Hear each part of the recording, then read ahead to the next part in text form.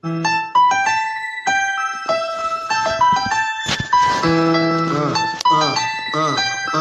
Democrats don't speak for me.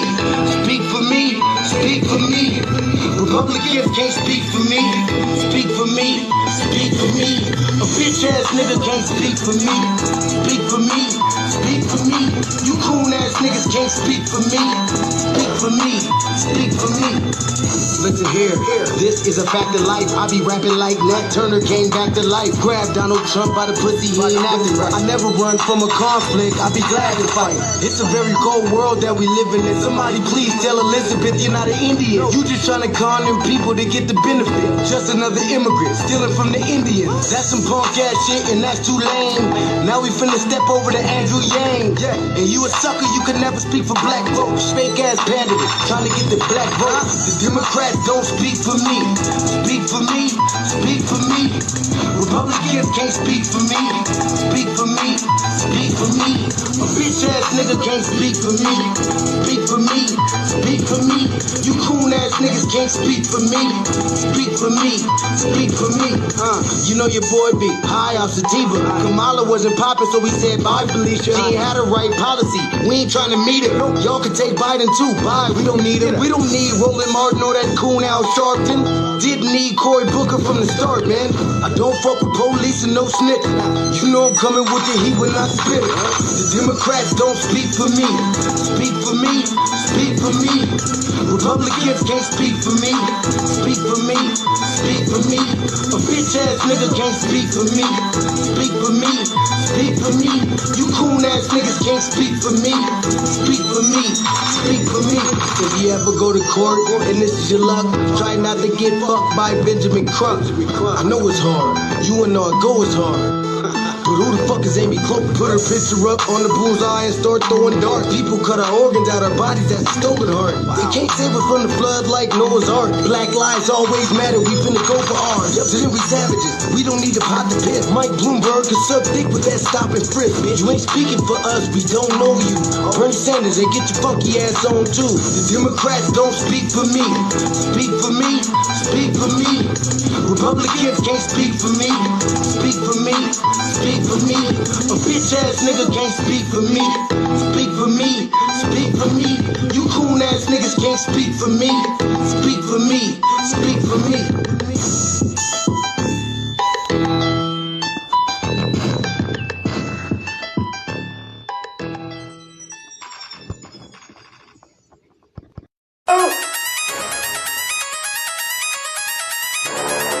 I'm talking about shout going crazy. People going crazy in this motherfucker. Run that shit back, man. But it means nothing. Nothing. Got a woman on the bed.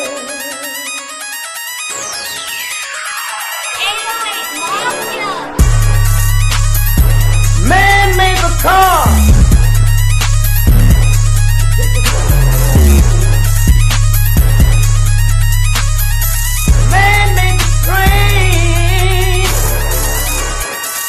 Carry the heavy load. Man made the electrolyte to take us out of the dark. Man made the boat for the water like the 7-no-meter. Man thinks about a little bit of baby girl and a baby boy. Make them happy because man makes them strong.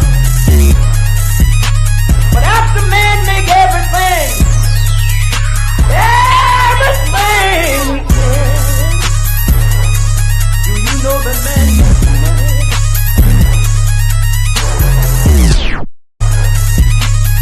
to buy from other men? This is a man's world.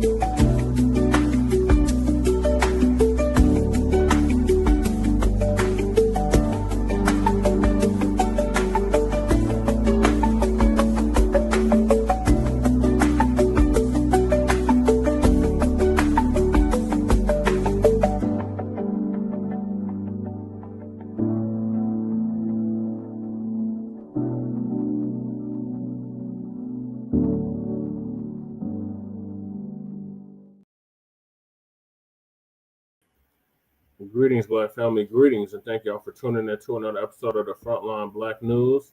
I'm your host, Che Nkrumah, and we're joined with the other host, Lady Che. Say hi to people, Lady Che. Black News. Hi. I'm your host, Che Nkrumah. Sorry about that. And on this season, we might be joined with Shabaka when he wakes up. Hopefully he joins us again. Like he did last night. He came at the very end. Hopefully he joins us again tonight. And on the season 5, episode 45, part 3 of the Frontline Black News, we'll be discussing several topics that we didn't get to in part 2, or we did cover in part 2, but we got more analysis on. And that is the disrespect of our Queen Mother, Assata Shakur. Shame on you goddamn tethers. Shame on you racist white supremacists. And shame on you, Cash Patel. Mayor Eric Adams drops out of New York mayoral race. Zohran Kwame Mamdani to be exact, on Trump's meddling in election as Eric Adams drops out. New York City mayoral race update, what it means for polls after Adams drops out. Trump's words for Mamdani. 2 mass murders in Michigan and North Carolina. More white-on-white, Mayo on Mayo crime. Why did Terence Crawford get hemmed up by the police? Brother snaps on on Asian politicians for disrespecting Black people, for disrespecting, for voting for Charlie Kirk's resolution. To hell with Charlie Kirk, may he rest in piss and shit. FBI fires agents for kneeling in solidarity with Black people. Berta, the woman who coined Lowrider in 1955. That was 70 years ago. McDonald's hit with nationwide boycott after Black franchises exposed racism. And last but certainly not least, we got our illegal migrant news, our unhoused neighbor news, and our local Denver news. And we are based out of East Denver, North Aurora, Colorado. We give the news from a frontline and Black first perspective. We are part of the New Black Media and also the signal boosters of the New Black Media. We have been around for 5 seasons now and counting. We have several platforms that are a part of the Frontline campaign. Frontline Black News is the first one. We started back in 2020, 2021. Then shortly after that, the Revolutionary Agenda came out. And then we moved Shabaka's Black Experience Enhanced from Blog Talk Radio to StreamYard. Please join us on StreamYard, YouTube, Frontline Black News. The links to all of our channels are in the description, including Lady Che's, The Revolutionary Agenda, Jay Militant's What's Cracking TV with Jay Militant. I think he's still alive right now, but he'll come over when he's done. Kool Keezy, who does our intro track, his link is also in the description. And the Church of Black Power, our brother out of Watts, California, who's now in Houston, Texas. His channel description or link is in the description as well. Also, we have the petition for reparations. Please sign it. It's also in the description. The GoFundMe for the brother that disrespected mocked the death of Charlie Kirk. His GoFundMe link is also in the description. They expelled the brother for what he did. So we put about $30,000 on his GoFundMe so he could go to another school. We also have the copyright disclaimer under Section 107 of the Copyright Act of 1976. Allowance is made for fair use for purposes such as criticism, comment, news reporting, teaching, scholarship, education, and research. PewTube. Stop taking our videos down. I do not own the rights to the music. And if you don't understand racism and white supremacy, what it is and how it works, everything else you think you understand will only confuse you in all 9 areas of human activity. And that is economics, education, entertainment, labor, law, politics, religion, sex, and war. And some say health and nutrition. And that's from the great Nelly Floyd Jr., who transitioned this past February, ProduceJustice.com. Also, when you, a black person, are captured by any race soldier, i.e., the police, you must never fuss, fight, or flee. Comply and defend yourself in court. Also by the great Neely Fuller Jr., ProduceJustice.com. And last but certainly not least, we got racism, white supremacy. It's conscious and subconscious behavior to maintain white genetic survival, to prevent white genetic annihilation. And that's by the great Dr. Francis Cress Welsing, who transitioned back in 2016. So those are the topics for tonight, Black family. Thank y'all for tapping in. Make sure y'all like and subscribe to the Frontline Black News. So I'm going to hop right into it because these mothers been disrespecting our Queen Mother, and we just can't have that. Salute to Breeze. B1 salute to you. Awesome stream earlier. Make sure y'all check out Breeze Omega as well. He has a channel as well. Yeah, she's fire. So we're going to go shout out to Church. Church covered the disrespect of Assata, and we're going to cover it as well. So shout out to Church, Black Power. The doors of the church are now open, and we're going to go right into it. So shame on you tethers.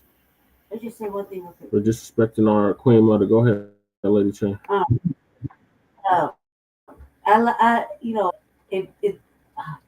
Every time y'all put on a show, I think I don't watch it. I'm actually watching it with Jesse. To kind of like, if I only hop on and throw something in the chat, only because, he won't type it in for me or whatever, and he's busy doing something else, like this is another podcast or whatever. So I've been hearing everything that goes on from all our people from Afro Elite, Black Alpha Network, the Church of Black Power, Breathe Omega's channel. That shit is fire over there. That shit's funny as hell. It's funny as hell. Yeah. Dwan B. Yep. Tariq. Lisa Cabrera, Uncle Phil. Yeah. And I haven't been in the thing because I don't got no I ain't got my computer up. Yeah. So it'd be hard for me on the phone, but I'd be able to tap in and be just getting the giggles in. I'd be sitting there talking shit the whole time that y'all are doing shows. So I'm glad to see y'all over here. I'm glad to see what we're about to do and highlight what our brother already did. And I'm excited about it. So let's get it. Go ahead, Jesse. All right. Yeah, so shout out to Church of Black Power. Thank you for that, Lady Chain. That's all. Thank you for updating the people on that. Yeah, because they think I'll just not exist. They'll just pop up randomly and not knowing that I'll be listening to it with Jesse. I hear everything before it gets played on over here. So for when the time he plays it, it's like, oh my God, didn't we just cover it? No, we listened to it on 3 different platforms. So like exhausted for it, but that's really what it is. Amara, what in the hell are you doing? Oh, are you doing my blue highlighter? How the hell did you get my... Don't beat him. Look at my baby. Our baby's been bad all day. They done caught many cat whoopings today. Yeah. Many cat whoopings. All right, so I'm gonna hop right into it. Shout out to Church. And the hell with this goddamn bonnet wearing tether right here. Yeah, fuck that shit. What the hell did you actually do for us? Assata Shakur. So this broad. General. Let me get a kind of context on this broad. So I guess she got a TikTok or something. And this disrespectful ass tether. These tethers are so disrespectful. She had the audacity to disrespect our Queen Mother, talking about what the Queen Mother do for us. Bitch, first of all, you wouldn't even be allowed in this country if it wasn't for the Black Panthers or the BLA. So you need to pay respects. These damn tethers are so disrespectful. None of them us would have been allowed over in this country if it wasn't for foundational Black Americans fighting for the Immigration Act of 1965 because we thought we was going to have reinforcements to fight against this wicked, racist, white supremacist beast. Instead, we got a bunch of damn tethers that got in line with racism and white supremacy and went to picking the cotton as soon as they got here. So the hell with them and the hell with this broad and the rest of these mothers that we're going to showcase. Disrespectful ass tethers. How dare you disrespect our sister I should look like old frog face. Assata Shakur. Oh, goofy looking broad. Suffering of blacks to further your own movement. And before you get all pissed off, let me explain something to you. A lot of y'all that are Black in this country, the buck, I'm not too broken up about Assata Shakur's passing. Of course you're not too broken up, bitch. Instead, of our lineage. They send Obama over there And to drink the freaking fake water and say, yeah, there was a B. no, this isn't a stunt. I'm really thirsty. Can I get a drink of water? Can I get a glass of water? You had Negroes in the background screaming, no, don't drink the water. If I was in the crowd, I would have said, get him a real glass of water from the tap. Let me go get this glass of water for him personally. I've been to Flint. I was in Flint in the 90s. And my mom told me then, don't drink the tap water. The water was fucked up then. We was drinking bottled water. I think we drank bottled water the whole time we was in Michigan. And we was in Michigan for like 3 months. I don't think we ever drank any tap water the whole time we was in Michigan. We was in Flint. We was in Saginaw. We didn't make it to Detroit, but we was in Flint and Saginaw. And yeah, that water was fucked up then. So when old Sambo took that drink of water, we actually already knew something was up because I wasn't even. You couldn't trust it. You just could not trust it. And like Church was saying, like he would have went and got it from the tap himself and had him drink it, and then say if it was good or not. Because on Sambo, they got him a glass of water from God knows where. And he's like, "Oh, from a bottle, cuz." Yeah, from behind the scenes. Yeah, from a bottle from behind the scenes. Thank you, Lady Che. You're welcome. And I don't know. And then he's like, "Oh, there's nothing wrong with the water." Bullshit, old Sambo. To hell with you. And you put that $2 million bounty on our sister's head. To hell with you. To hell with the dump. To hell with Christie. And to hell with Cash Patel and Gay Edgar Hoover. Yep, Obama did that. From the tap. You know he would have did that. Right. But I digress. This isn't about the tether in chief. Right. So let's get over here to the crux of what made me say, you know what? We're gonna do a broadcast on this situation. Let's get to the tether. Let's get it. The bonnet wearing cricket wig tether. I'm gonna keep it a buck. I'm not too broken up about Assata Shakur's passing because I find it very ironic. You pick an African name, you flee to a Latino country for asylum, but what the hell did you actually do for us? Assata Shakur was for self, much like a lot of those Black Panthers. That's why they were dismantled. You use the struggling and suffering of Blacks to further your own movement. And before you get all pissed off, let me explain something to you. A lot of y'all that are Black in this country, the Black Panthers, as radical and loud as y'all are, baby, you would not have been accepted. The Black Panther Party did not like anybody who was LGBTQ. They didn't care for anybody who was of a different background. Like if you were not strictly Black American, they didn't give a fuck about you. So said, and then she killed a police officer. And the movement she was, what was it called? The Black Liberation Army or whatever the fuck, broke in prison, took some people hostage, and broke her out, she left in a van and all that shit, whatever. And then she fled to Cuba, but Fidel Castro granted her political asylum. And that's what I want to bring to attention.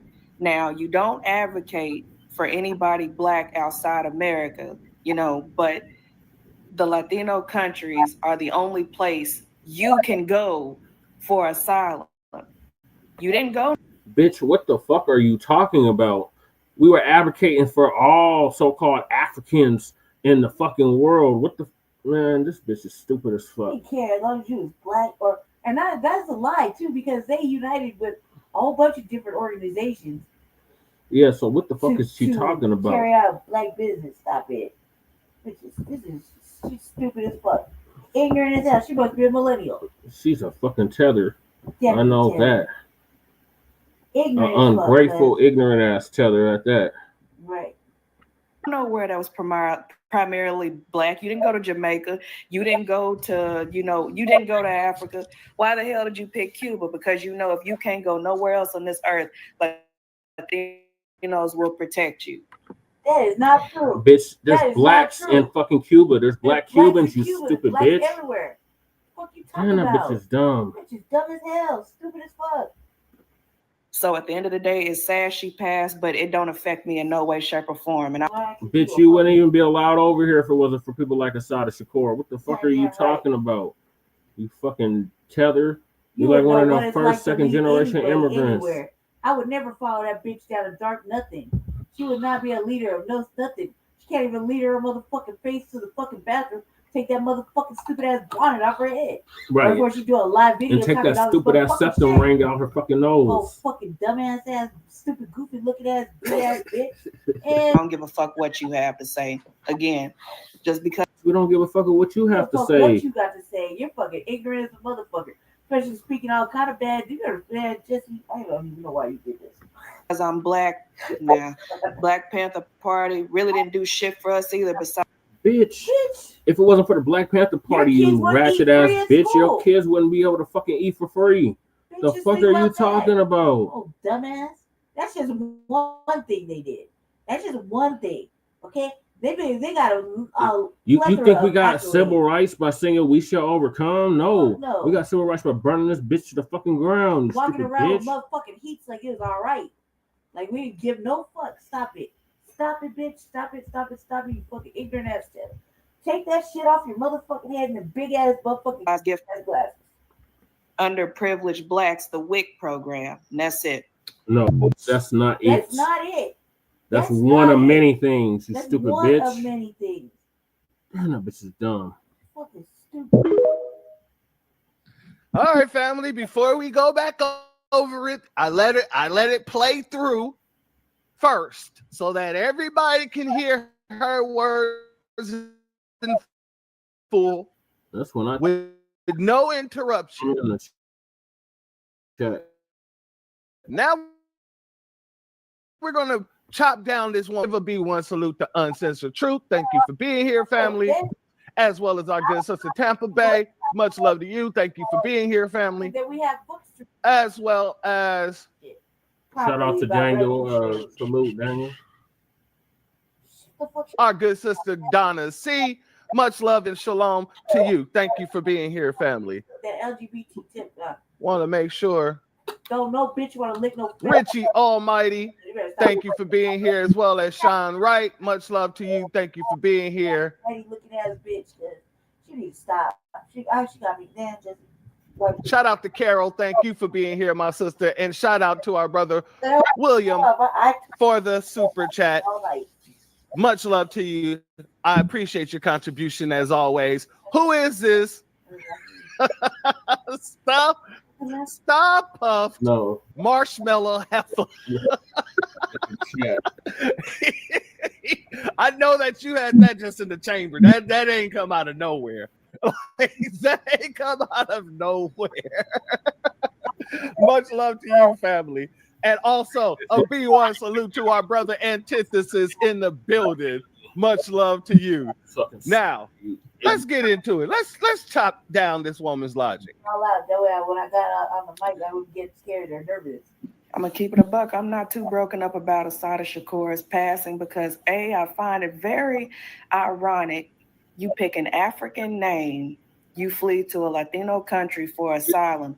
But what the hell did you actually do for us? See, that's coming from the mouth of somebody who's in America benefiting from what she actually did for us. Exactly. Her slave name and let her new name rock. This is what I'm talking about. These people get over here and they milk the benefits of our greatness. They milk the benefits of our freedom fighters. They milk the benefits of everything that we fought to possess here. And not just for ourselves. We fought for everybody to possess those equal rights, those contributions and everything else. that was what we were fighting for. None of these people fought for any of the rights that they receive here, but yet they can sell over here on a goddamn inner tube, right? Playing with their belly button, with their bonnets on, and get over here and ask a stupid question, like, what did she actually do? Stupid bitch. Dumb as fuck. It's time for one of these. You know what time it is. Give it to me.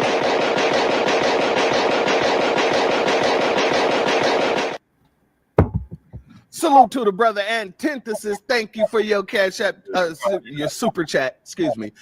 Much love to you. I appreciate your contribution, and it is always appreciated, family. Much love to you. Now, let's let her continue.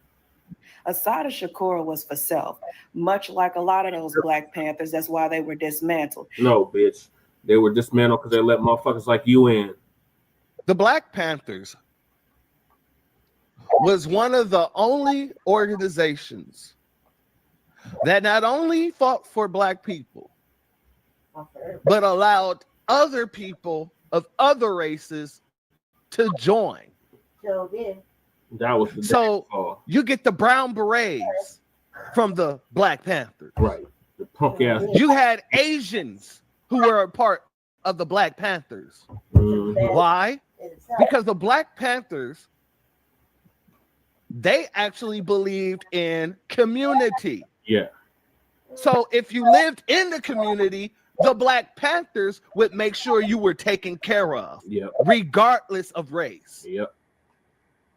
Yep. That was the Black Panthers. And their pants still mean something. Well, unless you was a Nabisco, and we understand why. But that was the Black Panthers. Right. Any other time we looking like. Remember when that cracker seen my pants? You use the struggling and suffering of Blacks to further your own movement. And before you get all pissed off, let me explain something to you. A lot of y'all that are Black in this country, the Black Panthers, as radical and loud as y'all are, baby, you would not have been accepted. The Black Panther garners respect. Mm-hmm. The history doesn't match your talking points. That motherfucker said, I thought they were all dead. The history doesn't match your talking points. This bitch is stupid. Especially, to be more specific, because you say that Assata never spoke up for anybody outside of America. We just saw a clip. I just played the clip. Matter of fact, we're going to play it again. Rewind. We're going to play it again. Abetting in the murder of a New Jersey state trooper. I was tried by an all-white jury in a county where more than 70% of the people, based on a jury project study, were already prejudiced and thought I was guilty.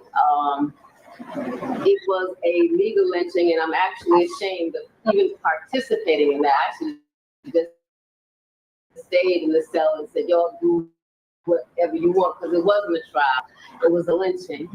I was sentenced to life plus 30 years plus 30 days. I spent more than 2.5 years in solitary confinement in men's prisons. And in 1979, with the help of many people, many of my comrades, I was able to escape from prison, and there was no other possible alternative. There was no such thing as an appeal. My aunt was very frustrated. She was doing the appeal, and parts of the transcript disappeared.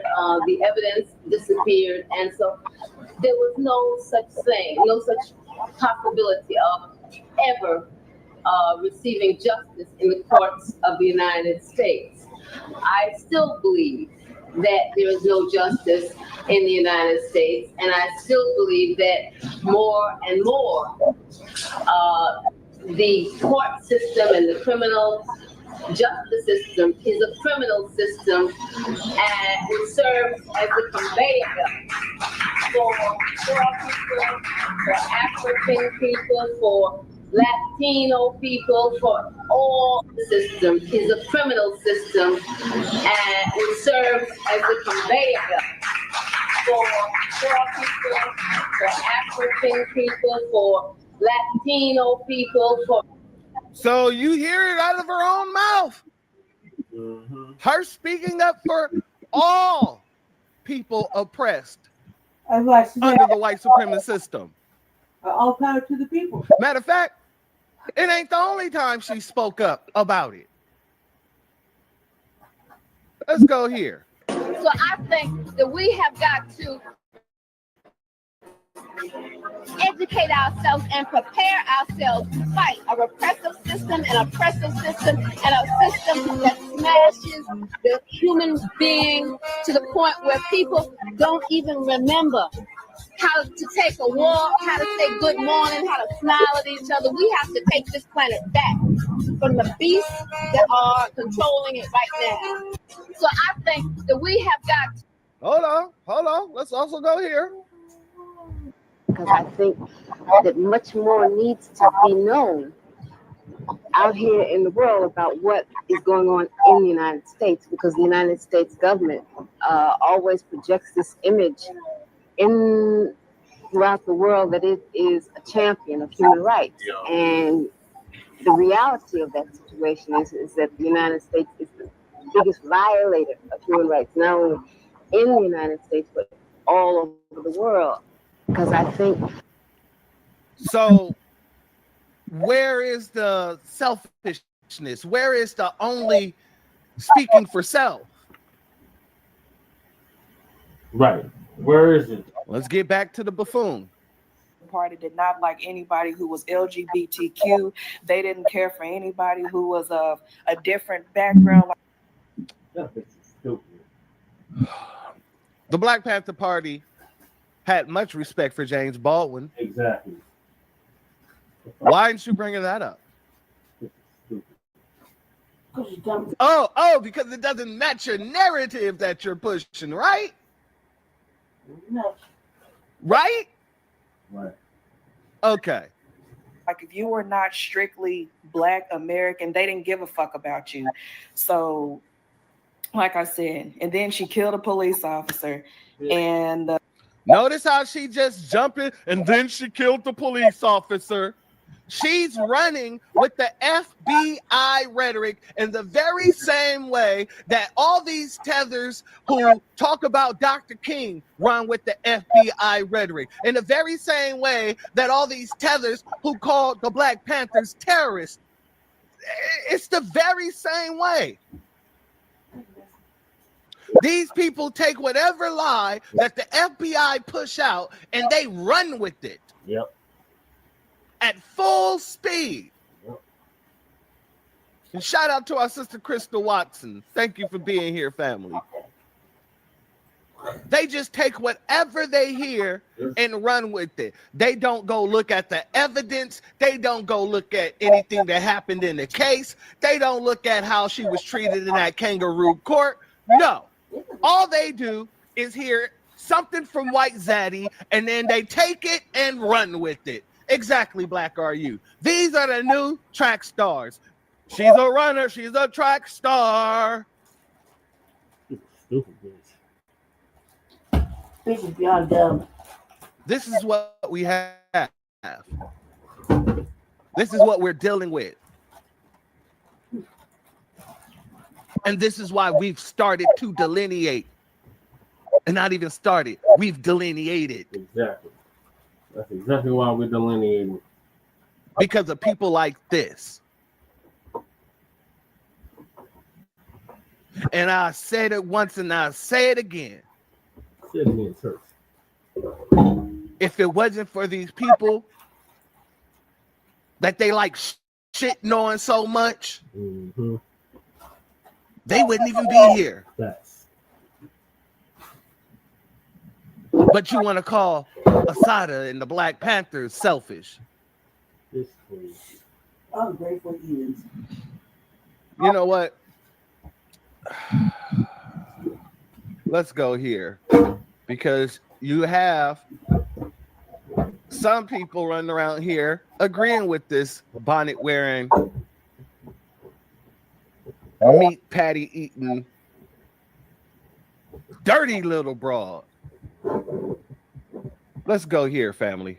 People are mad at Bonnet Boss for saying that Assata Shakur didn't do anything for black people. And after doing my research, I kind of got to agree. Let's look at this whole situation literally. So please take your feelings and toss it to the side for the next 3 minutes or so. Assata Shakur didn't build, didn't spearhead, or contribute to any lasting social justice reform. It wasn't behind the free breakfast program, the clinics, or the educational work that the Black Panther Party was known for. Her main association was partially with that of the Panthers, but mainly with the Black Liberation Army, the BLA. When we observe what is documented about Assata Shakur outside of these groups, it's a string of crimes, bank robberies, shootouts, and the infamous New Jersey Turnpike incident. All crimes that were either drop beaten or was literally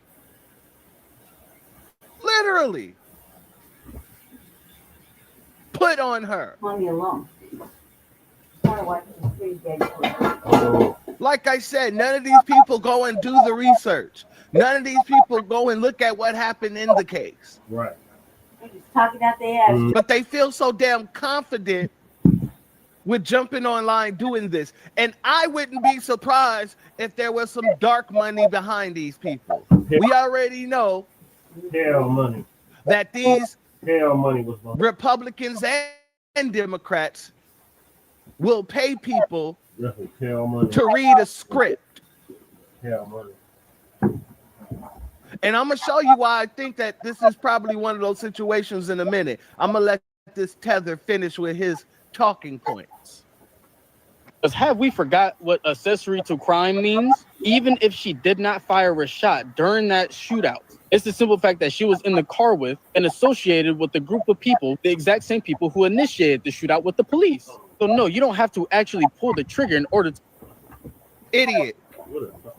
The whole investigation brought to light that the police officer shot his gun first. Right.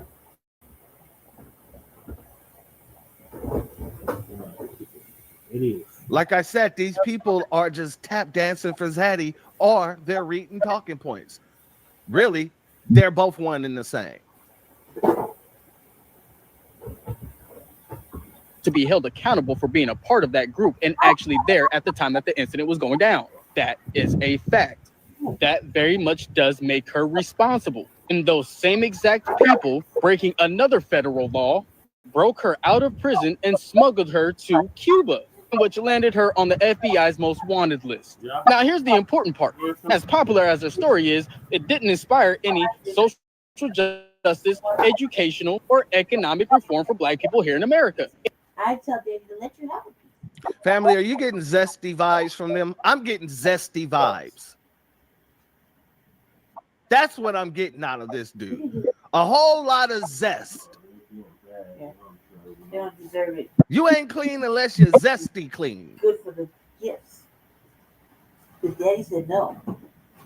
And if we want to be very, very, very specific about it, her story didn't even inspire somebody else to initiate any social justice, any economic, or any educational reform for Black people here in America. Nothing tangible for Black Americans, nothing tangible for Black people came from her life. At best, her story is a cautionary tale in that if you are an accessory to a crime, you will be held accountable. Glorifying her as a revolutionary blurs the lines between strategic reform and reactionary violence. Because real reform looks like civil rights, Black Panther survival programs, legal challenges. It comes from discipline. This idiot just literally said real reform looked like civil rights. While trying to say or separate the actions of Assata Shakur to get those civil rights passed. That makes no sense. I Them motherfuckers just want to get online. just said That makes absolutely right. no sense. You think he got it from singing "We Share Over"? And I'm seeing y'all roasting him in the chat. Here we go. Keep it going because he deserves every bit of it. And yes, to my sister Mia Kim, he does look like Squidward. Thank you for being here. Much love to you. Exactly. Zesty clean. That's what he is. His hairline needs an Alka-Seltzer. Oh, man. You sure you don't need an Alka-Seltzer Plus? Young Obama. Yes, keep it coming. Organization and intellect and not robberies and shootouts. Real reform does not come from a lifetime of violence and victimhood. It comes from using your intellect to infiltrate the system, to change the laws, and to create programs that actually improve Black lives. So it is very much rest in peace to Assata Shakur, but we can't get it twisted. She didn't build anything for us. She didn't leave anything tangible for the Black community. The Black Panther Party built programs that influence social work to this day. The BLA, the Black Liberation Army that she in particular was a part of and mainly associated with, was closer to a domestic terrorist group, robbing businesses in the homes of white people in the names of taking back what they think is theirs. So yeah, the more you know. Yeah, family. I'm looking at these other pictures here of him. Yeah, I'm thinking he's sleeping with Zaddy. Yeah. I think that he's sleeping with his pussy wide open. Yeah. Yeah. I'm pretty much. I'm gonna call it. And shout out to our brother Damon. Is this the last a-hole you're showing, church? I can't handle the blatant disrespect. Well, there's one more a-hole, but I'm gonna tell you what I'm gonna do in between the last a-hole is literally put in between our family supporting and actually calling out the nonsense. So let's go there. Let's go there, family. I want to give a shout out to this brother here because he's calling out the fact that Bonnet Hippo, that's what I'm gonna call her. I can't call her no boss. Bonnet Hippo switched up her tune when it came to Assata. She used to talk about her like she was this great figure in history. All of a sudden, she said what she said about Assata, which makes me believe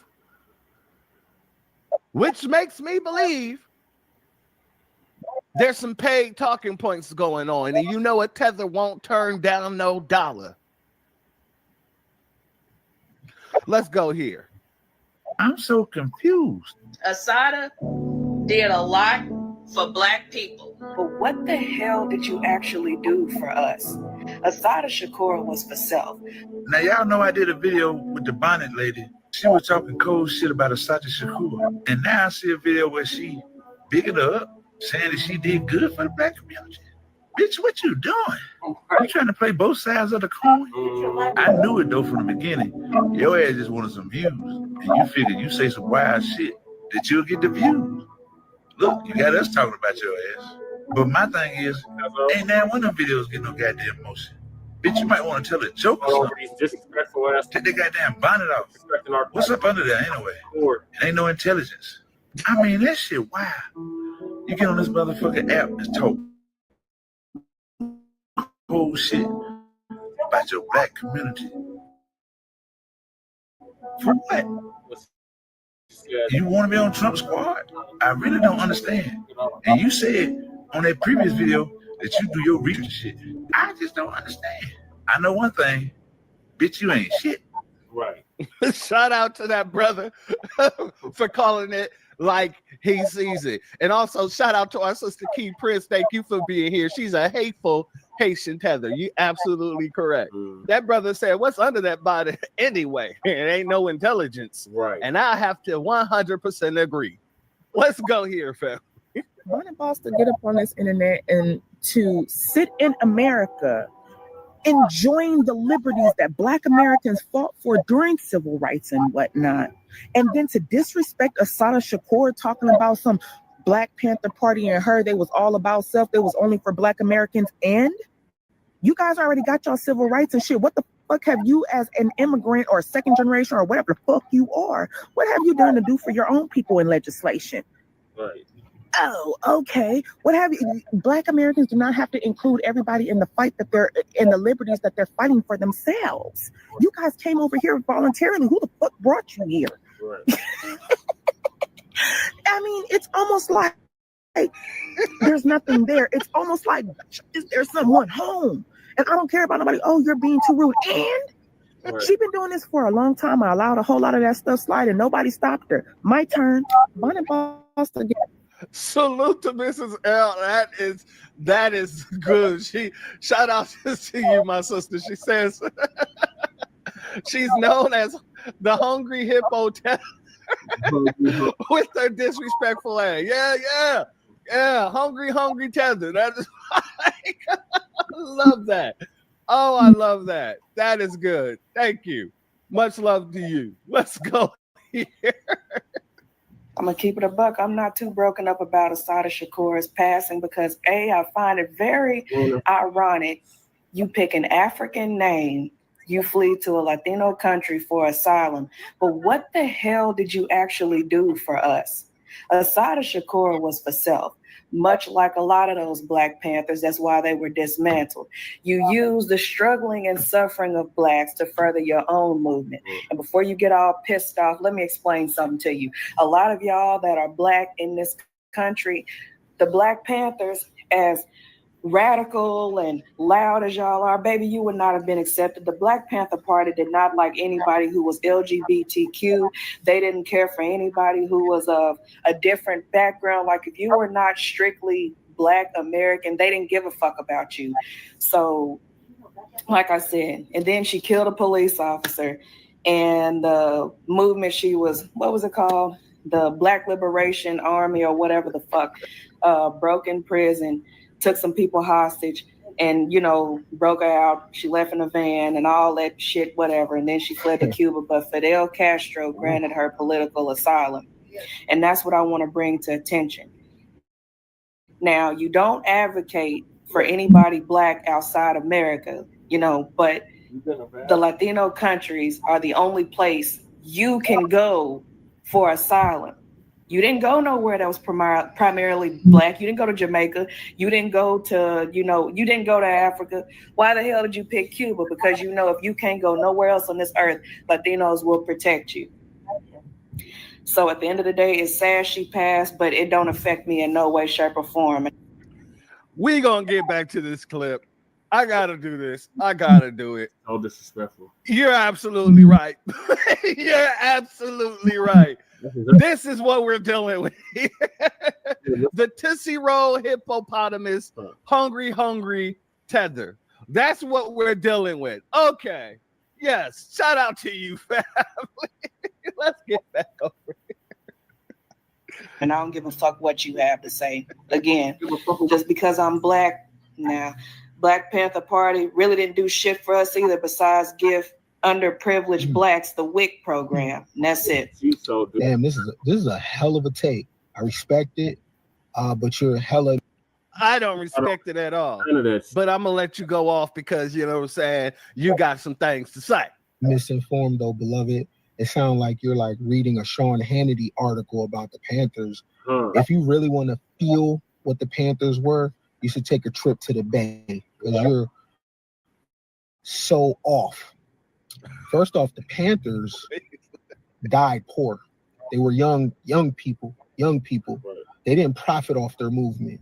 They fed the babies. They gave the babies clothes. When a lot of mothers and fathers was on dope, the Panthers fed the community. The reason why the Panthers, it's a lot of propaganda against them because they're one of the few Black organizations that met violence with violence. They signed the Mumford Bill because of the Panthers, okay? Assata Shakur was exiled, and you mentioned that she unalived the cop. The police was terrorizing people in those areas, and the Black Panther Party met violence with violence. The police shot up Panther chapters. Bunchy Carter, and the likes. You mentioned that the Panthers never aligned with anyone non-black. What? Chairman Fred was killed because of his ability to organize. Chairman Fred said, "Black power for black people, brown power for brown people, white power for white people." Chairman Fred was only 21 years old. He had the ability to organize poor people, whites, Spanish, black, Irish, didn't matter, right? He was dangerous. They took him out, okay? Huey would have never got out if it wasn't for the whites that were championing him with the Free Huey campaign, right? The reason why America hated the Panthers because the Panthers aligned with the Communist Party. They was aligned with the Weather Underground. They was aligned with a lot of white radicals. Their book that they carried around was the Little Red Book by Chairman Mao, okay? The Panthers had a lot of problems in their organization. They were young, right? There was a lot of misogyny and everything, right? But many of the Panthers had white girlfriends. Hella misogyny in there, though. Don't get it twisted. Elaine Brown and them did talk about their experiences being in the Panthers and how the men had patriarchal views. But at the same time, the Panthers is one of the few organizations where women had leadership roles. All you have to do is go to the footage. You see women with their berets on, with the afros, with shotguns in their hand, leading marches, right? This is a crazy take, because what you're talking about, what you're speaking down on, is one of the few black organizations that did not turn the other cheek. They was willing to meet violence with violence, and their ministry was in the street. They fed these poor babies. They clothed these poor babies, right?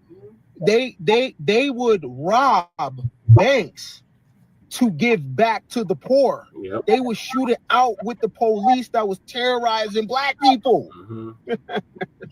You know what I'm saying? And the ideal that nobody went to Africa, nobody went to different parts outside of Latin America. Are you tripping? This is a crazy take. It's a crazy take because you're taking a position without doing the knowledge.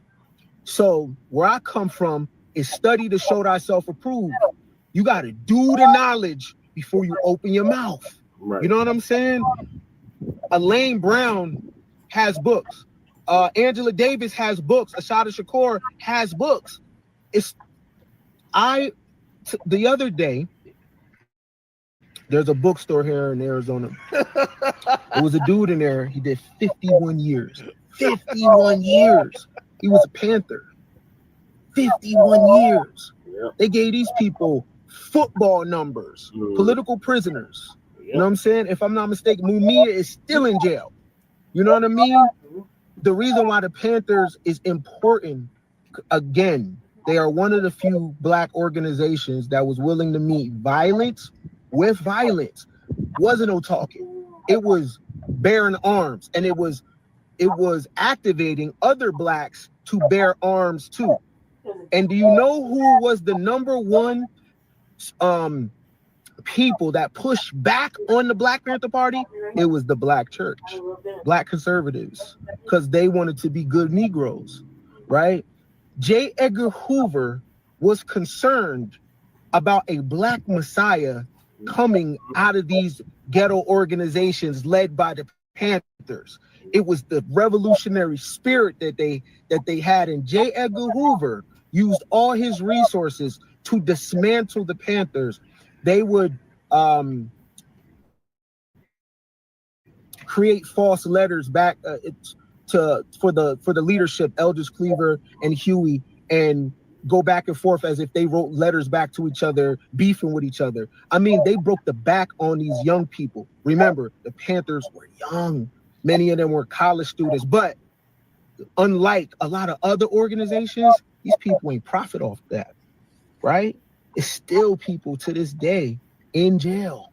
And with some bad press like this, like, it's already crazy that many of the young people don't know who these people are, but then to put something out like this and you're dead ass wrong, come on, man. The lady blood ain't even wet. Like, you you had to say something.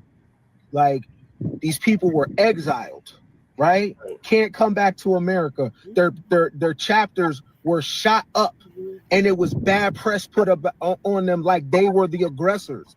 The police were being violent to Black people, and Black Panther Party told Black people that they had a right to bear arms.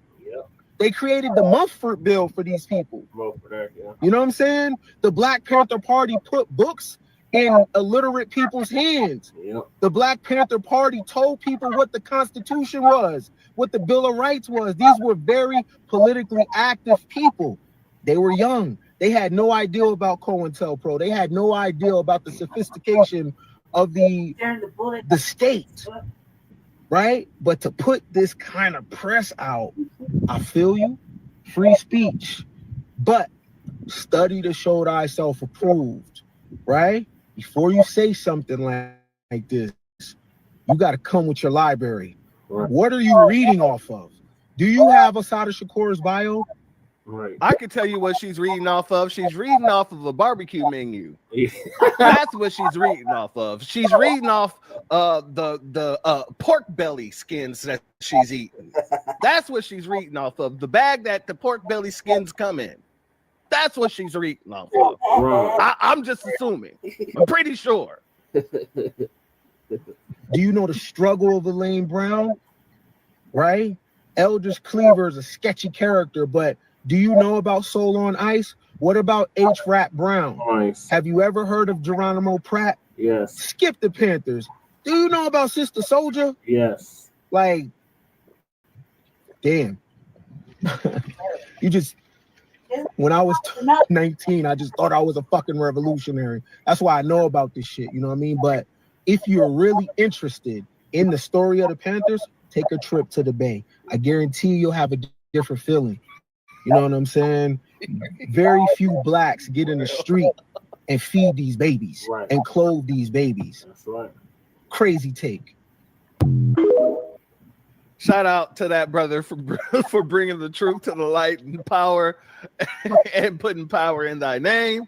Because, yeah, like I said, it's a crazy take, but it's also a dumb take. Right. Which shows me that either she's being paid to spew these talking points, she was giving her talking points, or she's just a flip-flop. That's what she is. And the fact that she's talking about she didn't go to Africa, I'm gonna be honest with you, with knowing what we know now about Africans, I'm glad she didn't go to Africa, because they would have turned her in for that $2 million in a heartbeat, no questions asked. Let me say that again. I am glad that Assata Shakur did not go to Africa. One more. Because what we know now and what we're seeing here with our own damn eyes, them people would have turned her in with no questions asked. No questions asked. To get that $2 million. You see, the reason she went to Cuba was the fact that Fidel Castro was accepting asylum seekers from America. Exactly. Why? Because America was accepting asylum seekers from Cuba. Cuba are people, there was different Cubans the American government was using, trying to bomb Fidel Castro, tried to assassinate Fidel Castro. So they had all these different foreigners from Cuba who they were using to try to dismantle Fidel Castro's administration. And when they got caught up, then America would give them asylum. That's why Fidel Castro said, oh, okay. Well, I have no problem giving Assata Shakur asylum here. I'm going to make sure nobody messes with her. And salute to Fidel Castro for that. Right. But let's be very clear. Cuba was the best pick that she could have made. Yeah. Because if she would have went anywhere else in the Caribbean, They would have turned her in. if she would have went anywhere else or anywhere in Africa, They would have turned her in. we know for damn sure that them folks would have turned her in. Or they would have agreed with the extradition. Let's go here, family. Man, what's going on, y'all? How y'all doing this beautiful Saturday? Hope everybody doing great today. But check this out. Man, let me give my condolences and my RIP to Assata Shakur. Man, she was a strong sister. We all know her story. We all know everything about her. I don't have to get too deep into it. But my condolences to her daughter also. Shout out to her too. But let me say this. I've been seeing a lot of disrespectful videos regarding our beloved sister, Assata Shakur.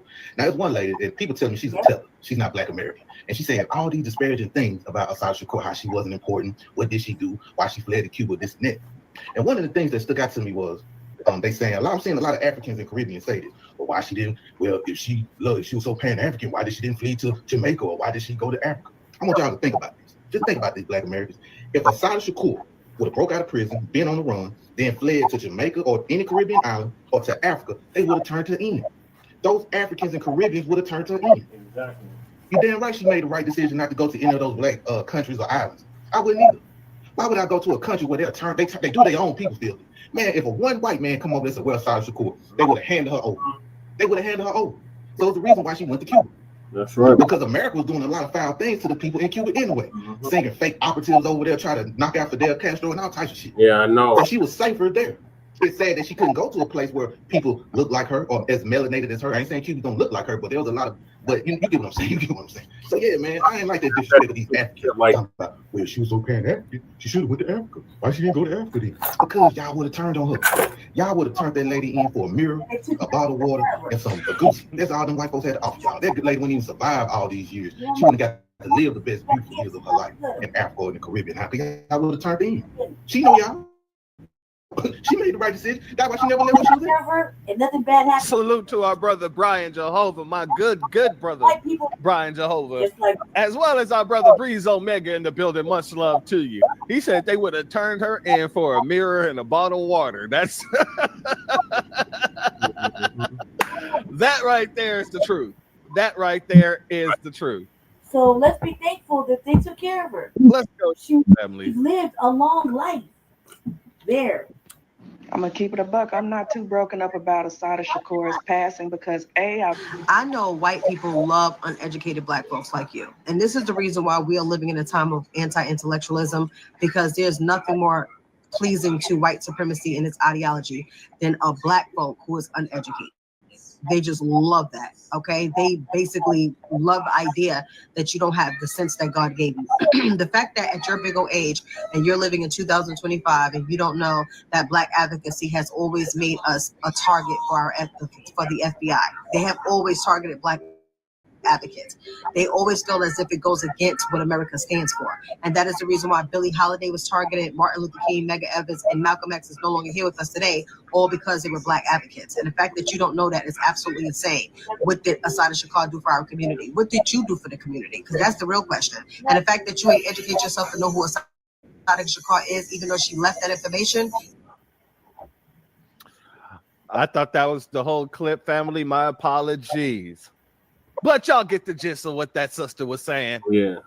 These people are just either willfully ignorant or being paid. Yeah.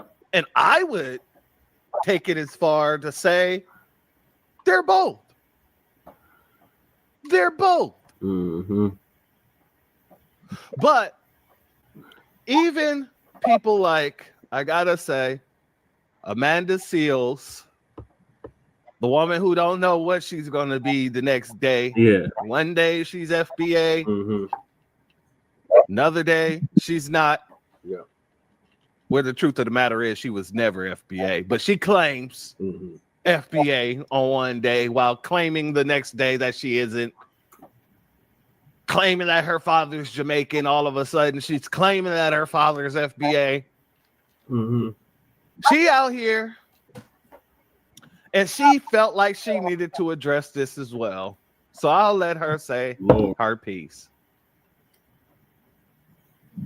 Assata Shakur left us yesterday. She left us. See, here's the difference between myself, our brothers and sisters in the Black grassroots, the FBAs, and people like Amanda Seals. We know Assata didn't leave us. Right. We know that the spirit of Assata, the essence of Assata, lives on, resides within us. Exactly. Right. We know that our sister Junior has joined the ancestors to not only have our back, but to watch it. We know that that's only that's only People such as yourself believe I get it, because no other race she left us. or ethnicity or tetherbred. But I'll let you cook. Off-red, buffer class, they'll never get it. Assata Shakur left us That's for FBI. yesterday. She left us. She never made it back to this land. Do you understand that? This Black woman had to escape. She had to self-exile.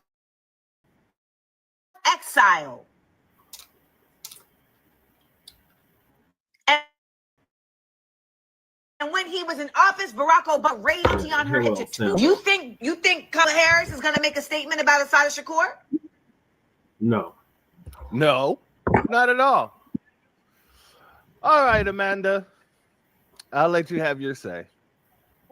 I want to go here because there's another talking point that's being peddled around, and I believe it's a paid talking point, where people are asking, well, if Assata died in exile, did she really die free? And that's a stupid question, because she was able to freely move. Right. She was able to have children, grandchildren, and die from old age complications. Yep. Who asked? That sounds pretty free to me. Right. She was free when she left this bitch. But I wanted to let this brother say his piece about that situation. Cuba took care of her. Let's go here. She was free. I've seen some conversations pop up on if Assata Shakur really died in freedom or not, right? Like the argument here is that, can you really be free while in exile? You're an African American, you're not allowed to go back home, right? Like, so like, are you really free then? And while I definitely see where the exile argument is coming from, especially when you factor in Assata's nationality and ethnic background, this argument is purely based in semantics, as most arguments are. And it really ignores the true reality of the situation. Because let's get one thing clear. The New Jersey State Police Department, the FBI, the CIA, even the Obama administration wanted to kill Assata Shakur. They wanted to murder her. And she would have died way earlier than she died now if she was still in that New Jersey State prison. When the New Jersey Police Department caught her the first time, they quite literally tortured her and stuck their fingers in her gun wounds. The Obama administration put her on the FBI top 10 most wanted list in 2013. And by that point, she had already been in Cuba for decades. And that is to say, this revolutionary went through the fucking fire, went through it all. And our government tried to use her to set an example multiple times, like so many times. And that's the reality of the situation. Assata Shakur got to live out the rest of her days in Cuba and died of natural causes at 78 years old. This is quite literally something that never would have happened if she wasn't in exile. If she got caught, if she was still in that New Jersey State prison, she would have been killed by the New Jersey Police Department in the 70s or 80s. And again, we're talking about officers who stuck their unwashed, dirty-ass fingers in her gun wounds. They would have tortured this woman to death. So at least now, we have the pleasure of getting to say that our revolutionary ancestor, Assata Shakur, got to live the rest of her days out in Cuba, in exile, died at 78 years old, contributed heavily to Black feminist thought, Black radical thought, inspires young Black people like myself, and never got caught by the U.S. empire, and never will. Also, big shout out to Cuba for keeping Assata alive this entire time and keeping their word. They said they would never extradite her, never let her get kidnapped, never let her get took, and it never fucking happened. Big shout out to Cuba. Big shout out to Castro. Big shout out to Fidel Castro. And I agree. Oh, dang. This is even though, you know, the dude, I seen the septum ring too. I seen it, but he was speaking facts, so I allowed him to do so. Okay. But yeah, big shout out to Cuba And big shout out to Fidel Castro for keeping her safe. And as I stated, if she would have went anywhere else, it wouldn't have been the same situation. It just wouldn't. Now, let's get into the last asshole that thought that they could disrespect our sister's name.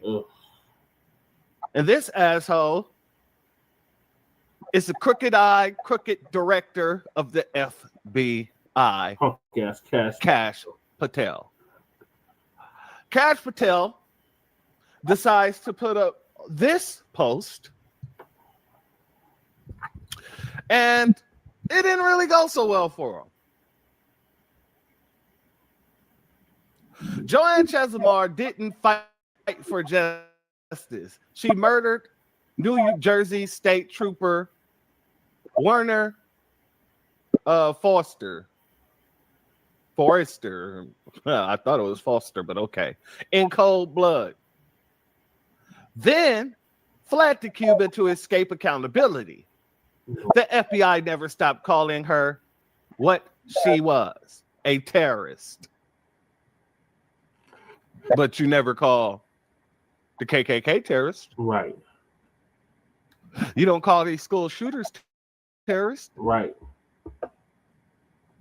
Mourning her is a spit in the face. Excuse me. Mourning her is spitting on the badge and the blood of every cop who gave their lives in service. Where's the badge at? Yeah. Damn that badge. That was only created for slave catchers? You mean that badge that allow white supremacists to unalive Black Americans with impunity? Yep. You mean that badge that allow these officers to go in our communities and target our children? Yep. That badge? Same one. Let me spit on it again.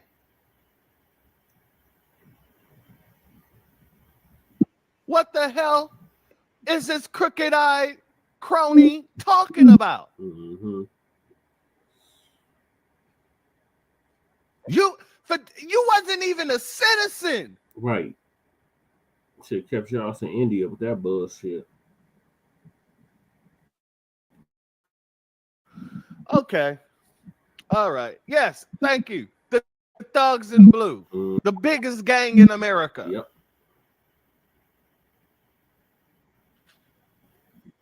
Trump will dismiss him like he did Vivek. I hope so. And I hope he do it in the most embarrassing way. Let's get to some of these comments, though. You know, I have to jump in and say something. You and your eye are both crooked. Have a seat, sir. Shout out to our brother Nas. He said, there is nothing on earth that will make me side against any Black American who was targeted during the civil rights movement by the FBI. Right. Sure as hell, not this cross-eyed Indian. Right. Who has no idea who Dylan Roof is. You should focus on the Epstein list. You DEI Indian hire. Shout out to him. Shout out to our brother Black Voltron, who came in and said, allow me to spit directly into your tether immigrant face, Cash. Rest in peace, paradise, and Black power to our foundational Black American revolutionary iconic hero, Assata Shakur. She fought against systematic American anti-Black racism and white supremacy to the death. Yep. She so did. Shout out to Grimes TV. Yep. Who said terrorist says the organization behind COINTELPRO. Right. Your hate group / organization terrorized Black people and organizations for decades. Yep. You found no crime Yep. on the Black Panthers. So you had to keep trumping up charges on them. Yep. You're the same organization that stalked Dr. King, assassinated him, then started tweeting, wishing him a happy birthday decades later. Hashtag fail. Salute to our sister, excuse me, I don't know sister or brother, but salute to lineage over melanin. Your family wasn't even in the country when this story was actually happening. Right. You're spewing a secondhand account from your white paymasters that assassinated many, just like our sister Assata. You look stupid. Mic drop. Yep. Shout out to white people and our anti-Black for this picture here. Press the button, die or wear deodorant. Look at all the hair. These folks are hairy as hell. I ain't gonna lie about that.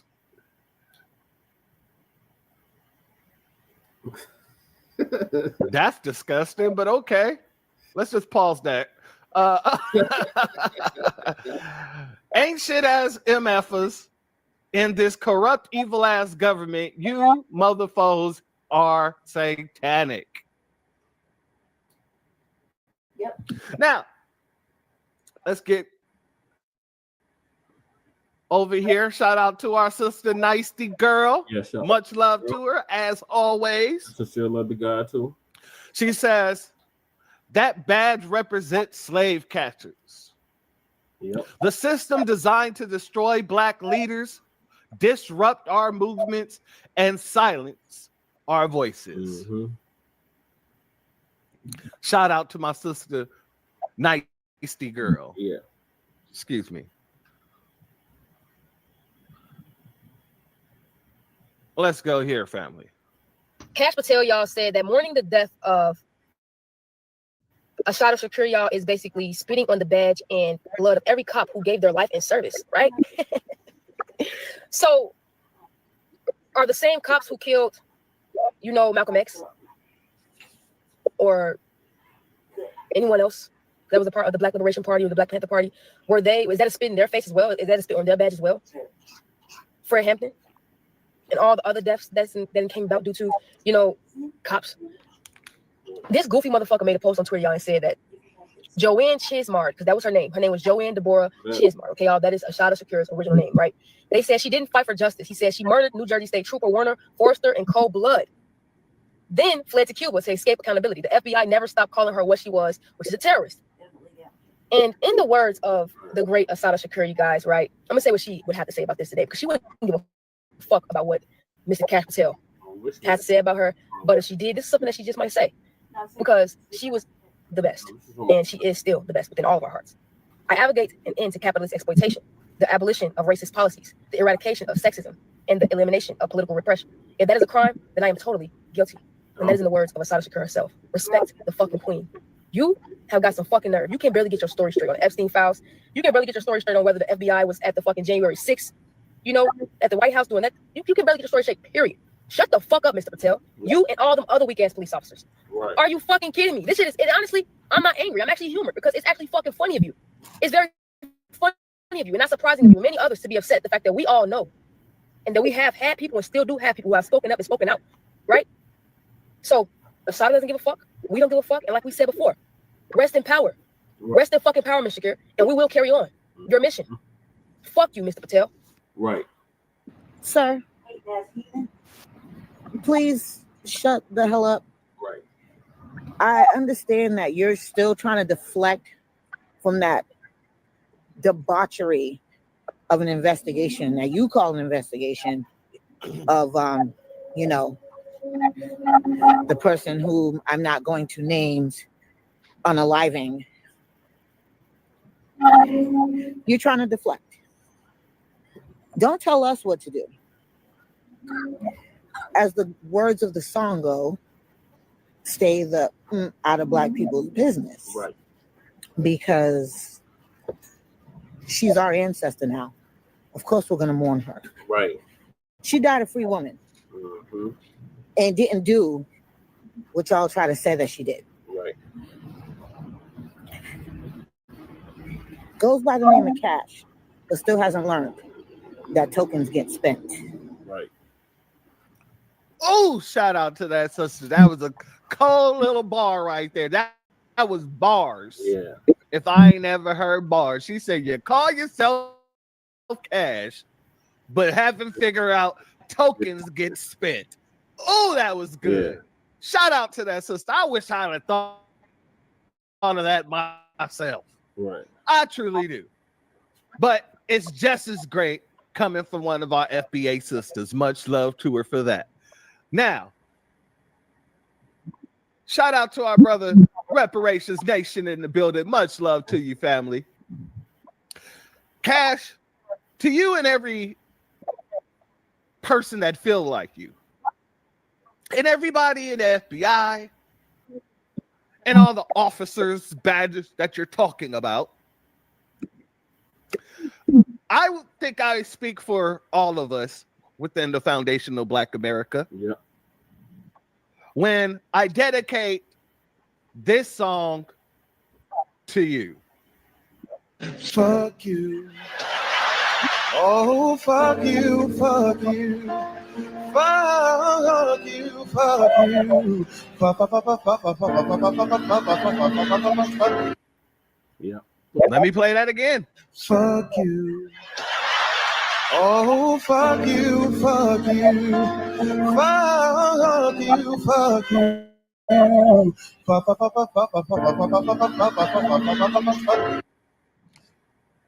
Shout out to Jamie Foxx for that right there. And I dedicate that to Cash Patel, anyone that feels like him. Right. Anyone in the FBI and anyone in law enforcement. Yep. Who feel that way. That's it. That's all. And I'm going to keep it real plain. Shout out to my brother, Burners Brash. Make it plain, my brother. That's what we're going to do. Because I want to make sure people understand this is what the FBI was doing to us. Mm-hmm. And still doing. The FBI's counterintelligence program, known as COINTELPRO, short for Counterintelligence Program, began in 1956. Its aim was to disrupt communist activities in the United States.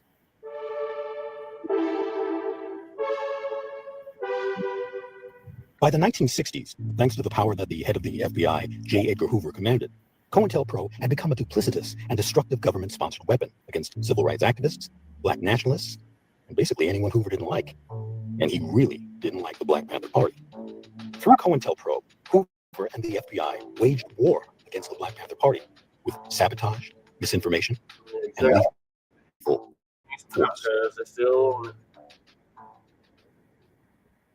Here's Kim Bay to tell you more about it. The Black Panther Party for Self-Defense was founded in 1966 in Oakland, California, and quickly became the most influential militant Black Power organization of the 20th century. Its members confronted politicians, challenged the police, and protected Black citizens from brutality. The party's community service programs, called survival programs, provided food, clothing, and transportation. Within 1 year of the formation of the Black Panther Party, the FBI considered them political dissidents and established an extensive counterintelligence program known as COINTELPRO. Although other groups were targeted, the Black Panther Party bore the full brunt of J. Edgar Hoover's COINTELPRO program.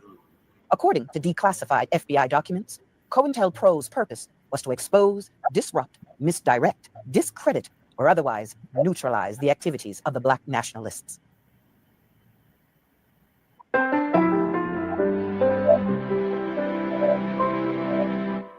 This is African American History is American History. COINTELPRO used infiltration, perjury, police harassment, and many other unlawful tactics designed to undermine Panther leadership, incriminate and assassinate party members, discredit and criminalize the party, and drain organizational resources and manpower. The COINTELPRO operation ultimately backfired on Hoover. Instead of weakening the Black Panther Party, the FBI's killing and arresting of Panther members only served to increase the party's support among African Americans and many whites on the left. Valued the Panthers as a powerful force that was opposed to segregation and the military draft. The Black Panther Party's mission was to make the world a better place for everybody. While Hoover relentlessly painted the Black Panther Party as subversive criminals, the Black community saw the party as a force for good. By the end of 1968, Black Panther Party founders Huey P. Newton and Bobby Seale launched many social programs, including free breakfast for school children and community health clinics. The Black Panther Party enrolled the most members and had the most influence in the Oakland, San Francisco Bay Area, New York, Chicago, Los Angeles, Seattle, and Philadelphia. There were active chapters in many prisons, as an increasing number of young African American men were being incarcerated.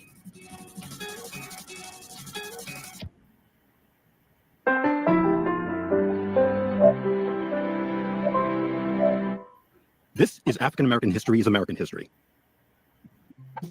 While the words of other civil rights activists like Martin Luther King Jr., John Lewis, and Malcolm X are widely read and revered, those of Huey Newton, Bobby Seale, and Fred Hampton are hardly, if ever, taught and shared.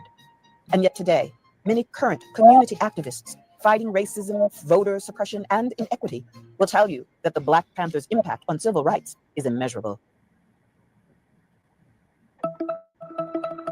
In 1969, Chicago police gunned down and killed Black Panther Party members Fred Hampton and Mark Clark, who were asleep in their apartment. About 100 bullets were fired in what police described as a fierce gun battle with members of the Black Panther Party. However, ballistics experts later determined that only one of those bullets came from the Panther side. Although the FBI was not responsible for leading the raid, a federal grand jury later indicated that the Bureau played a significant role in the events leading up to the raid.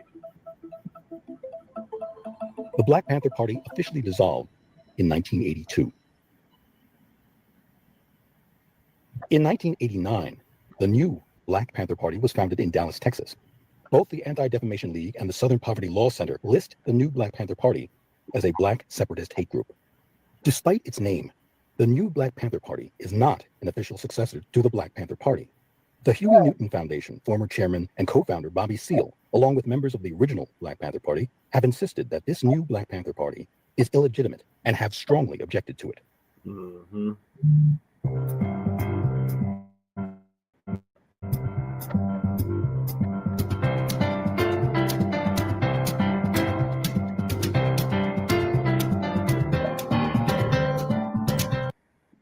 Edgar Hoover and the COINTELPRO operation had a very direct, devastating impact on the Black Panther Party. In every chapter, there was at the very least, a serious informant.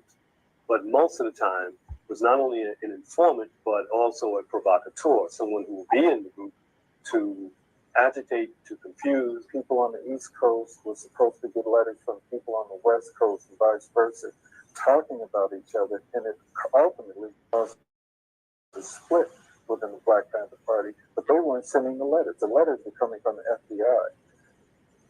I would say that Hoover's effect and his impact on African Americans and our attempt in our struggle for freedom has been extremely negative. He destroyed several Black leaders. He destroyed and broke the back of numerous Black movements. It was learning at the feet of Garvey that J. Edgar Hoover became the monster that he was, the one to destroy civil rights and civil liberties, using a state-sponsored terrorism that was also racist to destroy struggles for democracy by Black people.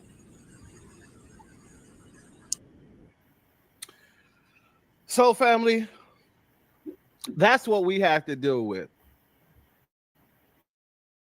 That's what we consistently have to deal with. We still have not moved past COINTELPRO tactics from the FBI. Cash. We still haven't gotten past infiltration within Black spaces in order to push narratives. Cash. Whatsoever. Hell, during civil rights, during the time of civil rights, when we was fighting for civil rights, do you know that J. Edgar Hoover came out saying that he refused to protect anybody who was fighting for civil rights? Mm-hmm. Oh, I'll let you hear it for yourself, family. Let's go here.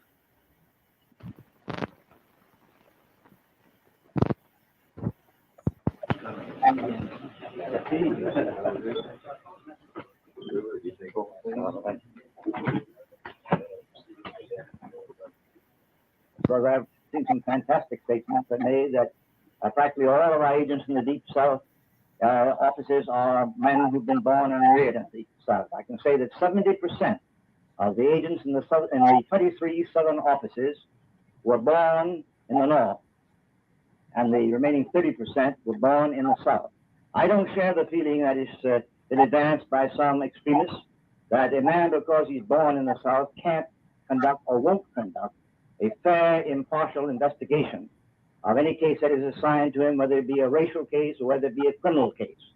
I am confident that every agent in this bureau, from wherever he may come, whatever race he may be, or whatever color he may be, will conduct his duties as a responsible, dedicated man, but as certainly do not and will not give protection to civil rights workers.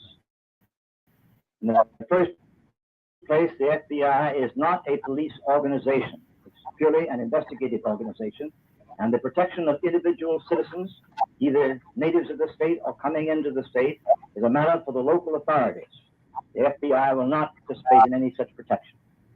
The communists in this country had organized very intensely a drive to infiltrate into the racial discord and discontent in the country. And obviously that is being carried forth in every field of activity that the communists can find any fodder to feed on. There you have it. The man said himself he refused to protect any civil rights workers, but they have no problem protecting the Klan. That part. Oh, yeah. Let's talk about it. Let's talk about it. They have no problem protecting crooked police officers.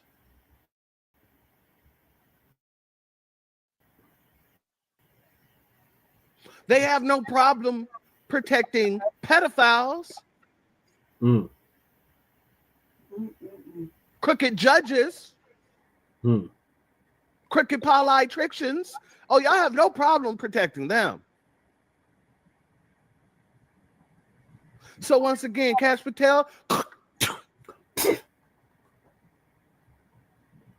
you can go to hell and burn with Charlie Kirk. Right.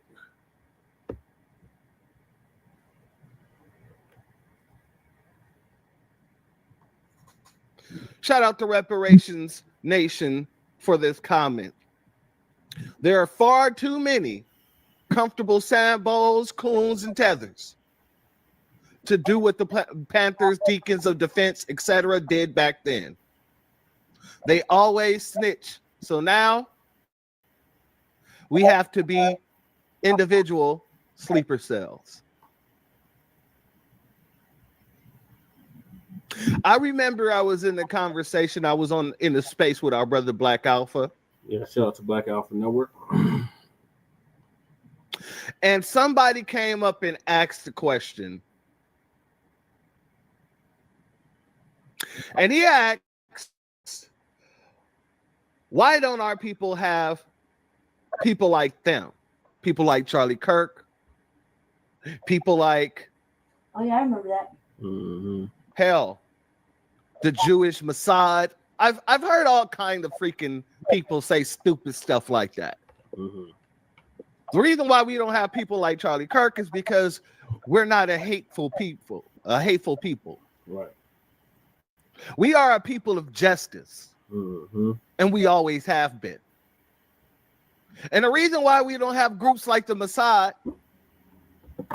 is because just what my brother Reparation Nation just said, there's way too many comfortable Sambos and Coons and Tethers. Right. Somebody would definitely snitch somebody out. Let's be very clear. So shout out to my brother Reparations Nation for that comment. Yeah. Much love to you. Much love to you. And much love to our sister Hurricane Nisi. Yeah, shout out to Miss Nisi. Thank you for this comprehensive commentary. Much love to you, my sister, as always.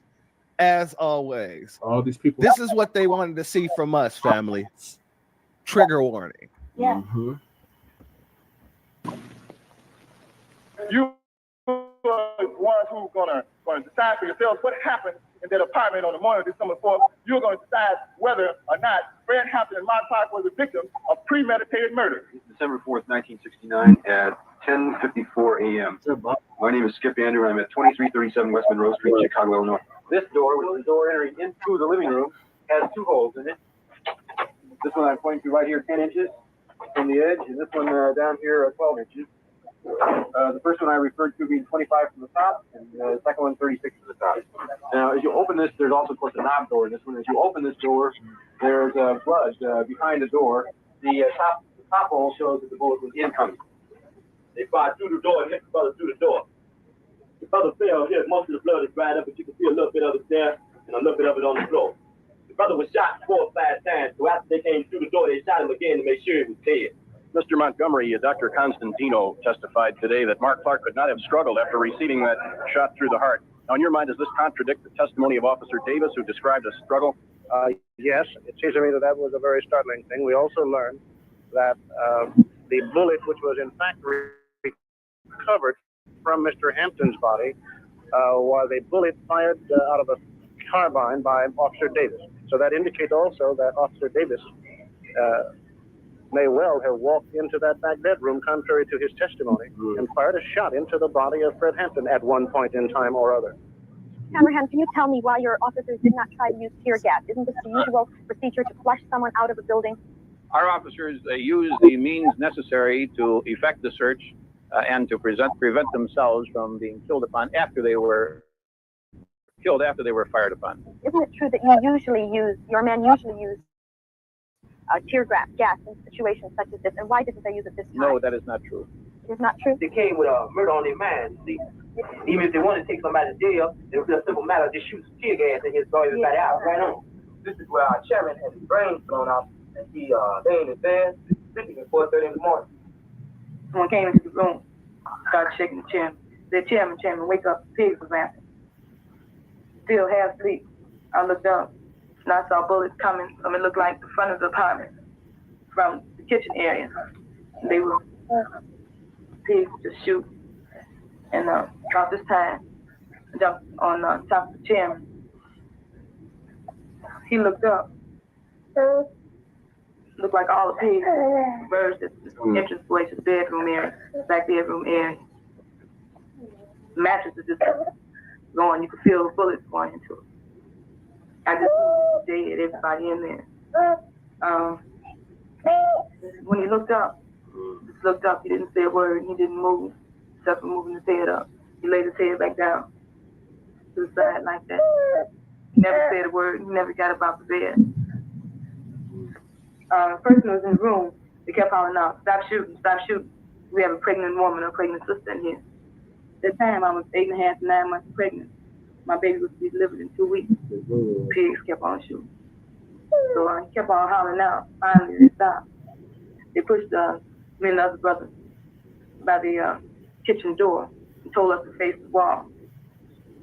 Heard the pig say, he's barely alive, he'll barely make it. I assume they were talking about Chairman Fred. So then they started shooting the pig. They started shooting again. I heard the sister scream. They stopped shooting. Pig said, He's good and dead now. Pigs running around laughing. They was really happy, you know, talking about Chairman Fred's dead. I never saw Chairman Fred again. Inflammatory statements and false charges against our office have been made by spokesmen for the Black Panther Party and others, despite the fact that the speakers had no reliable knowledge about the occurrence. So the best account that I can give is the room that I was in and the actions of things surrounding me personally, you know. First thing I remember when I woke up was a knock on the door, and it was only a matter of seconds. In fact, I'd say it was less than 5 seconds that I heard, you know, shots. Now, the thing that struck me was that I not only heard shots, but I can see plaster coming out of the walls in my room. So I knew the bullets were coming through the room that I was in. The great variance between the physical evidence and the testimony of the officers raises the question as to whether the officers are falsifying their accounts. Those officers fired 99 shots through the walls of an apartment where they knew people were sleeping. Murder is defined in Illinois as follows. A person who kills an individual without lawful justification commits murder if, in performing the acts which cause the death, he knows that such acts create a strong probability of death or great bodily harm to that individual or another. We do a lot of Federal grand jury comes to its conclusion. every day. Unquestionably, the raid was not professionally planned or properly executed. And the result of the raid was 2 deaths, 4 injuries, and 7 improper criminal charges. In spite of those conclusions, the report then goes on to say, physical evidence and the discrepancies in the officers' accounts are insufficient to establish probable cause to charge the officers with a willful violation of the occupant's civil rights. Family, that's what they wanted for our sister Assata, excuse me. God dang, tongue tied right now. That's what they wanted for Assata. They wanted the Fred Hampton treatment. They wanted to do her like Martin Luther King. They wanted to do her like Malcolm X. You're supposed to be They wanted to do her dirty. We do what we do at our house. And they wanted us to go along with it. Well, you get your own crib. You can't walk around butt naked in your fucking house. Damn that badge. Right. Or you on that and damn the FBI. Right. Power to the people shit. You can't. And damn Cash Patel. Because one person. We have been the biggest targets, the number one target. Like, I'm afraid for us. Of these people for the longest. It's ridiculous. There's never been another target. He's worried too. Or I'll be like, let me know when you get home. So fixing your mouth. Or if I don't hurry up and get back to my. To tell us what's disrespectful. I got home all right. As a goddamn tether. By myself. Here in this country. When we by ourselves, or even when we're together. Oh, you can take that shit to the goddamn we have to be laundromat and wash no matter what, especially in front of them white folks. Take it back over to your country. You know, when we argue here and there, it's only temporary. You know what I mean? There will never be a day that we forget what this country has done and continue to do to our people. So they can get at one of us, so they can hurt us. There will never be a day I don't understand. that we don't call out the imperialism, we free from being harmed. the racism, right? The pure anti-black hate that this country has shown to us. And don't matter don't let the shade deflect the fucking. And continues to till this very day. They don't give a motherfucking fuck about us. So for all you people out there, nobody gives a fuck about us. They just that think that you can that fucking flee from your country and come to a country that Assata made better. Keep our back turned. Keep our back turned. Well, I have one thing to say to all of you. Fuck him, goddammit, and fuck anybody with his ass.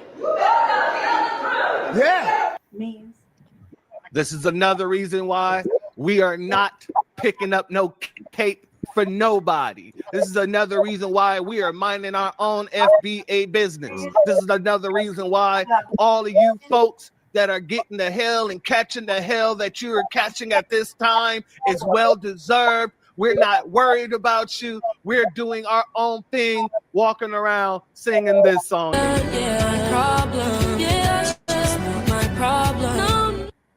Yeah. Whatsoever. We are not allowing any disrespect. No. Just because you want to get some views. Just because you want to deflect from the fact that the FBI is being held accountable for not releasing any of the Epstein files. I have them on my desk. I think it's a good thing that we don't have it. No disrespect will be tolerated of our ancestors. That's right, church. Especially that way we can still remain on the low by you lying, scheming, conniving tethers. Mm-hmm. You can throw your tethered tantrum tantrum somewhere else. Temper tantrum, excuse me.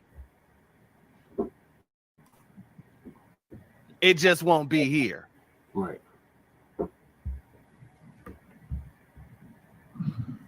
Family. These folks, they're about to feel the power of the ancestors. They have already been feeling the power. The ABK has been happening left and right. But now we got Assata Shakur watching our back and having our back too. Oh, that's something that you should be afraid of. With that being said, family, if you're not subscribed, go. Yep. And if you're not subscribed to Frontline Black News, make sure y'all subscribe to Frontline Black News. Thank you, church. And the Revolutionary Agenda. Let me show you shit. Yes, you do. That'll be, I think y'all motherfuckers will never learn nothing. If you're not subscribed to the Frontline Black News and the Revolutionary Agenda, what are you doing? Shout out to church for that awesome commentary. Some shout out about the Church of Black Power. We love the Church of Black Power. That's our brother. He worked hard, very hard. All our people in the New Black media. Let's start from the anchor man and down. TBA, Street, Press Black Truth, Tory Rain, all them. Afro Elite. I've been following Afro Elite for a minute. But when they started out for the culture, I was the very first subscriber. Yeah. I was the number 2 subscriber. He was number 2, but I got at it first. Then I watch it. They didn't think I don't pay attention and stuff. I just be, since I would go through the struggle. The struggle is very real, and you see, I don't like to ask for nothing. But it's real. Like I can't get on my computer at home, because I can't afford the internet right now. That shit's skyrocketing. Everything's skyrocketing right now. Like they know that black people can afford it or some shit. Like we can't. Like Hulu just went up $10. Like $10 more. Like, are you serious? I like TV, but I guess I'm just going to steal it like everybody else. Went up $20. Yeah, it went up $20. And that's a struggle. That's a main struggle. But I saw the benefits of having it paid for situation. Jesse did my set up my stream the other day, and I saw something. I was like, I might have this, but he just let it rock. I was like, all right, you gotta let it rock. And I see the benefits of it. However, you need to you just gotta subscribe. Really, like, what's the signal boosters is what is a big thing. We're the ones that push the message far and wide. Mm-hmm. You know what I mean? And then, like me, I like to put my own little spin on things and show y'all stuff that we really ain't talking about, but we should talk about. And sometimes I haven't done one for funnies yet, for no giggles yet, but it's because I'm the only one watching my stream, the only one doing it. I appreciate myself having a low low volume of viewers for a reason because it lets us carry on with the mission and the homework of pushing the Black agenda, pushing reparations and all that good shit, and keeping a Black first platform. If I had a lot of viewership, a lot of numbers, I'd be more worried than I am about getting knocked off the planet. You dig? So I kind of appreciate not having all that. All right, thank you for that, Lady Che. I'm on this topic way too long, but it was much needed. All right, so moving along in other news, Eric Adams drops out of the New York City race, mayoral race. Yay! Good riddance. Right.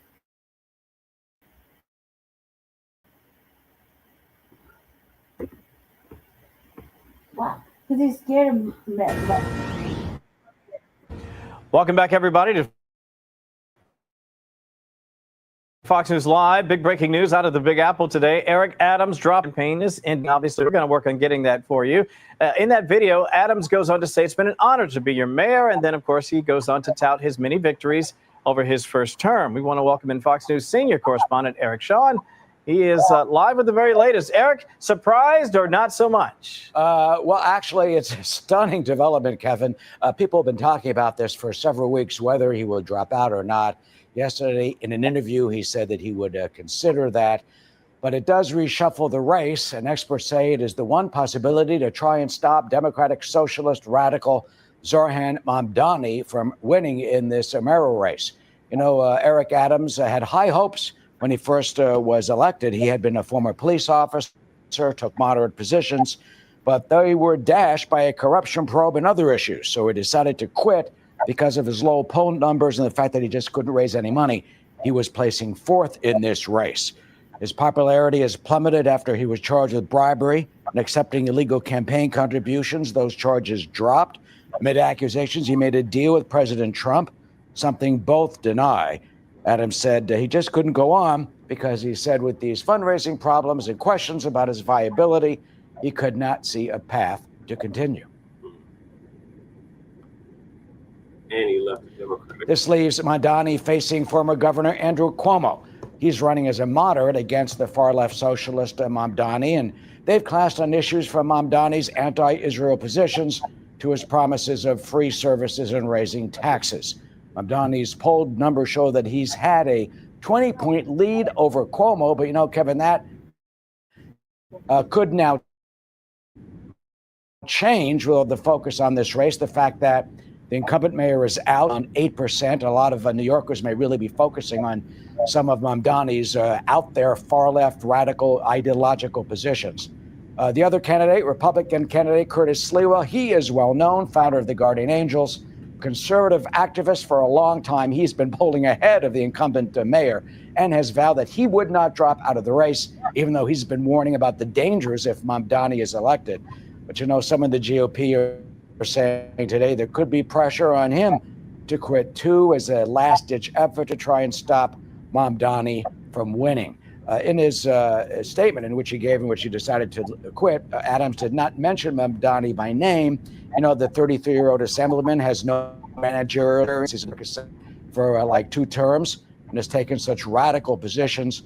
But in his speech, the mayor criticized politicians who he said are out for themselves and what he called insidious forces who were, quote, pushing radical, divisive agendas in city politics. We haven't had anything like this since 1969. Mario Procaccino, John Lindsay. Back then, Lindsay was a Republican, lost that, and he went on to win. So we'll have to see what happens. The last mayor who bounced out was William O'Dwyer. That's when he was appointed as ambassador to Mexico under corruption charges then. Then they go back to Jimmy Walker. He was the mayor of the Jazz Age, and he fled New York with his mistress to Europe.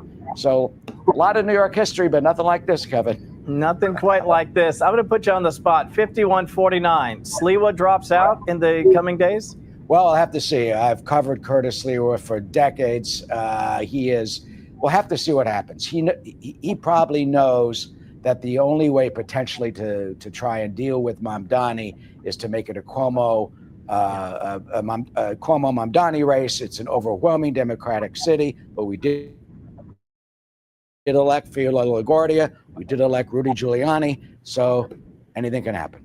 Anything can happen, but sometimes you got to take one for the team, for the betterment of the city, the whole. We'll see what happens. Listen, I love Curtis too. I'm just not sure this works. We'll all find out together soon enough. Eric, Sean, thank you, buddy. I appreciate your coverage today. Click here to subscribe to the Fox News YouTube page to catch our hottest interviews and most compelling analysis.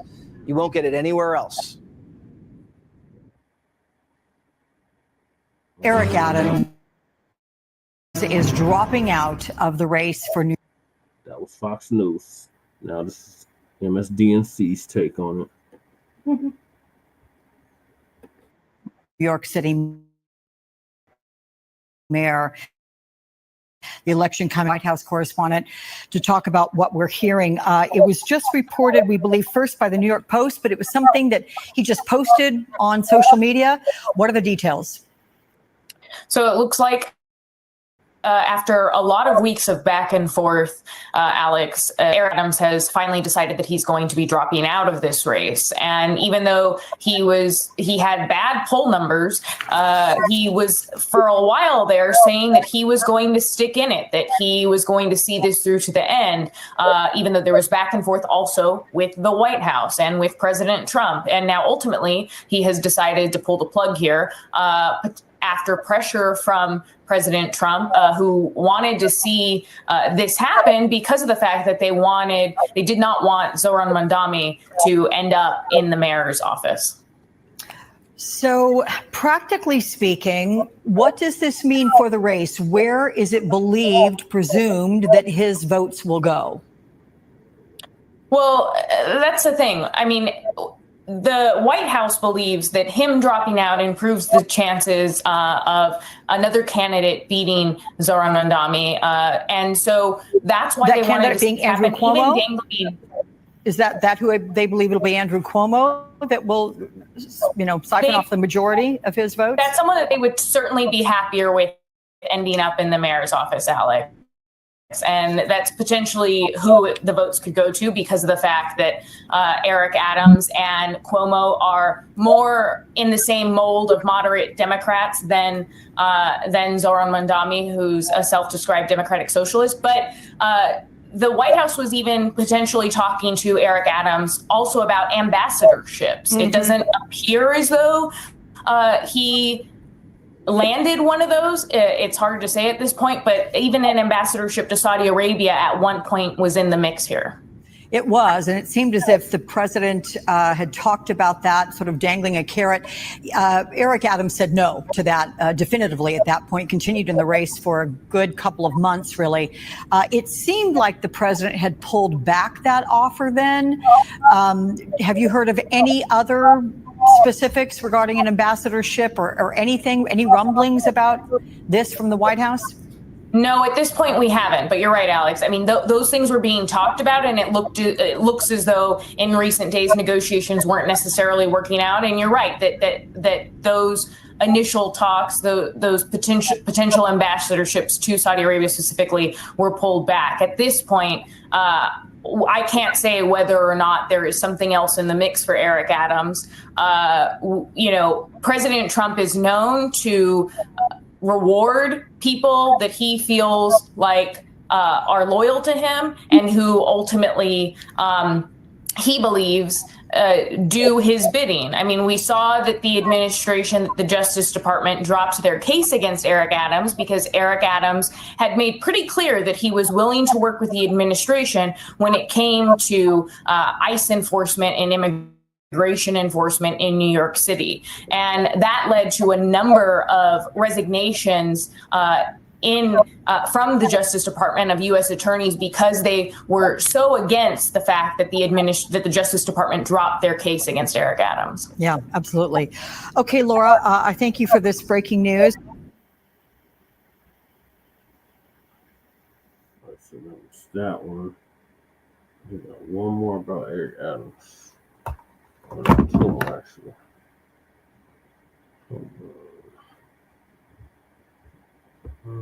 Next video. This is Democracy Now!, democracynow.org. Oh, God. So this one is from his challenger, that damn Mamdani, goddamn tether, Brahmin East Indian, had the audacity to be named after Kwame Nkrumah. Oh my God. He just never lost it. So now I'm about to hear from this clown what the pipe dreams that he has for New York. That's right. And yeah, y'all be the judge. He just never lost our shit this morning. He's like, oh no. The War and Peace Report. I'm Amy Goodman. New York City Mayor Eric Adams announced Sunday he's dropping out of the mayoral race. This comes after President Trump and New York business leaders pressured Adams and Republican nominee Curtis Sliwa to drop out in order to narrow the race and help disgraced former Governor Andrew Cuomo beat the Democratic candidate Zohran Mamdani. The Democratic Socialist Assembly member shocked the political establishment when he trounced Cuomo in the Democratic mayoral primary in June. Cuomo is now running as an independent. Last September, Adams was indicted on federal bribery charges in a scheme spanning nearly a decade. Prosecutors allege Adams engaged in a long-running conspiracy in which he solicited and knowingly accepted illegal campaign contributions from foreign donors and corporations. In exchange, Adams allegedly helped Turkey's government open a new 36-story consular building near the United Nations here in New York without a fire inspection.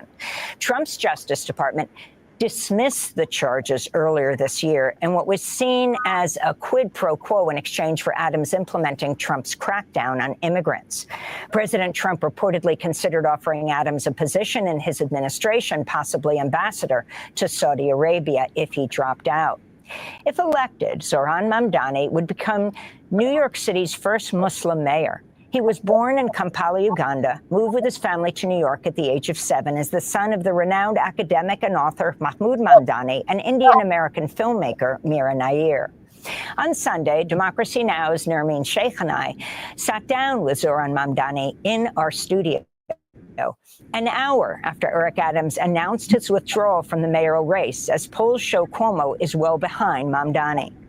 Well, today we're joined by the man President Trump does not want to become mayor of New York. That's right, Zohran Mamdani. He's in our studio to talk about this breaking news and more. Zohran Mamdani, welcome back to Democracy Now! It's great to have you with us. Respond. The significance of Adams dropping out of the race, does this surprise you? You know, it is something that has been rumored for quite some time. That this would be the month, this would be the week, this would be the day, and today we've finally seen it.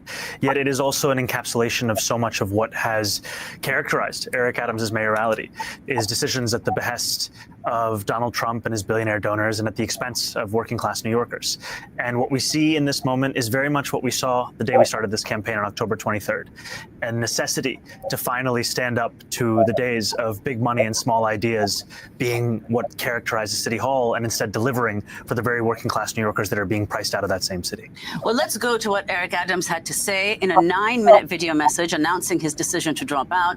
New York Mayor Eric Adams did not mention you, Zohran, or Andrew Cuomo by name, but he said this, which has been viewed as criticism of your campaign. Major change is welcome and necessary, but beware of those who claim the answer to destroy the very system we built together over generations. That is not change, that is chaos. Instead, I urge New Yorkers to choose leaders not by what they promise, but by what they have delivered. So, Zohran, your response?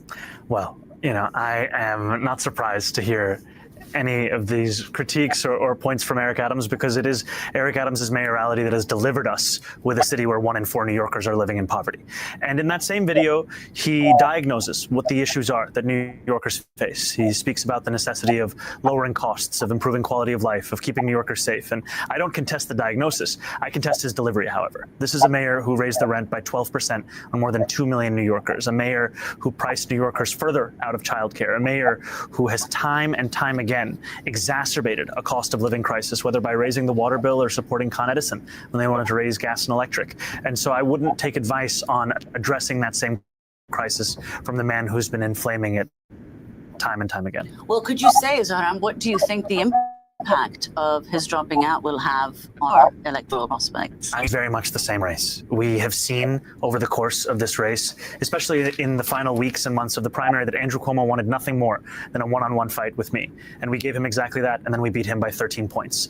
And we continue to be just as confident. And yet what separates us from these other candidates is that we're not focused on them. We're focused on New Yorkers. New Yorkers deserve leadership that is thinking about how to benefit the people of the city. And too often politicians, be it Andrew Cuomo or Eric Adams, the meetings that they have or the phone calls with someone like Donald Trump, they're only speaking about themselves. It's time to actually think about New Yorkers. So in the New York City mayoral race, the Republican nominee who's still in the race, Curtis Sliwa, says at least 7 wealthy individuals have offered him money to end his campaign. He says he's going to stay in the race.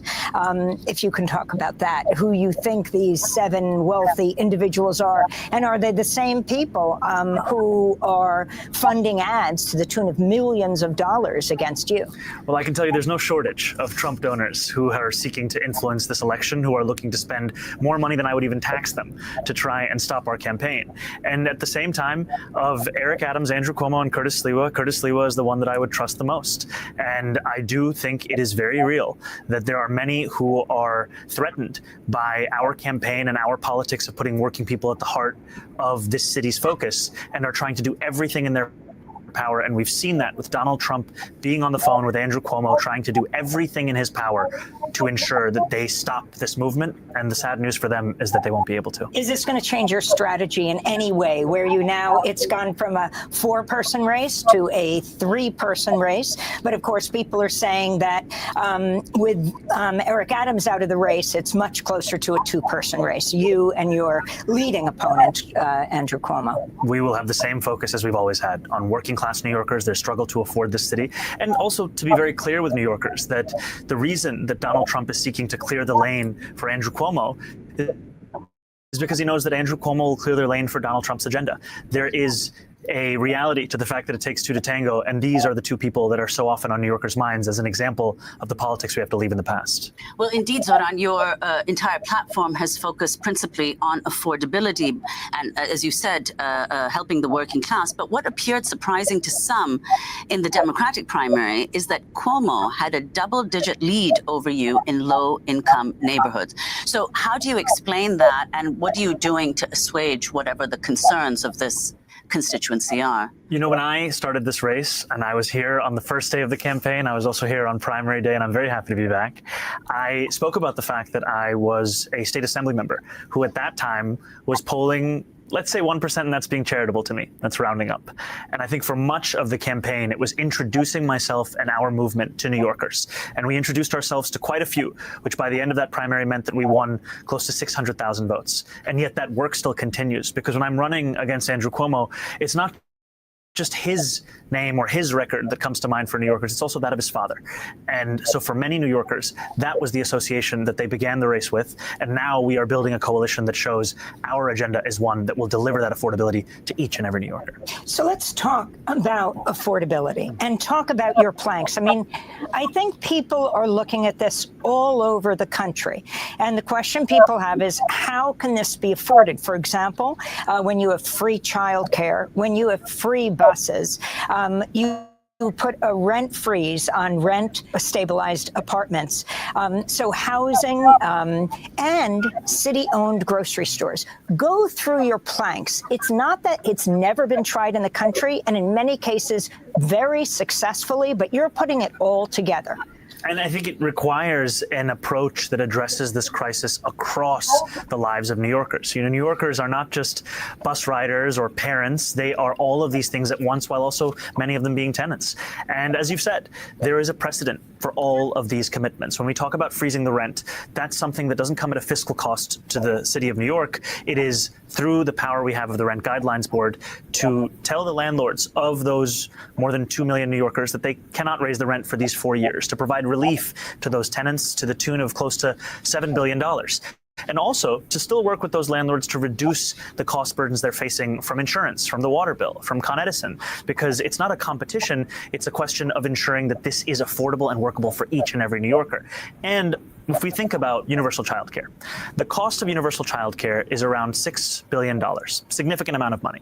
Has to be put in a context of a $116 billion municipal budget, more than $250 billion state budget, and also the context of the fact that it's costing us nearly 4 times as much to not have affordable childcare. And what I mean by that is a few years ago, there was a study of the economic costs of that lack of affordable childcare, and it found it close to $23 billion, because it is, after housing, the leading cost pushing New Yorkers out of the city, which makes sense given that it's $25,000 a year for a New Yorker to find childcare for their one kid. And so this is an agenda that delivers on that, and it's one that also understands when you are faced with these costs, you are faced with a political choice. And it's a choice I believe we have to make for working New Yorkers. And I think that there are 2 clear revenue streams to raise the money necessary to fund this. And that is? That is raising personal income taxes on the top 1% of New Yorkers. That's New Yorkers who make $1 million or more a year by 2%, and raising the state's top corporate tax rate to match that of New Jersey. Together, those 2 initiatives would raise $9 billion. I think they're the most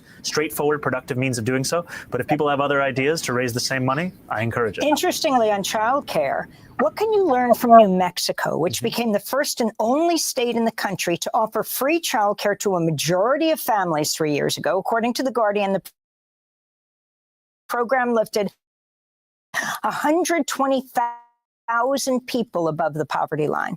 I think it shows that this is possible. But it is a question of our own political will. And we don't have to look as far as New Mexico, frankly, because right here in New York City, the previous mayoral administration delivered universal pre-K. And that was something that showed us the possibility of city government meeting the needs of working New Yorkers. And if we do not meet these needs, we will continue to see parents and aspiring parents leave this city in order to find a place where they can afford that childcare. It's time for us to actually deliver on it so we can keep people here and actually have room for others to join us as well. Well, Zohran, you mentioned earlier, of course, housing is one of the central, you've made it one of the central issues in your campaign, because it's true that New York City, one of the biggest issues is that people can no longer afford housing. You're focusing in particular on deed theft. If you could explain what it is and your plans to create an Office of Deed Theft Prevention. Absolutely. You know, the affordability agenda we have is one that doesn't just speak to tenants, it also speaks to homeowners. And since 2015, we've seen more than 3,500 instances of deed theft take place across New York City. Deed theft, for those who don't know, is something that disproportionately targets older New Yorkers. They tend to be Black and brown New Yorkers, where an individual will knock on the door of one of those same New Yorkers and say, do you need assistance in resolving your inheritance or refinancing your home, preying upon their desire to actually pass that home on to their next generation, or to ensure that they can stay in that home. And there are so many of those New Yorkers who have then lost the title to their own home through this kind of being preyed upon.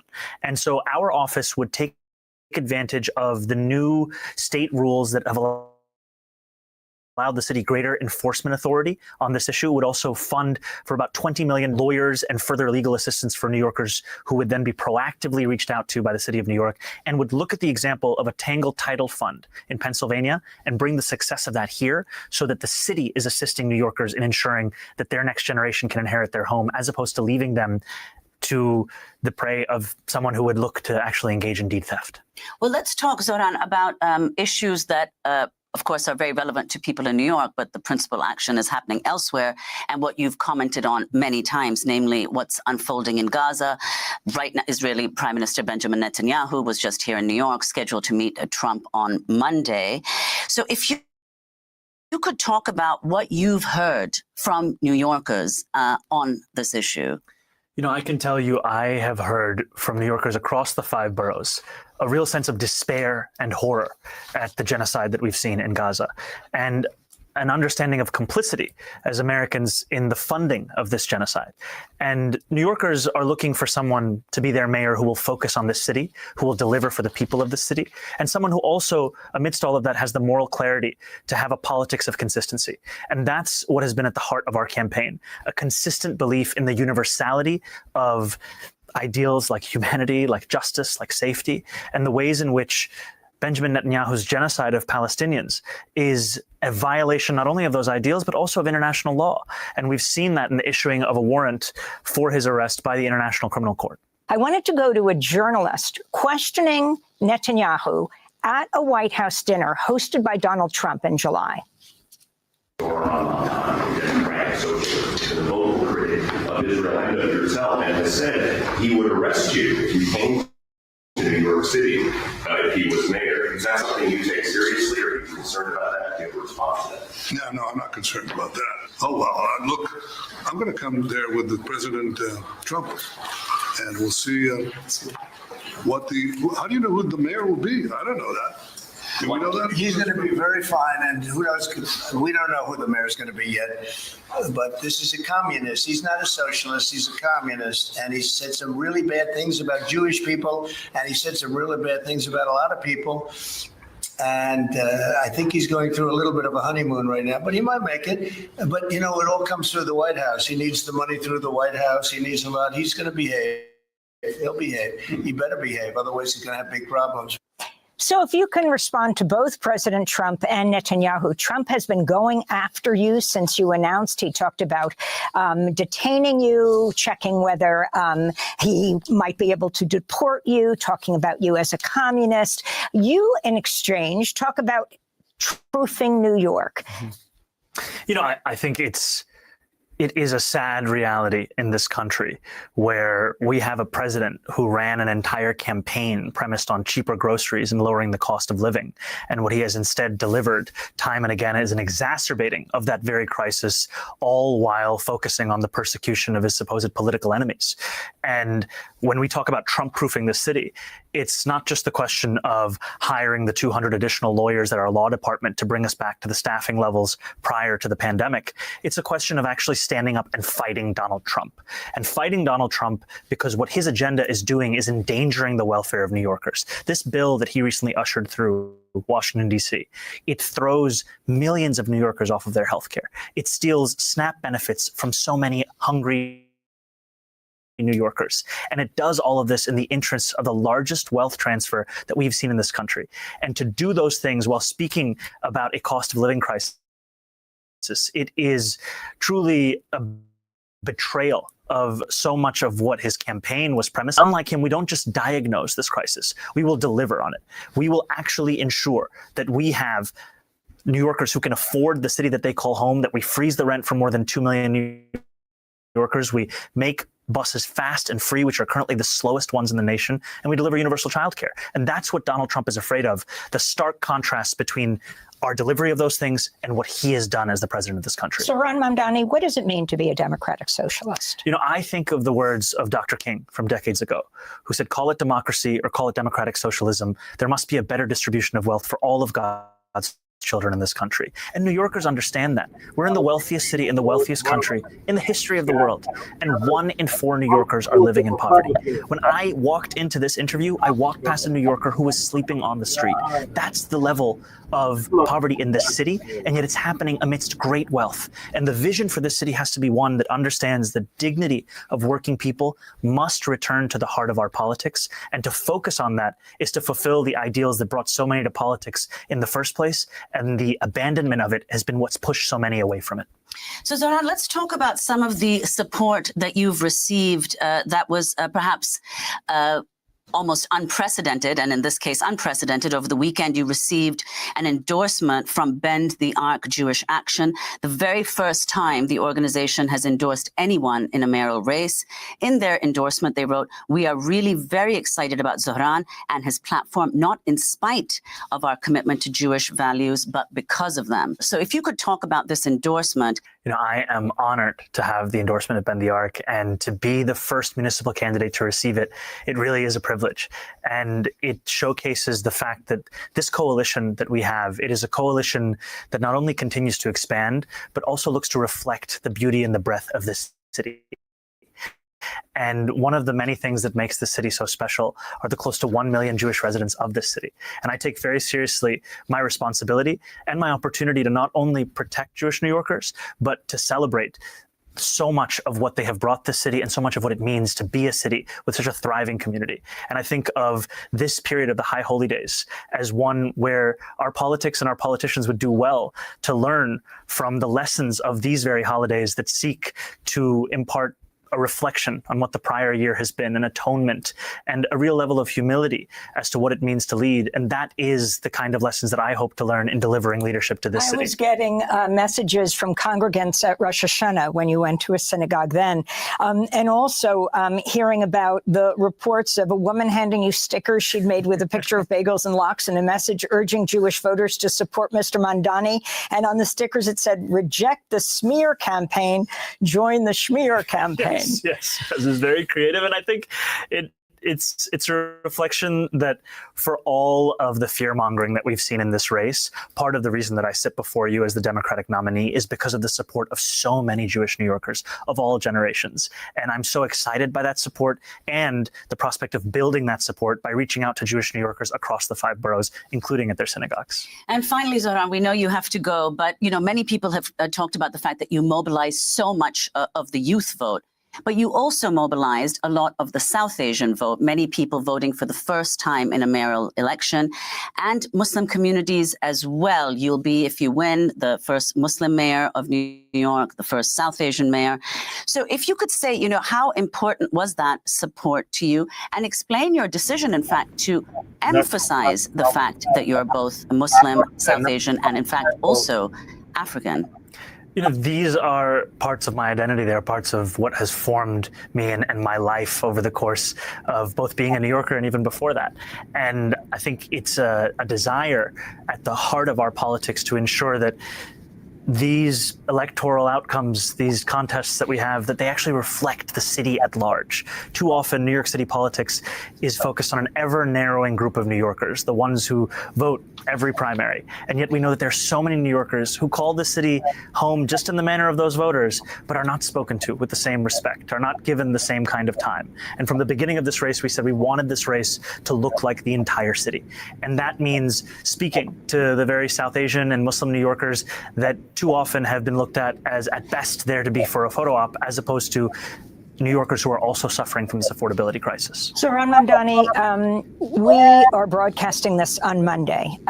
We spoke to you on Sunday, right after Adams said he's pulling out of the election campaign. We also spoke to you the day after he was indicted on corruption charges. Of course, Trump would dismiss those charges later.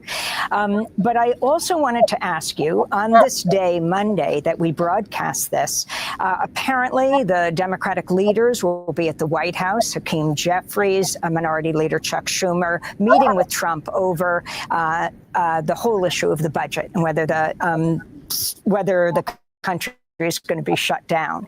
I want to know which is more contentious, that meeting, Trump, Schumer, and Hakeem Jeffries, or their meetings, Hakeem Jeffries and Schumer, with you.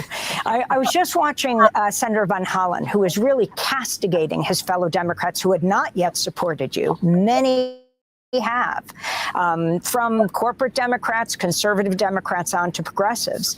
But talk about that. Hakeem Jeffries and Chuck Schumer not having supported you yet, even though you are the Democratic primary candidate. And what is being said in these meetings? They keep saying they're talking to you. Yes, we have had a number of meetings, and I've appreciated the meetings because the focus of the meetings has been on the fact that New Yorkers are facing twin crises: authoritarianism from Washington, D.C., and affordability crisis from the inside. And we often tend to separate these out. We think about democracy as an ideal that must be protected, but not that democracy also has to be able to deliver on the material needs of working people. And it was Fiorello LaGuardia that said you cannot preach liberty to a starving land. You have to be able to deliver on both fronts. And to me, in these meetings, the focus has been how to do so. And I would say that the meeting that they will have with Donald Trump is going to be far more contentious than the ones that we've had. Ours have been focused on New Yorkers. Donald Trump is focused on himself and his donors. And it is time to showcase the cost of the legislation that he has ushered through, what it would mean for New Yorkers' lives. I mean, I was at a hospital in the Bronx just a few days ago, speaking to 1199 members who were telling me that these cuts, they could decimate their ability to take care of New Yorkers in their toughest moments and in their best moments. And yet that is the agenda that Donald Trump is pursuing. And I continue to be hopeful and ensuring those cuts do not come to pass in the manner that they have been written. We're going to end where we intended to begin today before Eric Adams announced that he's dropping out, which became top news. And that is by you saying your name. Of course, your main opponent, Andrew Cuomo, continually mispronounces your name. I want you to respond to that. This is how he does it. I'm running against a man named Zohran Mamdani. He's a socialist. If you can respond to that and tell us how you say it, your full name. Zohran Kwame Mamdani. And I think what has been offensive to me is not whether a New Yorker can say my name on their first attempt or their second, but that what Andrew Cuomo has done is to deliberately mispronounce that name. And it is something whose meaning is not, it's not just about me. It's about how so many New Yorkers have to deal with this in their own workplace, in their own lives. You know, I was at a mosque recently for Friday prayers, and I asked the uncles and the aunties there to raise their hands if they've ever had to deal with the basic indignity of having the name that they were given be butchered time and again with an intention of belittling them. And hand after hand after hand raised. And that shows me the ways in which so many have been overlooked at the very least.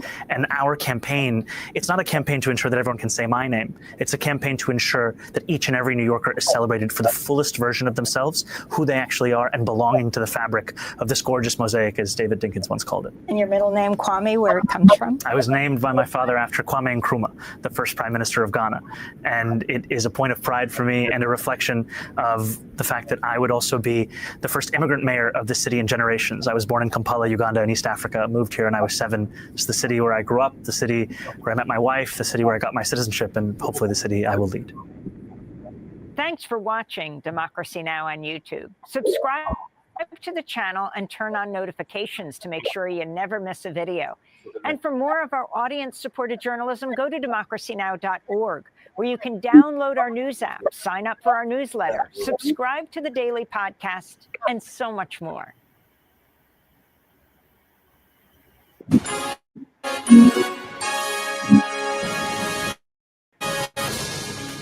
This is an Eyewitness News election update. Hey everybody, I'm Mike Marza.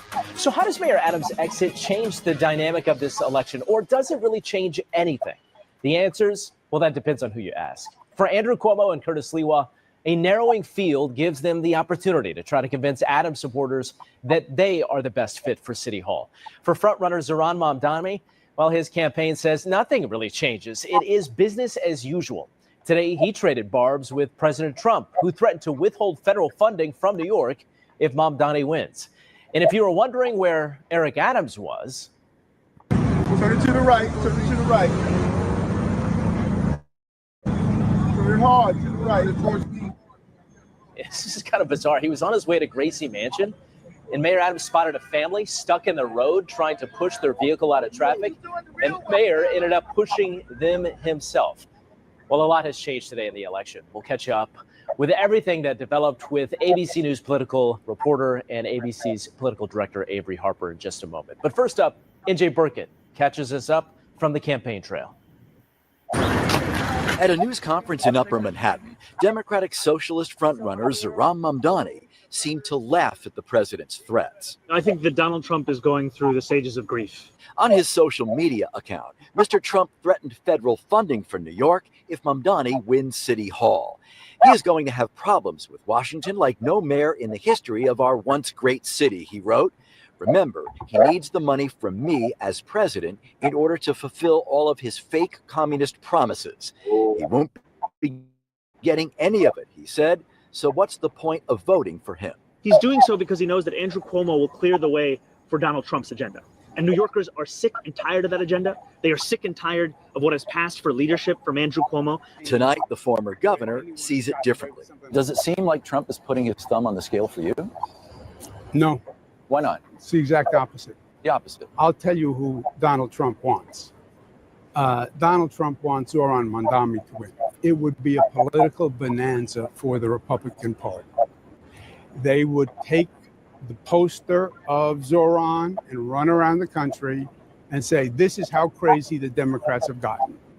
That they elected a 33-year-old socialist who wants to abolish the police, legalize prostitution, legalize the drug trade, and sympathizes with terrorists. Curtis Sliwa said he disagrees with the president and he's not dropping out. We cannot sacrifice this great city because it might be good for my party in the midterm elections. Absolutely not. So I am here to fight. I carry the Republican banner, and I am not surrendering or retreating.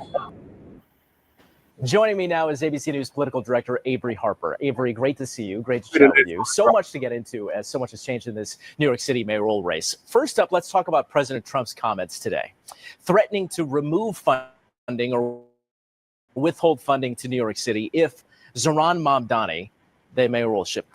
Does President Trump's words or threats like this, do you think it will have any impact on this race moving forward? I mean, arguably, it could be a boon to Mamdani and get him some more enthusiasm with his base of supporters. Ultimately, I think that part of his ascent is really about anti-Trump sentiment here in New York City, a place where we know that Democrats far outnumber Republicans. And so let's talk about moving forward in the remaining candidates. Andrew Cuomo, Curtis Sliwa, and we mentioned the frontrunner, Zohran Mamdani. How does the removal of Mayor Adams in the race change the dynamics? It's so funny. I actually do not think that it's going to make much of a difference for any of the other remaining candidates, because you have to remember that Eric Adams had such a small share of support. When he dropped out on Sunday, he was actually polling in the single digits, and that is not enough for any of the other candidates who are not named Zohran Mamdani to have a much clearer path to victory. I think for both Sliwa and Cuomo, it's going to be an uphill battle. And you see some of these polls, and who knows what to make of the polls, right? But the polls that we have and the information that we have right now, if you do a hypothetical matchup between just Andrew Cuomo and Zohran Mamdani, it is a closer race. However, Curtis Sliwa says he's staying in the race. Do you anticipate any changes, or what could change as we are now about 5 weeks to go? Well, listen, you mentioned that we are in the run-up to this election, and this is when folks are really starting to pay attention, and anything could really shake up the race. I mean, we're looking ahead to what are going to be two really pivotal mayoral debates, and those could be really big moments in this race and could change the trajectory of the race for any of these candidates. So we'll just have to wait and kind of see what happens there. All right, let's go through some of the playbooks for each of the candidates. Zohran Mamdani, you mentioned the debates ahead and some of the more prominent position points that he's going to have to explain and answer to, especially stuff he said in the past and what he believes moving forward. What do you think his best plan of attack is as we close in now on 5 weeks? Does he need to do any of these large-scale events? I think he's going to want to answer questions for those who might be wary of him. I think he's going to be reaching out to voters who aren't necessarily, safely in his camp. He is trying to expand his tent and solidify a victory come election day. It remains to be seen if he's going to be able to woo some of those voters who might have been in Eric Adams' camp, or are those who might have some showing confidence in Cuomo's to win. I don't think those who are currently supporting Curtis Sliwa are likely to come over to Mamdani's camp, but there's still work for him to do. And so let's talk about Curtis Sliwa, because again, he is adamant. He says he can't be bought. He can't be shooed out of this race by any means. Do you think that there is a world where he does exit this race, that his mind will change and he will remove himself from this contest? I mean, he's remained pretty adamant that he is staying in this race. I think unlike Eric Adams, who we know from reporting that he was having conversations behind the scenes about what his exit strategy could be, what he could do next. I think for Curtis Sliwa, this is a race that he wants to stay in. It just remains to be seen where his path to victory could lie. Especially when you look at the recent polling, he was polling in single digits a lot of times, maybe low double digits in front of Mayor Adams, but still. Right, but far behind both Mamdani and Cuomo. So if you're a Republican in this race or just watching this race, wanting to support a candidate, we know New York City politics, we know it leans heavily left. But what do you do if you're a Republican? Because you've heard about the President Trump influence in this race. You've heard about some of the national politics keeping a close eye on this race. Is there a world where you would urge your Republican supporters here in this city to vote for an Andrew Cuomo versus a Curtis Sliwa, who is the Republican candidate? I mean, there has been conversation, and we've heard President Trump's weigh in on this race about it being a two-person race between Mamdani and another challenger. And so I think there are many Republicans throughout the city of New York who are trying to figure out exactly what to do, how best to use their vote. There are folks who are incredibly wary of Mamdani and his platform and some of the things that he has promised on the campaign trail. And there are others who, might not see Curtis Sliwa as a really viable candidate. And so, those folks are going to have to make a really tough decision for themselves at the ballot box. And let's talk about Andrew Cuomo, former Governor Cuomo. And he's one who was a Democrat, and he's running as an independent because of the way the primary shook out. So if you are Andrew Cuomo, what do you need to do? Supporters, right, for those folks to come along to your side of things. And you're going to want to make the argument, particularly to Republicans who might not feel like they have a home in this race, to make the argument that, hey, I might be the person who could, advance over a Zohran Mamdani if you are to support and vote for me. I think that is his remaining path. That is the only way that he could possibly come out on top. And again, it just remains to be seen exactly what some of those New Yorkers are going to choose. Aligned to the fact that they believe that Zohran Mamdani is an existential threat to the city of New York. They've described it as such. So if you are Andrew Cuomo, and if you're looking at these polls, and some of the recent polling, I believe it said that, well, first of all, the criticism of Zohran Mamdani and the weapon really used from a lot of Republicans saying that he's a democratic socialist, they turn that into a communist title, saying that it is bad for New York City. However, in some of these polls, 2/3 of people who responded in the polls in New York City say that would not be a bad thing. When Eric Adams won Gracie Mansion, and moderate, somebody who was pro-police. And that is the antithesis of the moment and progressive ideas. And listen, we know that Zohran Mamdani has really captured the enthusiasm of New York City voters around issues of affordability. That is something that New York City voters have been able to relate to, and that have arguably boosted his campaign. Yeah, by the way, affordability across the country, this is really a national conversation that's been happening. I know you and I have talked about this a lot. So in the national landscape, how does this race play in the national political landscape? Right. I think there are a lot of folks who are looking at New York City and what happens here as reflective of what could possibly be in the future of the Democratic Party. But listen, I think New York is a special case. I am actually looking more to some of the gubernatorial races that we're going to see this fall as more reflective possibly of where the national sentiment lies in terms of the feelings about the rebuilding of the Democratic Party. In New Jersey, you see Mikey Sherrill. In Virginia, you see Abigail Spanberger. These are two more moderate candidates, national security experts who are also having the conversation about affordability, but in a way that is more comfortable for many moderate voters across the country. Yeah, you mentioned that race, Jack Ciattarelli, Mikey Sherrill, something that's heavily watched, certainly here in New York, and something that even those two candidates have been asked about the Mamdani influence in the city of New York. And then just wrapping up a couple of more. Mamdani, 33 years old. A lot of criticism has been launched at him with what experience does he have?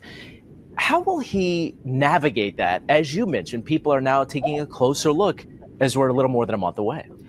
I think after 2024 and what we saw happened on the Democratic side of things, Joe Biden bowing out of that race after lots of concerns about the age of our Democratic leaders and of of political leaders just across both parties as well. So I think he is able to make the argument that he is ushering in a new generation of leadership, and that is what's required to address today's problems rather than looking at elder statesmen. So I think there is definitely energy that is behind both the young and the progressive in New York City. And then finally, when you talk about the politics in New York City, we've mentioned a heavily blue city.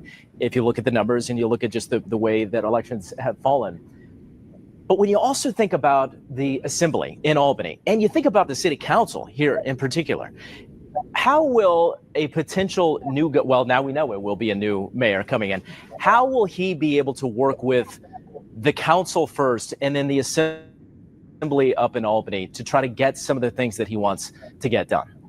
I think it's going to be an uphill battle for Zohran Mamdani to be able to get a lot of the things that he wants to get done. I think, you know, when you look at the threat that President Trump dangled today in terms of funding for the state and the city, right? I think that is of concern for many of the lawmakers in Albany, as it is for state legislatures and leaders of localities and states across the country. When you have somebody who wants Trump, or Trump wants to be the target of their ire, it becomes really difficult for them to get things done. And so it's going to be a tough thing for Mamdani to navigate if he is elected mayor of New York City. And you mentioned as well, President Trump and Zohran Mamdani going at it on social media, and perhaps they both enjoy that dynamic because both sides are energized by that sort of clash. And we'll see how it plays out as we're just a little more than 5 weeks away before the election. Avery Harper, always great to get your perspective. We appreciate it. Thank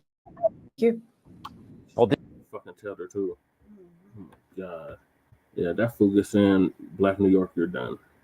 Right. You just stick a fork in you, you're done. Yeah, they're done anyway because it's all immigrants. He's going to open the floodgates for illegal immigrants. Come right on in and take whatever is left. Queens, Brooklyn, the Bronx, Staten Island, Manhattan. It's already overran with fucking immigrants. So this fool get in, it's a wrap for Black New Yorkers. And he's selling a pipe to me. Mm-hmm. None of that shit is possible because they're already set in the motherfucking ways of benign neglect and corrupt shit.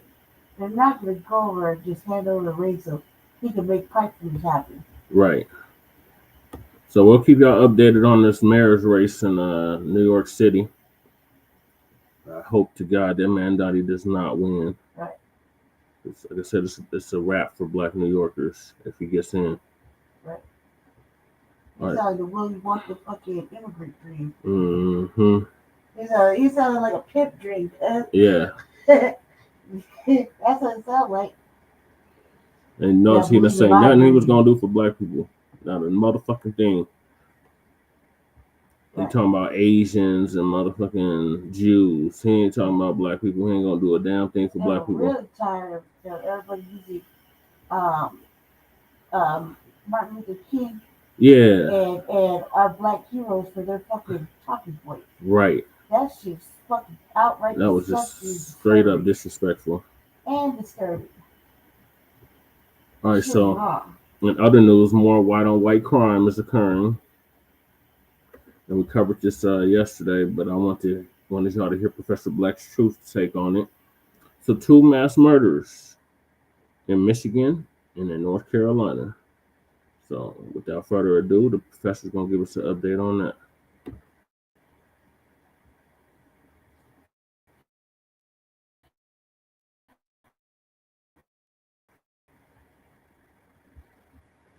Family and fellow soldiers,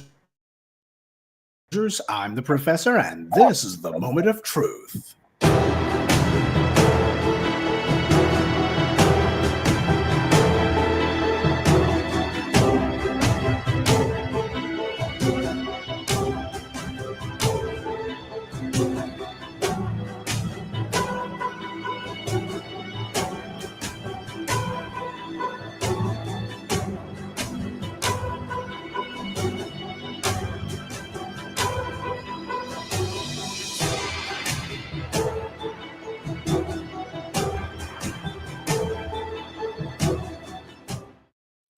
Yes, it has happened again and again. That's 2 mass murders in less than 24 hours, one in North Carolina, the other one in Michigan. Now, since as we know in the black media, these kind of incidents don't get anywhere near the kind of white media attention that they deserve, so here's the recap on it. We are following breaking news overnight. At least 3 people are killed, 8 others injured after a gunman opened fire on a crowd in Southport, North Carolina. Police say the suspect pulled up to the waterside bar on a boat. People in the area were asked to stay inside their homes while police investigated, and authorities there say they do have a suspect in custody at this time.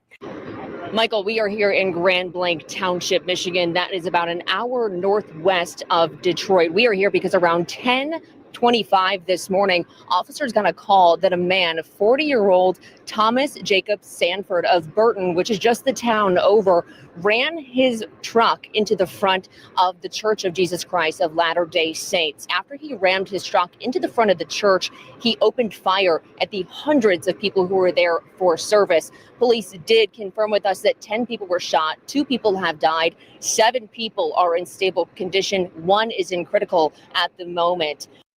The mass murderer in North Carolina was arrested alive, no surprise, and no word on whether the cops chose to take him to Burger King first. As for the mass murderer in Michigan, that one, amazingly, was killed. Now, it seems to me like it was just the other month that there was a church attack in Michigan. Wait, that's because it was just the other month that there was a church attack in Michigan, and that one didn't take place in Detroit either, or Flint. It took place out there in the suburbs, on the outskirts, you know, where this kind of thing never happens, except that it keeps happening in those places. With 2 mass murders in less than 24 hours and the suspects being non-black, you can already guess what the white media, hell, with the dominant society's analysis of this has been. It's all a mental health concern. That's what they're all saying. Mental health. Oh, state mental health funding got cut. It's mental health, I tell you. It's so stressful out there. When the shooter's black, on the other hand, it doesn't matter how poor he is, how much stress he's under. He's just a violent Negro. You know how those people are. But on the other hand, when the suspect is not black, it's always mental illness. Surely there must be something wrong with him. A sentiment that we never hear at any other time. And what's the death toll? At last count, the mass murder in North Carolina on Saturday night was 3 dead, 5 injured. And the one in Michigan yesterday, 4 dead, 8 injured. And body counts matter because when a gangbanger in Chicago shoots someone, it's black people out of control. On the other hand, when it's someone from the dominant society who kills 3 people and injures 8, suddenly it's unfathomable why they just can't reckon it. The world is simply going crazy. This stuff happens twice in less than 24 hours. That's not crazy. That's just a normal day. And yet it's treated as crazy and insane because that's how racial narratives work. It's never based on the crime. It's always based on the color of the perpetrator. Times like this, one has to wonder, where is the wit and wisdom of Charlie Kirk at? He and his followers to go ahead and comfort us all with the knowledge that black on black crime, et cetera, or white people are being hunted down by black people nationwide, except Charlie Kirk was also killed by a white man, and his followers and online fans are angry at black people because of that. Why? Because they saw him as the champion of a racialist myth that they just loved. It tickled them no end, and his death served as an inconvenient reminder that all of those anti-black narratives and talking points and tropes that he pushed and made a lot of money pushing were false from the very beginning. They never existed. This society gives itself permission to sweep these daily massacres, the real ones, under the rug. It only pulls out its phony, insincere concern if there's some black person to go after. Then they can treat the matter as a criminal justice issue. And what they've done is, to in effect, give these mass murderers a license to kill.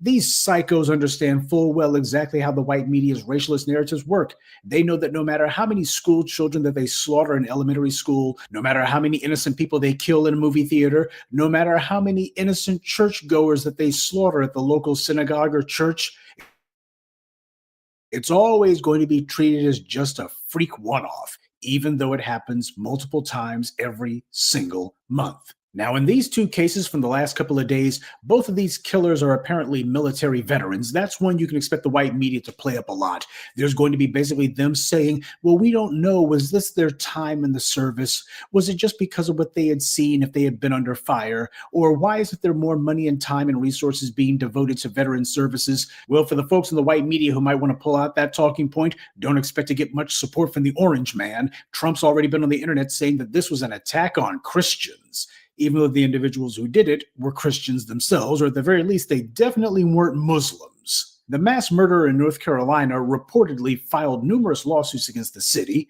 Now, the white media like to report on that, and it's all part of their humanizing these animals that they like to do. It's a matter of make these killers out to be human beings. Don't forget they're human beings, and the guy was in the military, and no doubt his neighbors and co-workers thought the world of him. That's what they're doing here. He filed numerous lawsuits with the city. Oh, if only somebody had paid attention to him and listened to him. That's the spin that they want to put on it. And as for the other mass murderer in Michigan, he's dead now, so I guess it doesn't matter if he had any lawsuits pending or not. But the truth of the matter happens to be, if this guy did, what the hell's that got to do with anything?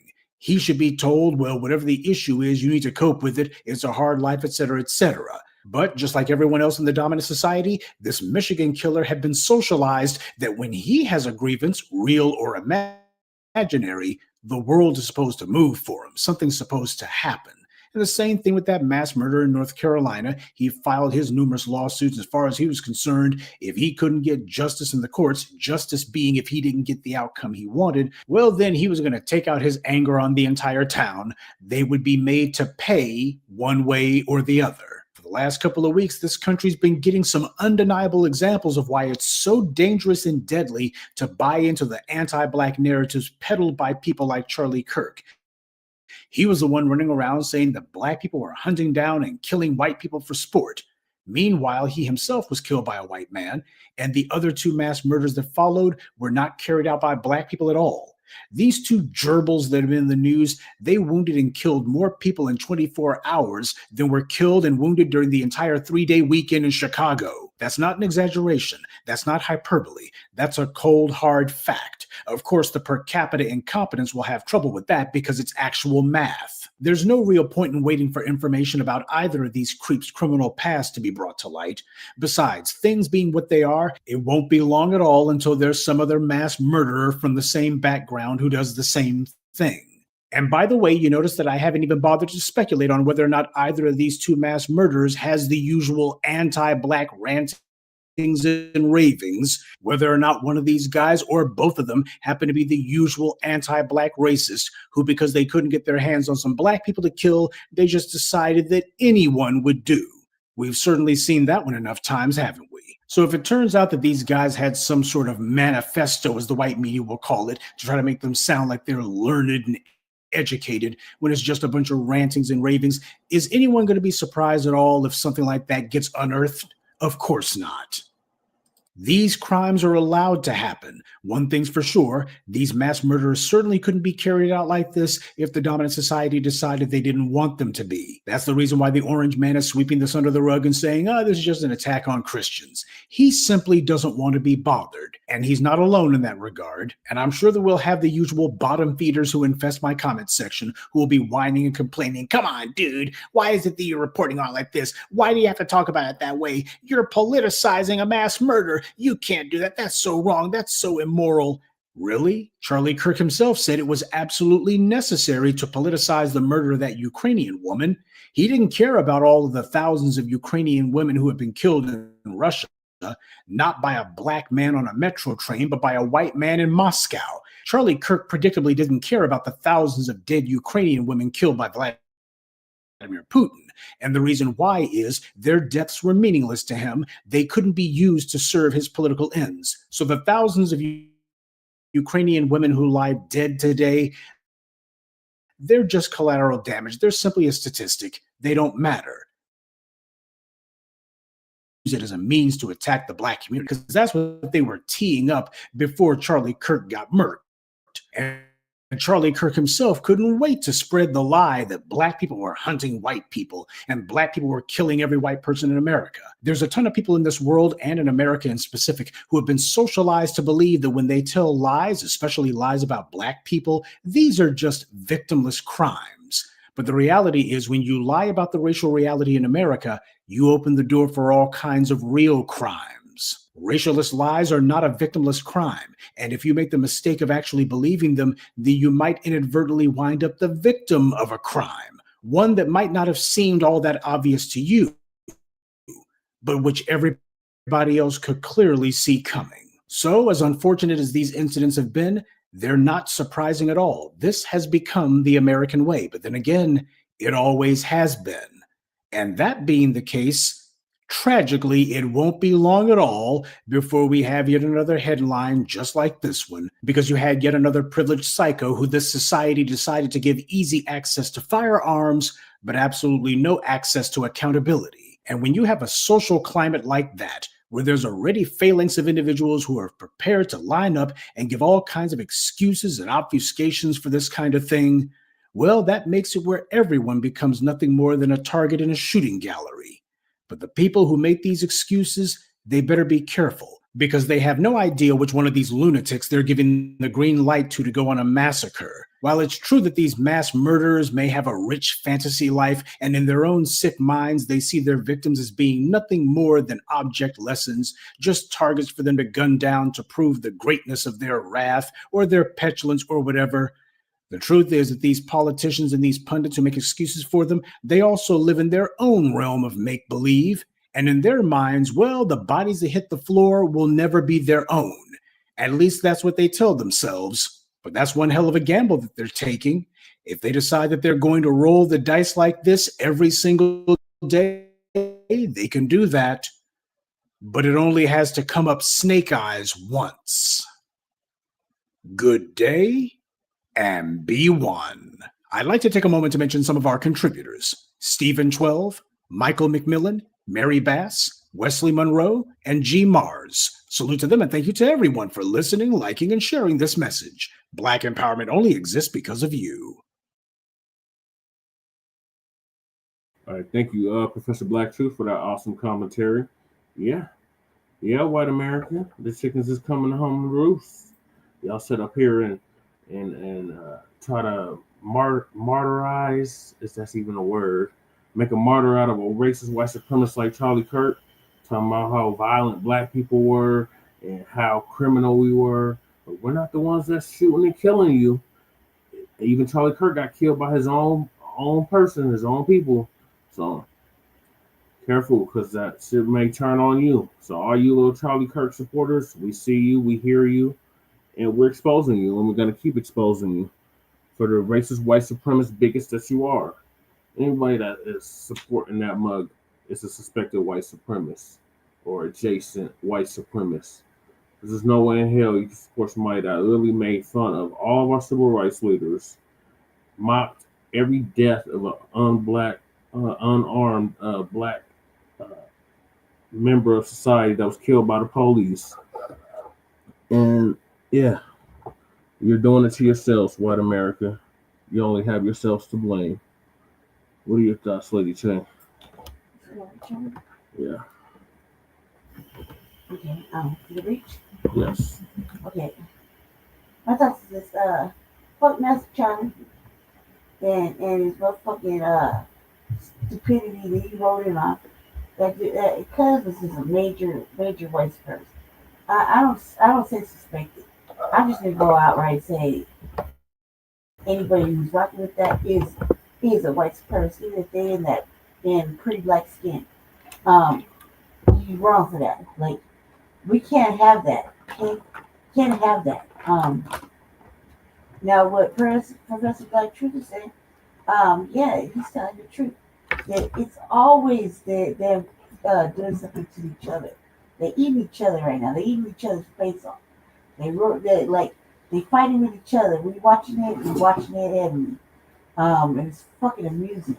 But the fact is, I think that when Master Charlie got kicked off the island, permanently, he got kicked off the planet. I think what they was looking for was one of us to be responsible for that shit. Well, they should have known goddamn well there's hardly any of us in Utah. Really. This is happening in Utah. There's probably like 10 black people in all of Utah. I know. I was in Utah for a few months. Trust me, I can count all the 10 people I saw. Have I been to Utah too? Probably like 10, 15 black people in Utah. Please, they call me a liar. There was no black people there. So, what they was looking for was someone to blame. And who do they love taking their bullshit out on? Black people, right? Especially FBA black people. So we weren't there, and we were looking for it. We were like, watch, they're gonna blame it. They're gonna blame us for it. Just like anything, when anything bad happens to one of them or a few of them, they immediately turn to look to see if it was one of us that committed the motherfucking atrocity or fucking demise of one of their heroes. They looked at old Master Charlie like he could do no motherfucking wrong. Like he walked on water, like he was fucking white Jesus himself sometimes. And I was like, look, because they're looking for us. They're really looking like, please don't let it be one of us. Please don't let it be one of us. Do you see how shitty that is? Well, we gotta look at ourselves and be like, please don't let it be one of us. Please, Lord. Please, like Jesus, do not let it be one of us. You know what I mean? And it wasn't. We're like, woo! And next thing you know, we're like, how dare you motherfuckers even try to blame us for not having a motherfucking reaction to it. And the reaction you wanted, you turned around and still villainized us. You know what I mean? Like, because we either shoulder shrugged, or we had an opinion, or we did a couple of deep dives into the whole Master Charlie's fucking kicked off the planet fucking situation. What he said, what he did, what he said, who he rocked with. Oh, stupid Kundis omens. You know what I mean? Like, we saw everything. So, it's baffling, and yet it's not, because we're not wearing the cape, but we're also not wearing the fucking the jacket of where your kicking bag, where the ones who did it, so you can just blame us whenever the fuck you feel like it. This season is over. Right. Decades and generations of that season are fucking over now. Now you can't blame us for shit unless we actually did it. Unless we actually did it. And then we're asking the white churches, like, why did we do that? And at the end of the day, they never ask us why we do anything. They just automatically assume, like they throw it up in our face, like we're like the fall through the cracks. We're always the one that fucked up lives, and we just did it. We took it all out of white people. No, there's always a reason why we act out. There's a reason why fucking white people get smacked in the mouth religiously. There's a reason why white people get drugged and kicked down the street religiously. There's always a fucking reason. They never ask us the reason. And whatever reason it was, it's never going to be good enough in this motherfucking stupid ass world of racism and white supremacy. And now we ain't giving no fucks, and now we ain't answering to them. We turned our backs. And what we did have an opinion on, we have valid proof to back up our opinion when it comes to this fucking man, the fucking people that do these these white folk that do these mass shootings in places like church, Mormon church, you know what I mean? Bucking off some dude at a college, you know what I mean?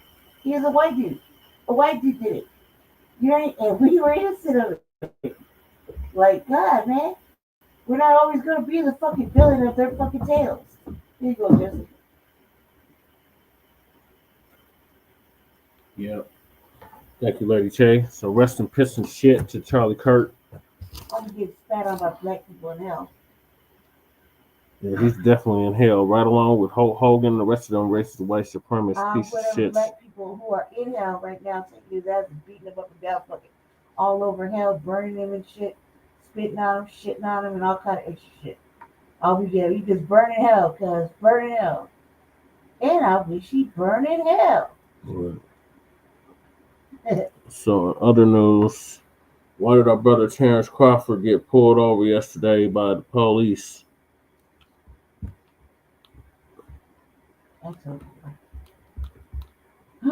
So Tariq is gonna give us an update on that.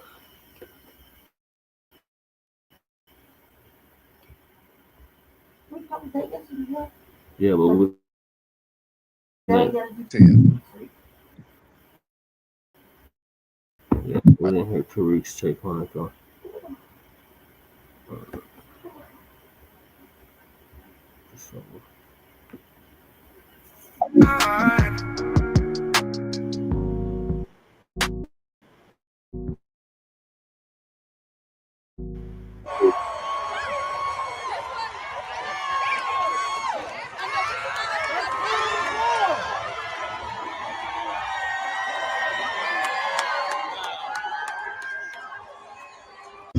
Seatbelt.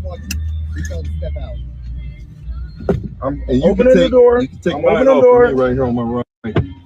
I'm keeping my fucking hands up. I'm not reaching for no gun, bro. Can I hold my phone? Yeah, that's crazy.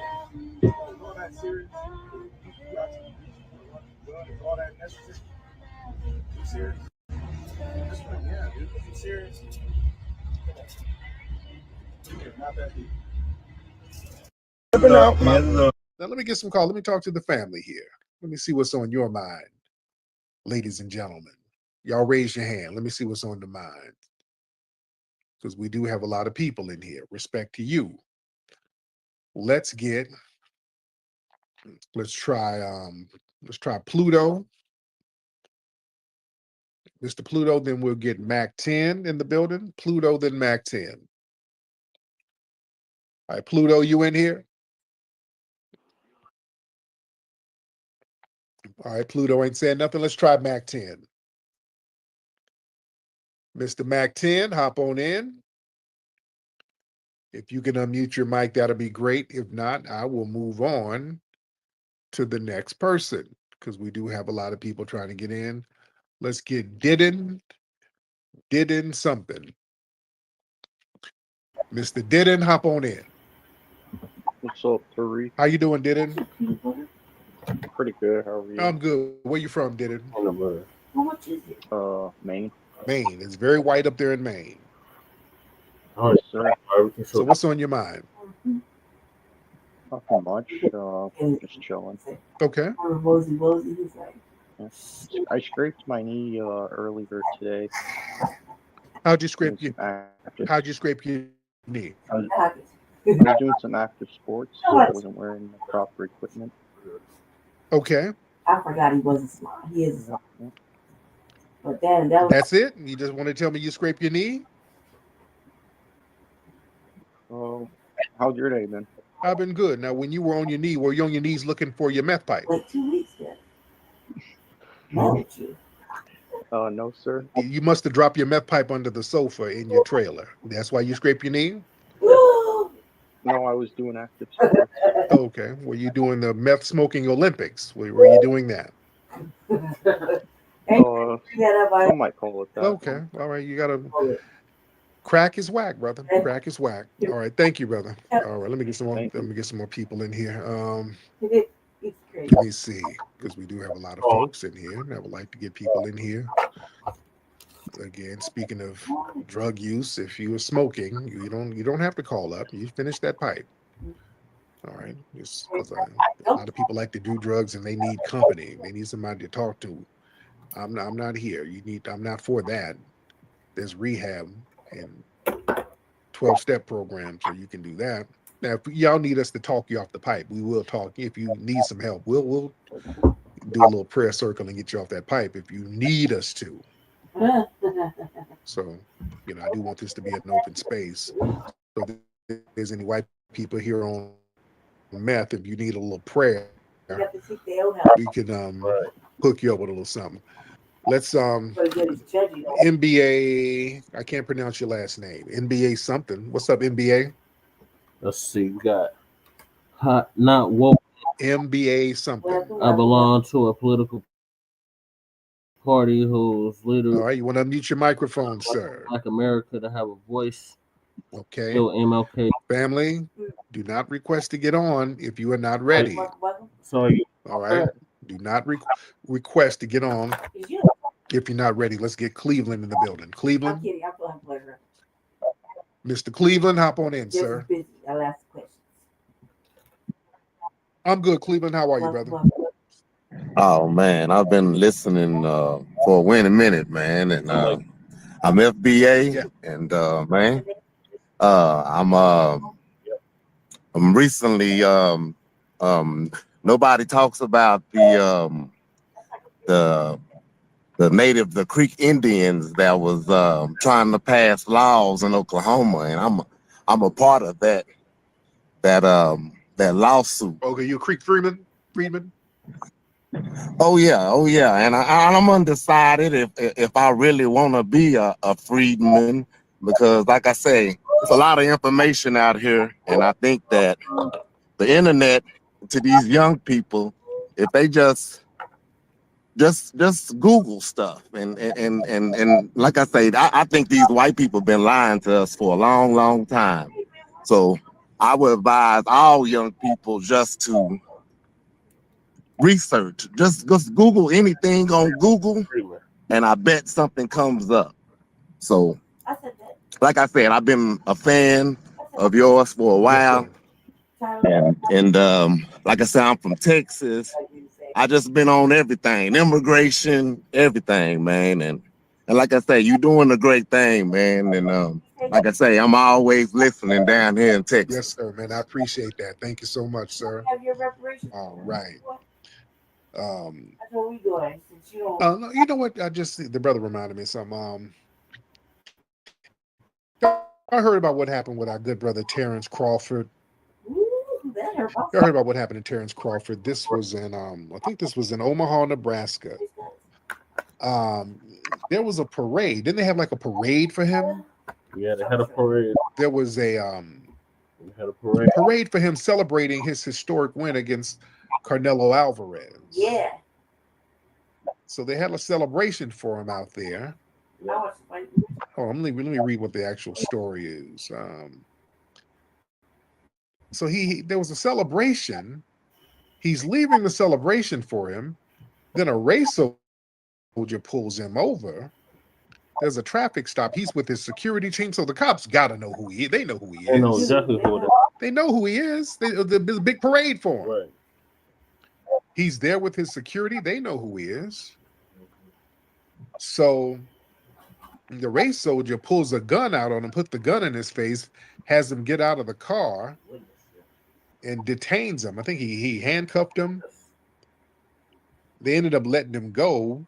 You know, they didn't ticket him. He didn't do anything. He literally didn't do shit.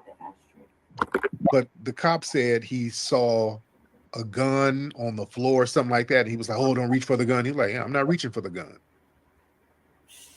So the race soldier just did some "I might not say so" and pulled him out.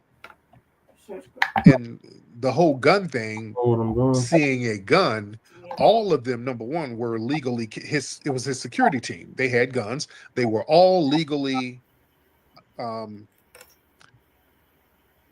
available to carry the gun. They were legally licensed to have the gun. Also, Omaha, Nebraska is an open carry state. You know, it's an open carry state. Yep. So yeah, all of that extra shit, throwing a gun in their faces when they weren't a threat. They weren't a threat whatsoever. But I want y'all to understand what this is really about. That cop knew who the hell he was. I want y'all to understand how white supremacy works, family. They've always done this thing when it came to black champions. Black excellence, boy, it really triggers the rank and file white supremacists. That race soldier, he was like, I'm going to use my position of authority to really flex my muscles here. They've always done that. Anytime with black boxers, especially when they're beating up white opponents or white adjacent opponents, they've always felt the need and desire to punish these people outside of the ring to show their authority. They've done this since Jack Johnson. They literally criminalized him under the Mann Act. They couldn't beat him in the ring. And he's a rich black man running around here smashing these white women. So they created a law to get him off them damn white women. That Mann Act. And then they put him in jail for the Mann Act. Yeah. They've always done that to black entertain, especially black boxers. There's something real particular about that, even with Muhammad Ali stripping him of his title for resisting the Vietnam draft. Yeah. And threatening to send him to jail. Yeah. So many others. Tyson putting him in jail. Yep. They put Mayweather in jail. Remember, they had Mayweather in jail. Then they try to say it was like he was in jail for like 90 days or something like that. They had to humble him. They always do that. Mm-hmm. See, boxing is a direct symbol of racial supremacy anxiety. See, boxing is a unique thing because it's a one-on-one contest with equal rules. Right. See, when something is one-on-one and the rules are right there up front, yep, mano a mano, black people are going to excel. Mm-hmm. When it's equal and the rules are right there up front and you have to abide by the rules, most likely we're going to win. Yep. See, the thing is, outside, dealing in the system of white supremacy, there's different rules. There's one thing on paper and there's some other rules that's off paper. And then we don't understand the rules, but then white people understand the rules. There's this shit they know through osmosis. So we got to understand the double rules are outside of the sports arena. You got what's on paper, the laws that pretend to be equal and neutral, and then you have the common law of white supremacy, which is really the law of the land, and it's a law and it's a set of rules that all the other white supremacists who are in power understand, and that's what they practice. See, that's how they get us. So we got to understand how racism works. Racism didn't disappear; they just took it off paper. Yep, that's it. You understand? I want to say that one more time. I'm going to say it 3 times like Umar. Racism didn't go nowhere; they just took it off paper. Yep. Racism didn't. They took it off paper. Yep. But that's it. It's just they just write it down no more. They don't have to because the dominant white society, they understand the rules. So when they're around black people and other whites come around, the white people already know the rules. They got to get on code, and they get on code through osmosis. We shouldn't be. But going back to boxing, boxing is a one-on-one contest, equal rules, and when black fighters, Mayweather, Tyson, Jack Johnson, now Crawford, you consistently dominated. That provides undeniable evidence that the reality of racial inferiority myths are false. And that unsettles the dominant society. So they feel compelled to reassert their dominance through police harassment, the court system, media smears. So they got to beat you outside of the ring. See, they got to put you back in your place. See, this system, it operates on the principle that black people can be temporarily celebrated for entertainment, but they can't forget their place. Yep. See, police encounters, legal harassment, financial sabotage against brothers like that, that's a reminder, no matter how rich, no matter how skilled, no matter how admired you become, the power structure can humble you at will. Yeah, that white cop doing all that bullshit, that was him trying to reassert dominance to put Crawford in his damn place. And they have a fear of independent black masculinity. See, the sight of a black man who's strong, wealthy, adored, especially in a sport that's built on physical dominance, that represents a challenge to white male authority. See, the police, they operate as they function as enforcers of racial order. Yep. They're just policy. So their job is basically they ensure that these athletes, they don't carry that confidence and that influence beyond the ring into broader society. No. Don't think you're going to be all tough and confident out here. No, this little puny white man who makes $28,000 a year, he's the authority. Yeah. You see? See, sports success, virtual versus structural inequality, that's what this is about. See, white supremacy, they'll allow for an individual black person to have success in a controlled environment, like sports, music, entertainment. But they'll retaliate if that success becomes challenging to the overall racial order. In the dominant society, they feel threatened when sports victories are seen as broader symbols of black resilience or black liberation. So systemic punishment, they have to use that to neutralize the symbolism. them celebrating Crawford out there in Nebraska, that sends a message. Hey, black people can be looked up to. So none of the cops are like, no. We still got them. No, don't think that now, because we can still control them and get them up out of here. So that policing, that's a counterweight to black dominance. So in the ring, the rules are equal. Black boxers, they win. Outside the ring, the rules are subjective and they're controlled by the dominant society. So police harassment, arrests, biased media, that's the counterweight. It's tools of unequal enforcement meant to reverse the feeling of black dominance created in sports. You see? Yep. And the thing is, the mindset of the white supremacists, when they view black athletes, they look at them as modern day gladiators. They can entertain, but they got to do it under strict control. So the transition from celebrated sports figures to criminalized target, that's not an accident. That's the system's way of keeping the most successful black men one step away from being treated like every other black man under white domination. Yeah. So that's a reminder to us, to the collective black community. So when they target these athletes, that's a form of buck breaking. That's what they do. They get the big Negro on the block and just make an example out of him. This is your guy right here. You celebrating him. He just won a big victory in the world of boxing, and you're giving him a parade. Well, watch what we do. We done gaffled him up and put him in cuffs for nothing. So don't you guys get too uppity. All right. Know your place. Yep. So that shows the insecurity of white supremacy. It's a very insecure phenomenon. But that's what we're dealing with out here, ladies and gentlemen. Now, who is that? This looked like one of these racist pages right here. Tyrone. What's up, Tyrone? Is this one of these racist pages? Tyrone, unmute your mic. Mr. Tyrone, you can speak. You're not going to be able to get up. All right. Tyrone ain't trying to say nothing. My name. All right.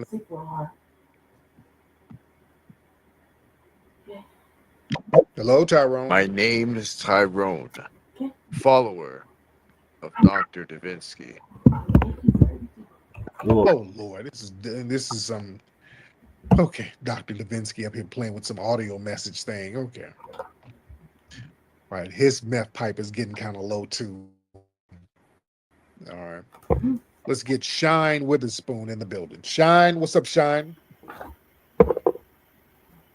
Shine Witherspoon in the building. All right. Let's get Tiffany. Let's get Miss Tiffany in the building. Tiffany, hop on in. All right, Tiffany or Shine, either one of you. All right, let's get Jay Francis in the building. Y'all come on with the requesting and then not saying nothing. All right. Jay Francis, hop on with Tiffany. Hello? Who's this, Jay? Yeah, it's Jay Francis. What's going on, Tariq? I'm good, Jay. How are you? I'm good. Thank you for adding me.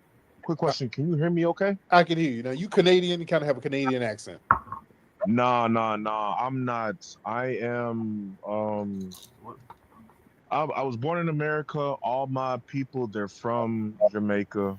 I'm a long-time listener. I genuinely fuck with you heavy. Excuse my language. I know we got kids here. No problem. I definitely rock with you heavy, man. You have put me on a lot of game, and I just want to give you your kudos. I'm an ally.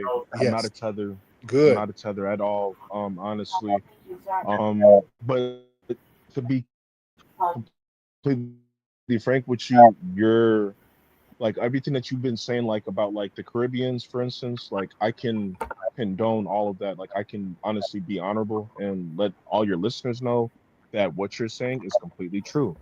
What I mean by that is all of your like, for instance, like my parents living through this, and even family members, they kind of have some type of disdain towards and disregard towards foundational Black Americans. What did you hear growing up? What were some of the things they were telling you?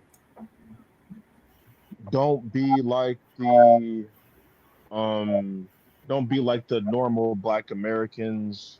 Be Jamaican. Literally. And and I love my parents to death. Like I'll go to bat for them. I'll kill over them, whatever. Honestly, but those are the things that I've heard. And then also, another thing that I also heard, because microphone check also definitely put me on. I also heard, like, my dad used to tell me, and like other Jamaicans as well, relatives or whatever, they used to tell me, they were like, the Jamaicans started like hip hop and all that narrative that you clarified right in microphone check and everything. Yes. So it's been a long time coming. I don't want to be too long-winded. I know you got other people that are trying to request everything, but I really just wanted to kind of like clarify all that. No doubt. Like everything that you're saying is 100% the truth, and keep doing what you're doing, man. Respect, man. I appreciate that. Thank you so much, brother. Tiffany, hop on, Tiff. Yeah, I'm still here. I just let Jay go because I know we kind of jumped over each other. So I was like, I'm just gonna sit back and wait. But what I wanted to say was when you were talking about Crawford, I didn't know that story. I just heard it from you right now. Oh, wow. Yeah. And I was kind of like, well, that's in line with what they've been doing. And I was like, Jack Johnson. And then you brought up, you know what I'm saying? Yeah. This is what they do. And here's the thing. When you said that, and I just started thinking, and I was like, you remember when Liam Neeson was sitting there talking about how one of his friends got raped? Yeah. And he went out and he was just like, I don't care who it is. If somebody I was like, you could have seen, like, could have asked her, what did he wear? Did he have on this or that? Or he was like, I didn't care who it was, as long as it was somebody. And I was like, and that's what they do. They're just like, oh, well, the Black people did this, and so I'm going to find one.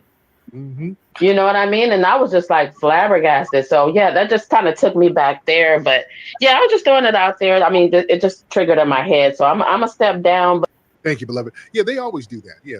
If somebody Black does something, then all of a sudden we all got to be accountable for it. But if they do something all the time, I didn't do nothing, dude. I didn't. We're not all the same, buddy. Mac 10, you want to try it again, Mac 10? Mac 10, unmute your microphone, sir. Unmute your mic. Okay, Mac, you keep requesting to get on, and then you are not saying anything. So I don't know what that's about. Let's get Black Jack in the building. Black Jack keeps raising his hand. He wants to get on. He has a lot to say. Black Jack, what's up? Hop on in, Black Jack. I'm good, man. How are you? I'm all right, man. I had to do this other account, man, because this me Eastsiders. Man. Oh, what's up, brother? Oh man, I'm looking at just chilling, man, burning midnight oil at the job. But check this out, man. It's interesting to me that when they go to show this report about this suspected white supremacist shooting up and burning that church, you notice they showing a military profile. They showing all this stuff that kind of humanize these people and show a softer side of them and everything. That, and I also want to mention about that one that came in earlier, for the Pale Olympics. That was called the Trimethalon. That's the event that they taking. So just to be clear on that. And last, I wanted to bring to your perspective that this MAGA seemed to me like it's like the Tea Party 2.0. So, I'll land there for now. There you go, my man. I appreciate you. Thank you so much. Let's get a couple of more calls in here. And I hope y'all checked out my earlier broadcast on my YouTube channel. We had a very good discussion on there. And that's at Tariq Radio on YouTube. Tariq Radio. That's my YouTube channel, and everybody needs to subscribe to that if you have not subscribed. We're going to get a couple of more calls here, ladies and gentlemen. A couple of more. Let's get Frankie V in the building. Let's get Mr. Frankie V in here. Frankie V. What's going on, man? Hey, Frankie V, how are you? Good, man. I'm doing good. You know what I figured out with all this stuff in sports and politics and everything? Confidence always wins. You know, like no matter what, like if you're confident, like Jackson Dart, he looked confident today, you know? Cam Ward does not look confident. Cam Ward is a phenomenal quarterback, and that coach Callahan has not put him in any position to succeed, and it pisses me off, man. You know, you got to put people in positions to win, man. That's it. There it is. Yeah. All right. Well, And, thank yeah, and one. Okay, thank you, Brain Shit. All right, let me get some more calls in here. Let's get what's your name? Valentina? Let's get Miss Valentina in the building. Miss Valentina. Waiting on Miss Valentina to come on through. And what, Miss Valentina, unmute your microphone, ma'am. If you can unmute that mic, Miss Valentina, that would be peachy. All right. And Miss Valentina ain't saying nothing. Let's get Sheen Dollar in the building. Sheen Dollar has on a Frankie Beverly and Mays hat. Sheen Dollar, hop on, brother. It's already. Can you hear me? I can hear you. What's up, Sheen? Hey, what's up, man? I've been following you for years, man. Love your work. Thank you. My whole family is up to you. Hey, just curious, was Charlie Kirk, was his autopsy ever performed or released? Oh man, you're breaking up. I cannot hear you, brother. Was the autopsy of Charlie Kirk released? The autopsy. You know, I don't know. Yeah, I don't know. I don't know if it was released. And speaking of autopsy, in the coroner report, that woman who was, quote, stabbed up there in North Carolina, there's no coroner report on her either, by the way. Now, Charlie Kirk's autopsy, I don't know what's going on with that, but that woman who got allegedly stabbed all on camera by that dude, the black dude on the train or bus or whatever that was, there's no coroner's report on that. And that's weird. Valentina, you want to get on? All right, going once, going twice. Valentina, let me get you up out of here because she ain't saying nothing. We're going to get one more call in here. Y'all raise your hand. We're going to get one more good call in here. So y'all raise your hands so we can get that call. Let's see, Brother McCall, Sister Brooke in the building. All right, let's get True You. Let's get True.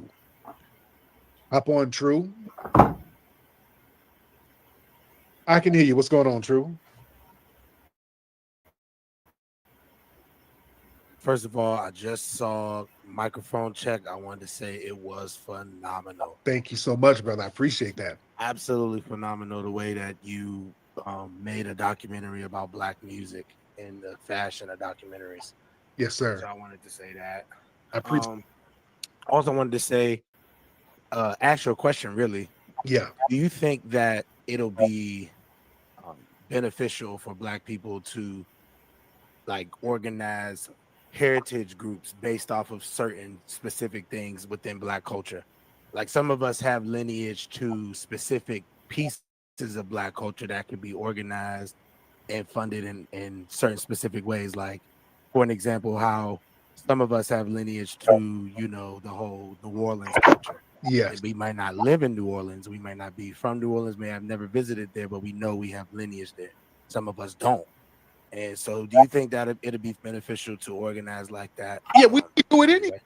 A lot of stuff we do in America, we have cliques and groups, even though we're a collective foundational Black American ethnic group, we still have little things that are very symbolic to certain regions of our culture. Like there's a lot of Texas folks out here in LA, and there's a guy who has a Texas style barbecue joint not too far from the museum. So that's something, having Texas style barbecues.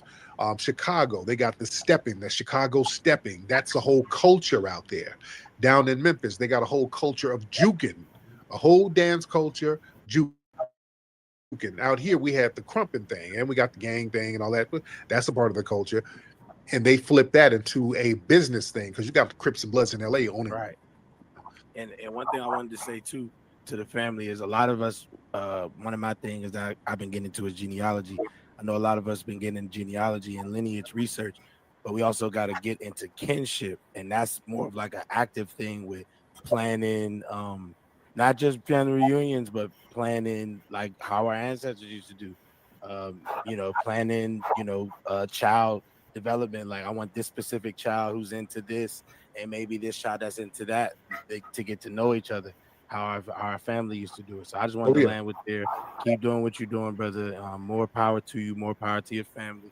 Yes, sir. Appreciate everything you're doing, brother. Thank you so much, brother. I appreciate that. Let's get Vaquero Mex.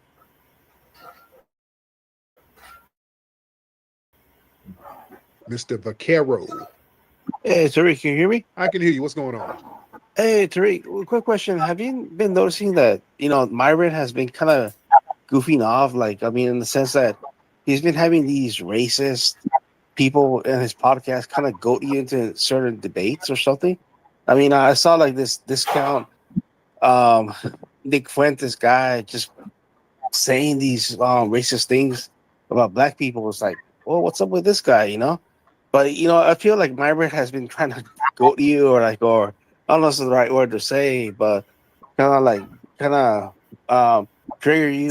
I mean, in certain debates or not. Has it worked? I don't know. No, you shouldn't. No. Because No, Myron is desperate because I debated him. We had an impromptu debate some months back, and I destroyed him and sneak bunch of them. I embarrassed them. So they're very embarrassed because I went in there and spanked them intellectually, and they weren't prepared for it. There was an impromptu debate, and I just really mopped the floor with all of them, and I did it by myself, and they've been pissed off ever since. So they're just whining. They're whining because they lost, and they're embarrassed, and they've been talking about they want a rematch, and I told them it's going to be a price for the rematch. So they don't want to get the money up, so all they're going to do is sit around and whine, and it doesn't affect me, because if I debate them again, it's going to be they know what my price is. I gave them a price, but I've already spanked them for free. So yeah, Myron is trying to make a buck. He's trying to appeal to the white supremacists because he knows they're on the march, and he's a man with no country. He don't have no community here. He can't go back to his failed homeland, so he has to kiss up to the white supremacists. He gains is a nothing burger. But it's just been really overt. I mean, the last guest he had, his last guest he had on his show, he was just going out, saying the N word. I mean, insulting black people. It just seems like, man, come on, man. I mean, what do you have to have this, this person on his show? It just seems like, man, you're desperate. I mean, to kind of create content.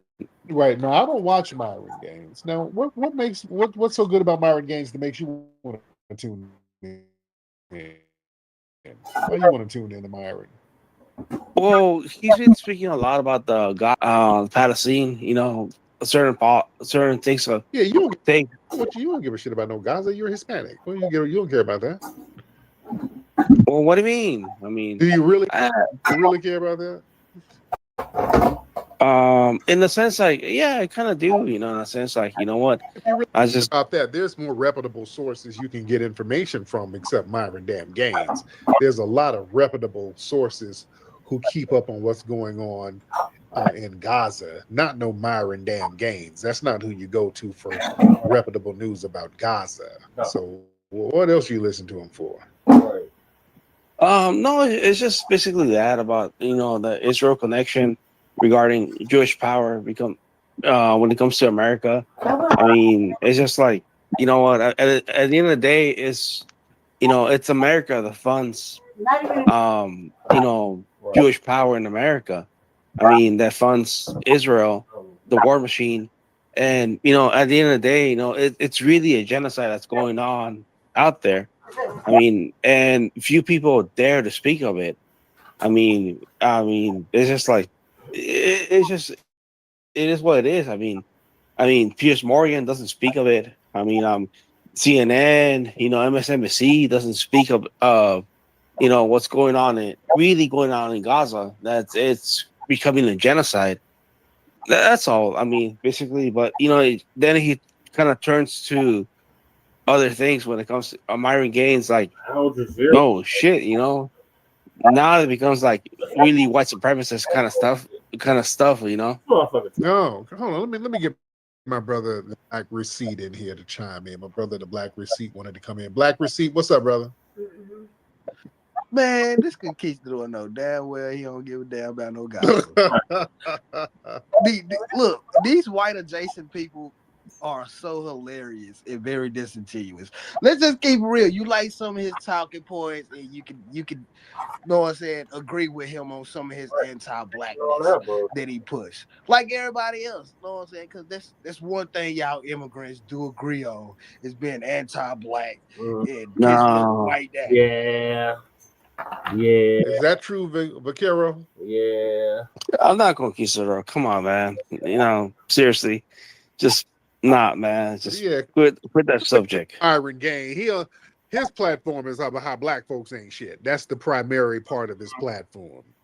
Yeah, he spends a lot of time on that. So if somebody's listening to him regularly, I'm like, what you listening to him for? It ain't about no damn Gaza. Yeah, you can look up Don Lemon to get information on Gaza. You ain't watching that. You watching him for you soaking in some of that anti-black bullshit. Sure. Don Lemon's gay. Yeah, I know that. So is Myron. So what else is new? Right. I mean, I'm just saying, like, he's kind of speaks truth about that stuff, uncensored. Myron's a pathological liar. Myron don't speak no damn truth. Myron just be lying just to be lying. Myron says my wife is Jewish. He always tells that. This is a real random lie. He just random lies just to be lying. He don't tell the truth. He just be saying shit. That's what I'm saying. What are you listening to somebody who's not reputable for? Right. Unless he's spewing some of that bullshit that you kind of agree with, which is some of the anti-black stuff. No. I mean, Tariq, have you been demonetized on YouTube?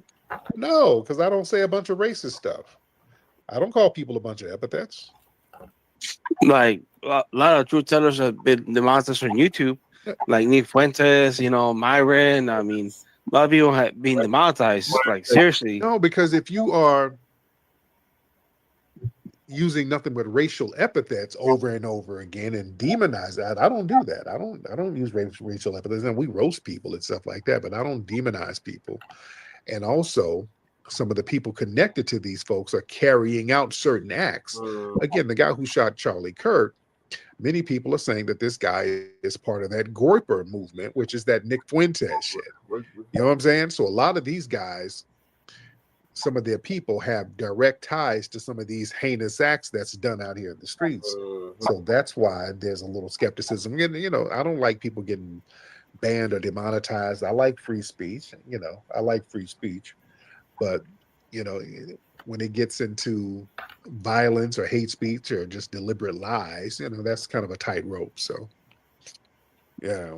There's been a lot of weird things going on with the whole Charlie Kirk, assassination, rest his soul. But, ever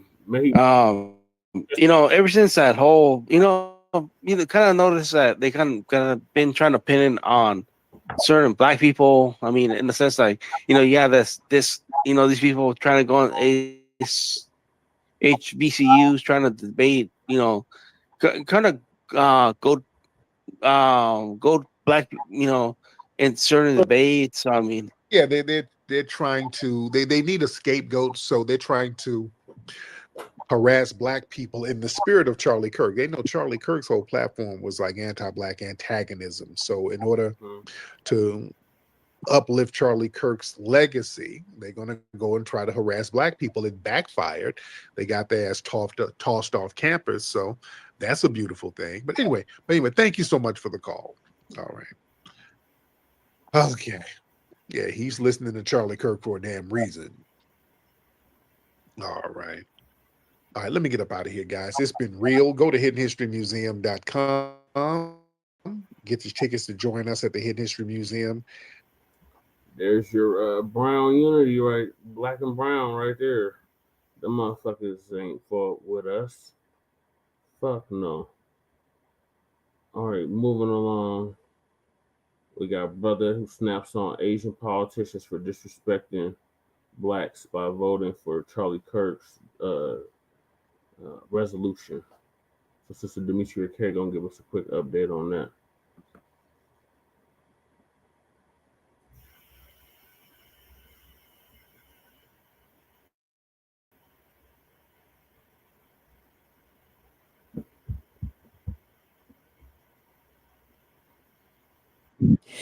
A brother that goes by the name of Film the Police LA had a very interesting action with members of Congress. One of them, and you'll see, check it out. Excuse me. So Charlie Kirk apparently had said that MLK was not a good person. Civil was a mistake. Why did you vote to honor him? I did not vote to honor him. I voted against political violence. So that vote was against violence. But the name of the bill is like honor Charlie Kirk act or something. So you voted for it, but you weren't honoring. I voted to end political violence. You know, he also said some horrible things about Simone Biles, who've been actually assaulted. Nothing. And you still voted for him? Congressman, Charlie Kirk said that MLK was a terrible person, and you voted to honor Charlie Kirk. Why did you vote to honor Charlie Kirk, who said MLK was a terrible person? I voted to freaking condemn political violence. It was called the Honor Charlie Kirk Act. It was called the Honor Charlie Kirk Act. So you could do a little fake screaming. What you did is you disrespected a lot of people. Condemn political violence. Yeah, and what did he say about Simone? What did he say about Simone Biles? What did he say about Simone Biles? He said Simone Biles was a sociopath for sitting at the Olympics after she had been assaulted. That's what Charlie Kirk said, and you voted to honor Charlie Kirk.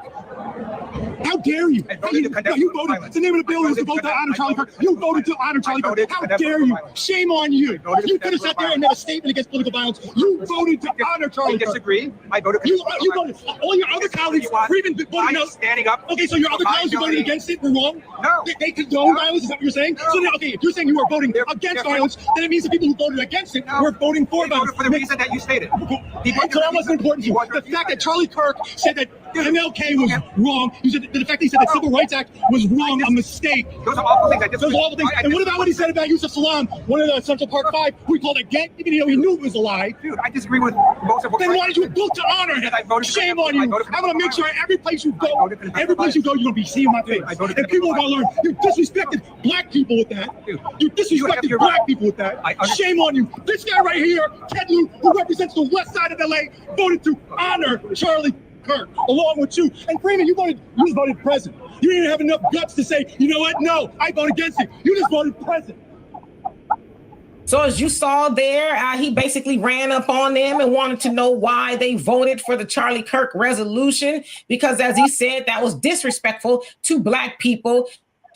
And he cited a lot of the things that Charlie said that was disrespectful to black people. And of course, you know, they're like, oh, well, I didn't vote for that necessarily. I voted against political violence. So that's their talking points. Now, it should also be said that Representative Hakeem Jeffries also voted yes for that resolution, and he's a black man, right? So he's also running around saying, well, I voted against political violence. Okay, whatever. So anyway, Ted Lieu, his district is a population is comprised of 54% white, 18% Asian, 16% Hispanic, and then not that many blacks, right? Because he represents areas like Beverly Hills, Malibu, and Pacific Palisades. Now, Judy, her district is mostly Hispanic, white, Asian, and then black. And then she represents Pasadena, Altadena, and Claremont. Now, of course, y'all know Altadena was a predominantly black neighborhood that was recently burnt down in the wildfires in Los Angeles last year. So I bring up what their districts are comprised of is because there's not that many black people there. So, of course, they, and if y'all haven't noticed, okay, they're Asians. So they can say, well, you know, we can disrespect black people. We don't care what Charlie Kirk said about them, because what they gonna do is not enough of them in my district to vote me out or in, right? So yeah, I'll go ahead and vote for that. But the other thing, that should be said. The Charlie Kirk resolution, it passed on the 16th of September of this year. Now it condemns the assassination of Charlie Kirk, extends condolences and sympathy to his family, and honors his commitment to a civil discussion and debate. Now, as far as the Democrats' votes were concerned, 95 of them voted yes, 58 voted no, 38 voted present, and 22 did not want to vote at all. So, again, we thought that the Democrats were the party of Black people. Right? Just thinking about what the brother said. You know, all the stuff that he said about Black people, and y'all think that he should get a day to be honored, because essentially that's what it is, right? And so it should also be said, y'all remember in 2021 when the Asians got a hate crime bill, like the COVID-19 hate crime bill that was for the Asians? Y'all remember that? Yep. Well, it should also be said that the Congressional Black Caucus unanimously voted to give them a hate crime bill, but they ain't voted to give Black Americans a hate crime bill yet, and they're not going to, right? Of course, we know that they got on their knees, you know, talking about the George Floyd Justice and Policing Act and things like that, but they never meant to pass any of that stuff. So I'll bring the Congressional Black Caucus up to say, they don't mind helping the Asians, but the Asians will not help Black people, and they're making that very clear. So whether Charlie Kirk should have a resolution or whatever, it's neither here or there to me. But what's most telling is, yeah, the Asians who were helped by the so-called Congressional Black Caucus basically thumb their nose at the little bitty Black constituents that they have left. What a shame. So anyway, for more insightful commentary, please subscribe to this channel and my channel, The Demetri K Show, here on YouTube. Peace. Keep telling y'all we ain't got no damn friends. All right, so moving along, we got FBI fires agents for kneeling in solidarity with Black people. This is punk ass Cash Patel's FBI.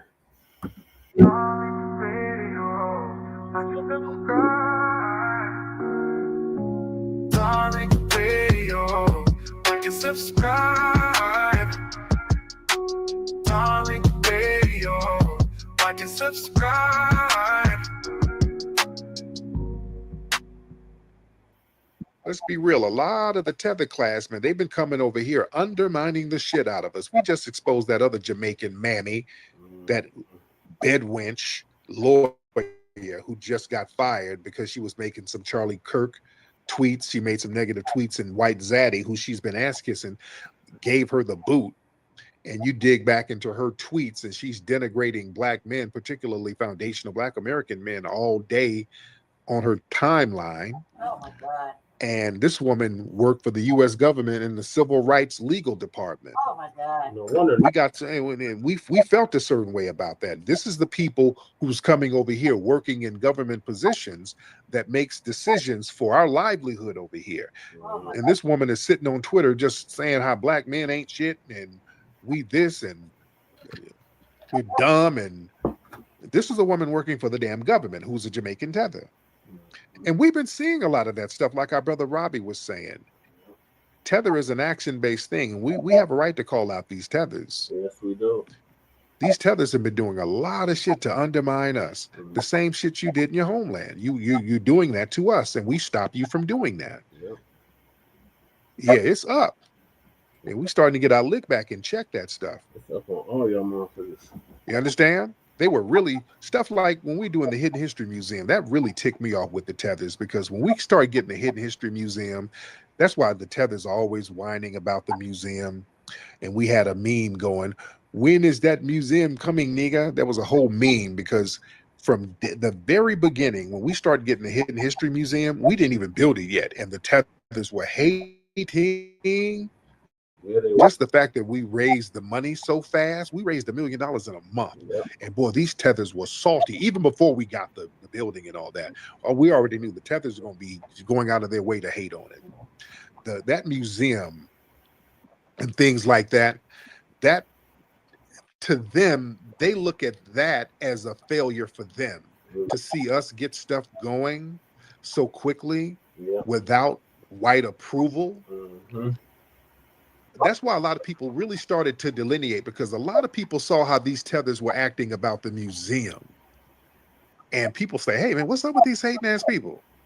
People saw that weird ass bad faith argument, hate shit. People saw that and felt a certain way about it. People started to see just how degenerate a lot of these tethers are and how jealous and hateful they were. Yeah. Yep. But we got to really analyze that. They kept moving the goalposts, because when we first got the money for the museum, the whole lie they were running around saying it's going to be a scam. They're never going to build anything. They're going to run off with the money, nigga. They kept saying it's going to run off with the damn money. Then we got the building. Oh, it's going to be like Umar School. They're never going to build it.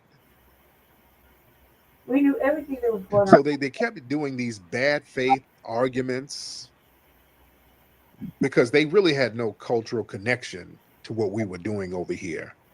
So there's a lot of jealousy there, because if they get any dime, you got to go grovel to white people, and we didn't do that. And also, we didn't go through no Pan-African channels either. That's what they really didn't like. Yeah. Because, see, they're used to a lot of black folks over here hollering about Pan-African, we got to be kumbaya. We didn't do that. Nope. And that's the thing that really pissed them off. Letting them know we don't really need you. Right. That's what I've been saying. Because they've been giving this illusion that we have to go through them. We have to include them in everything in order to get stuff done. That's been a little psyop they've been running on us. Look, you can't be divisive. There's strength in numbers, nigga. You need us for numbers. And I'm like, not really. Not really, because a lot of y'all be on the sneak hating. Y'all be hating on the sneak. And y'all don't really be bringing nothing to the pot. A lot of y'all don't be contributing to anything. And basically, you just pull up to the table and eat. And we ain't really getting no benefits. So, truth be told, we really don't need you like that.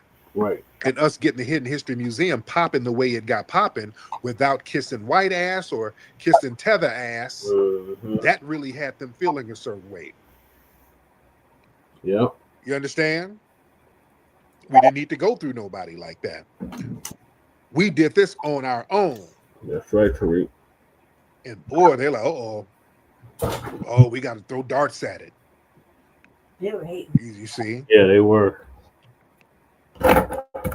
We let folks know we don't have to have no damn coalition. It's enough of us, and enough of us on code. We can get anything we want to get popping.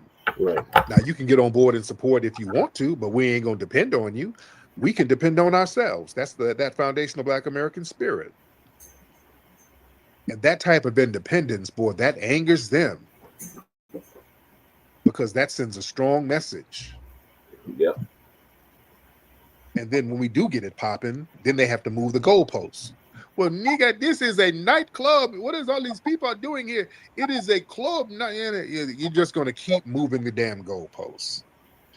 So you can never appease a jealous, hating tether at all. We don't even try. Right. You don't even have to explain nothing to them. Just check them and sit them down somewhere. You understand? You can't appease demons that want to destroy anything you do because they destroyed their own damn homeland. We're going to be real. Right. Let me get some more folks in here. I'm not trying to beat up on the non-FBAs, but the folks like Revenue and others, that shit has to be checked. Right. Let's get Mikey the poet or Mickey the poet? Mickey or Mikey the poet? Mikey or Mickey? All right, Mickey, Mikey.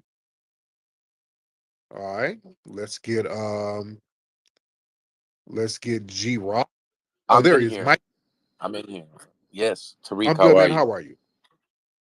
Very good, Tariq. I'm an Italian American from Chicago who was a white member introduced to the Dark Union back in the 90s, coming out of Cabrini Green and the Robert Taylor homes to unite Black people, to unite the Midwest.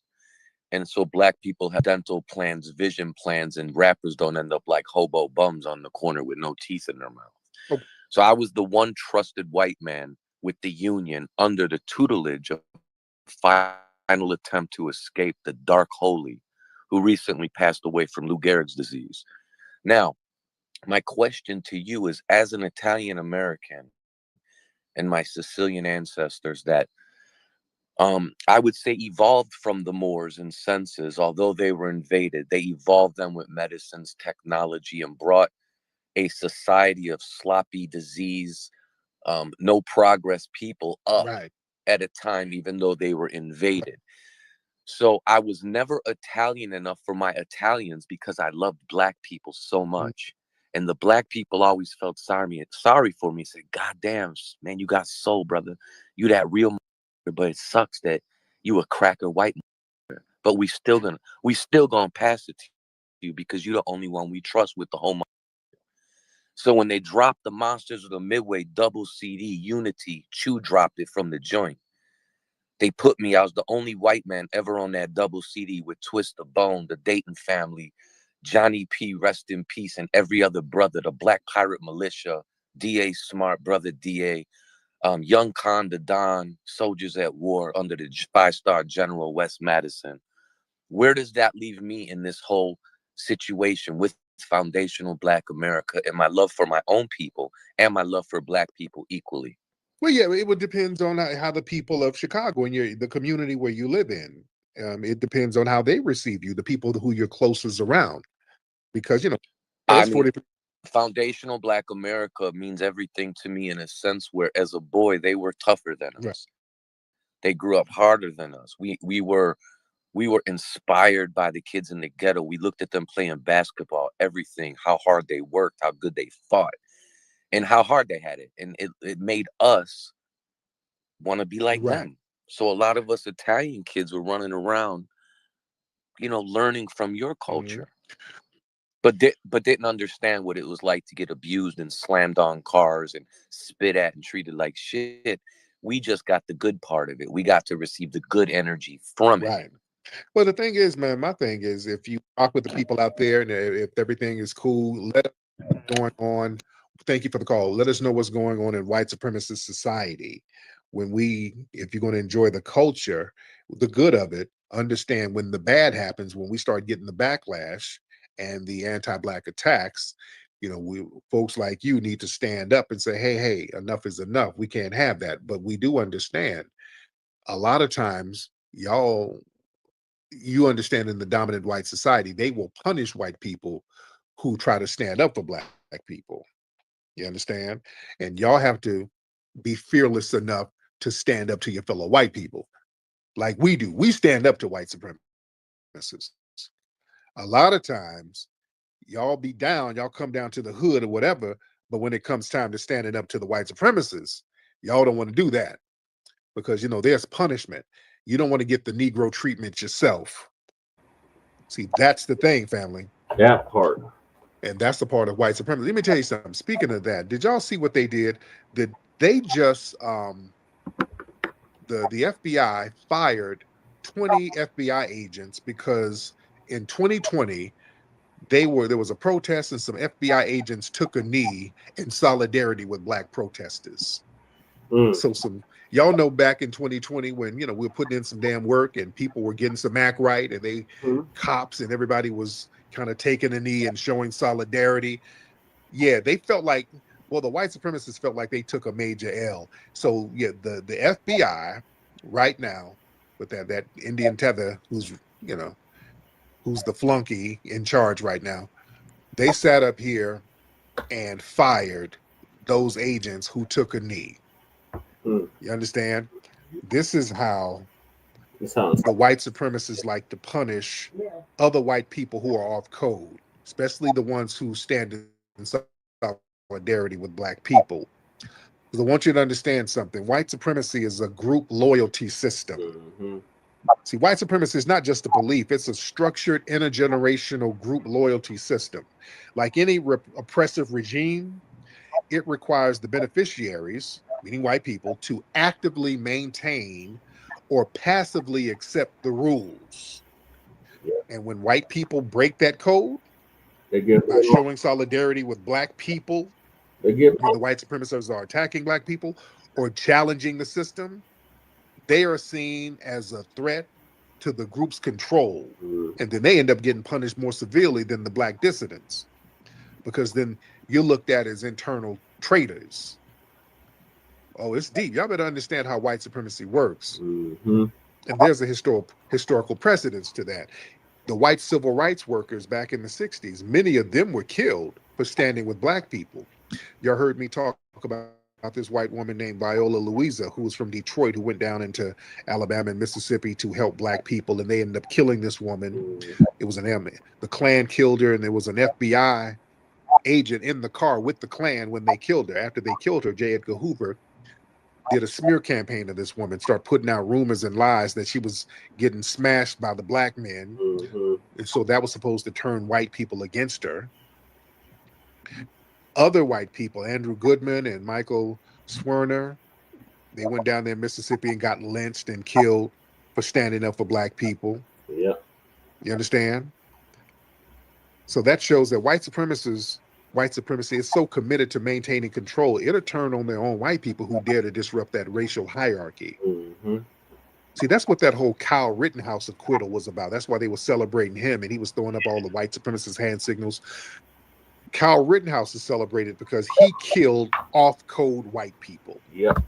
All right? Kyle Rittenhouse, a suspected white supremacist teenager, shot those two white men who were out there protesting against police brutality. Yep. All right?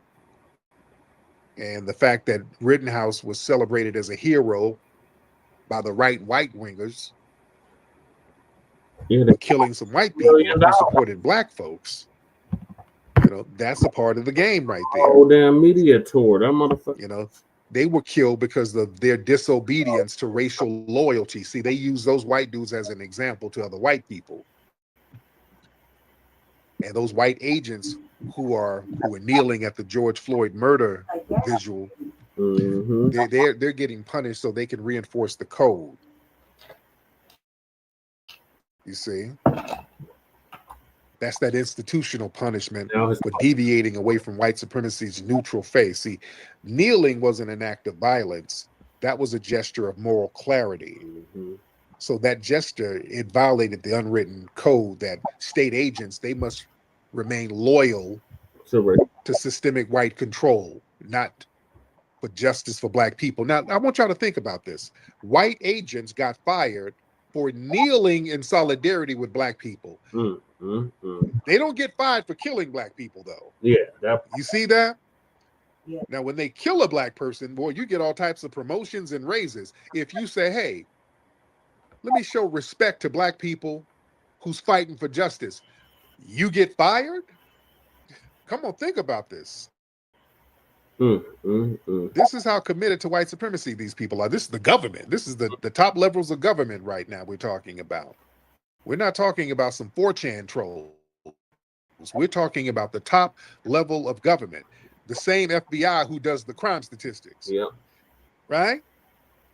This is the same FBI talking about 40, 50% of the crime and all that bullshit. See, white supremacy, man, it relies on collective denial and silence. Yep. See, white supremacy, it doesn't just require active racists. It depends on a large population of white people who are willing to stay silent while the system functions. Yep. That's why all these white folks call up here acting dumb. Every time you point out white supremacy, they start acting dumb. That's by design, especially with Charlie Kirk. And notice anytime these people come and defend Charlie Kirk and you point out his racism, like, hey, wait a minute, Charlie Kirk, this man has just a whole plethora of racism. Huh? Racism where? Yeah. I didn't see it. Yeah. I didn't know. I'm going to have to look up that. You have a link to his racism? What'd he say? Yeah. They come in playing dumb. They know everything that man said was damn near racist. Everything out that man's mouth was damn near a form of anti-black racism, but they come and play dumb. That's what white supremacy is. Staying silent and acting like you don't see or hear nothing. Yeah. See no evil, hear no evil. When white people do speak out or take some kind of visible action against racism, against black people, kneeling, protesting, whistleblowing, see, that breaks the illusion of neutrality and it exposes the system and it makes them a liability to be dealt with. That's what our good sister Dr. Welsing said. She said, what we need white people to do If you want to help, tell us what white people are saying when we ain't around. Right. That's how you help us. We need you to be a spy. Right. Go tell us what the hell they're doing when we ain't around. That's how you can help us. That's the only way you can help us.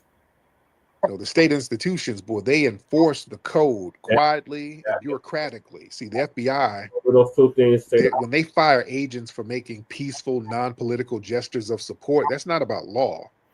That's about optics and discipline. The government wants their white agents to never appear to sympathize with black resistance. Mm-hmm. You understand? That goes against J. Edgar Hoover's vision.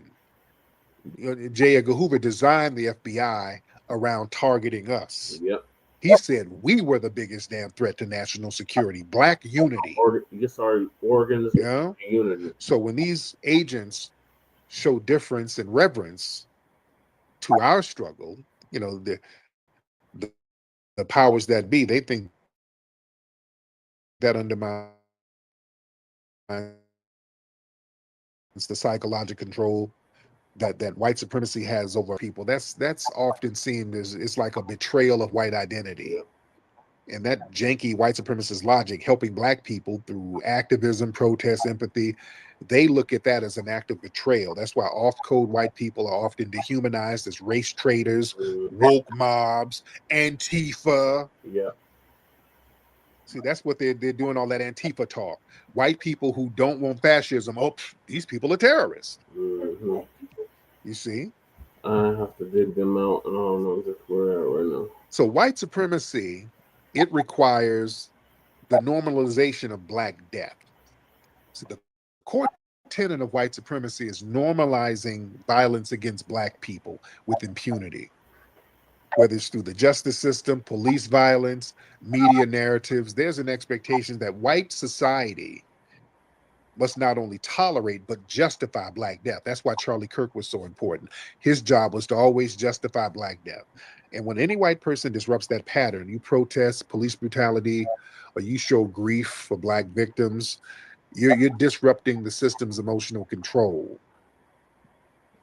Yep. And look, white supremacy is not just an ideology. That's a damn job requirement for law enforcement at this point.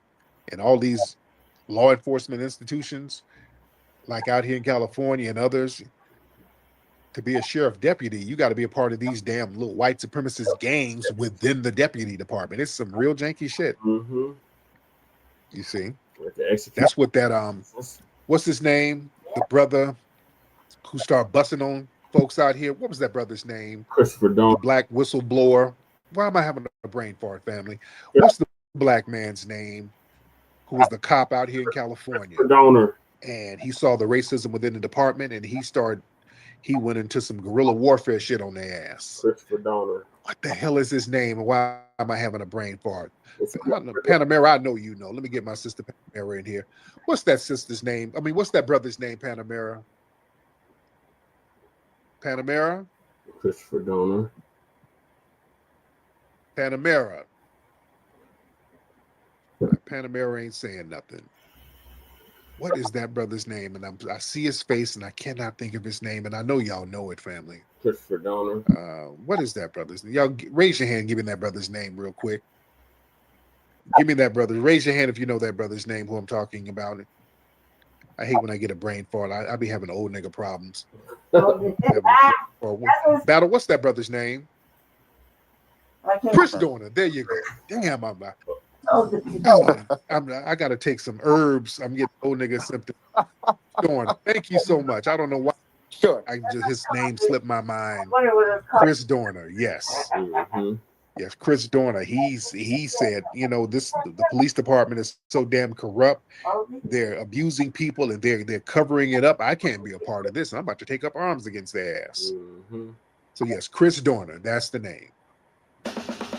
When there is stank on the streets, there's only one man who will bring the heat.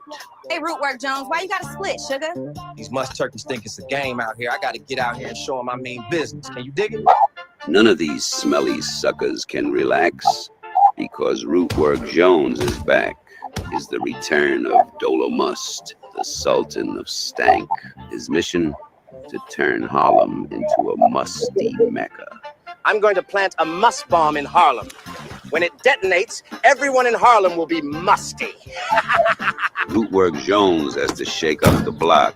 He has a limited time before the bomb drops. I'm in a Cadillac in Harlem. Thanks, Mama. Can Rootwork Jones find the bomb before it explodes? Where is the Cadillac with the must bomb, sucker? Or will the city go into musty mode? A couple blocks over that way. Rootwork Jones is behind the wheel, socking stanky suckers all in their grills.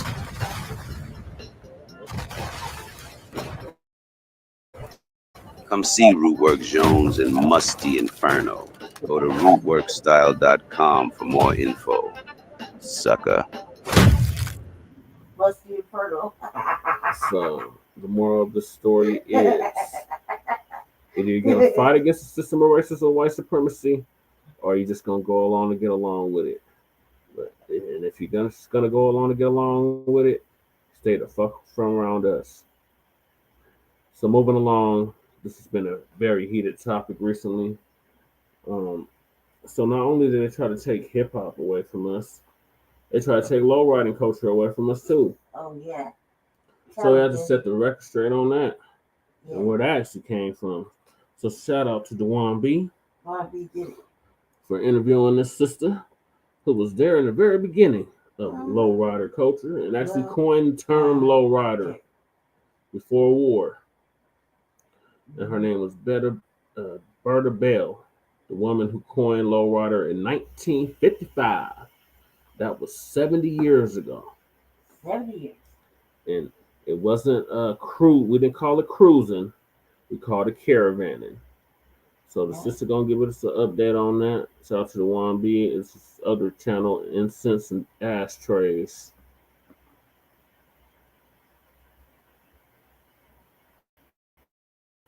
What's your name and where are you from? I'm Berta Bell of Los Angeles, California. How long have you been in Los Angeles, California? 80 years. 80 years? 84. 84 years in Los Angeles, California. Wow. So you've been here since the 40s, correct? I came from Louisiana when I was 3 years old. Okay. And I've been here ever since. Okay. And so say you've seen all of the changes LA has gone through, right? Yes. So when did you first started seeing lowriders and these modern cars? When did you first start noticing that? My father had old cars. He had 38 Chevys, and we used to go to Pasadena and ride all the time. It started with your father? Yes. Okay. Who was Charles Red Bell? That's my husband. Charles Big Red. He was amazing. He had so many friends, so many friends. He worked on a lot of people's cars. The original lowriders.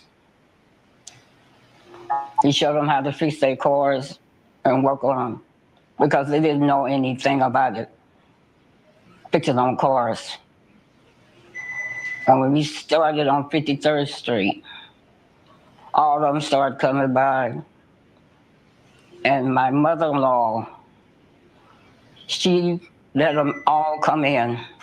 She never turned anyone away.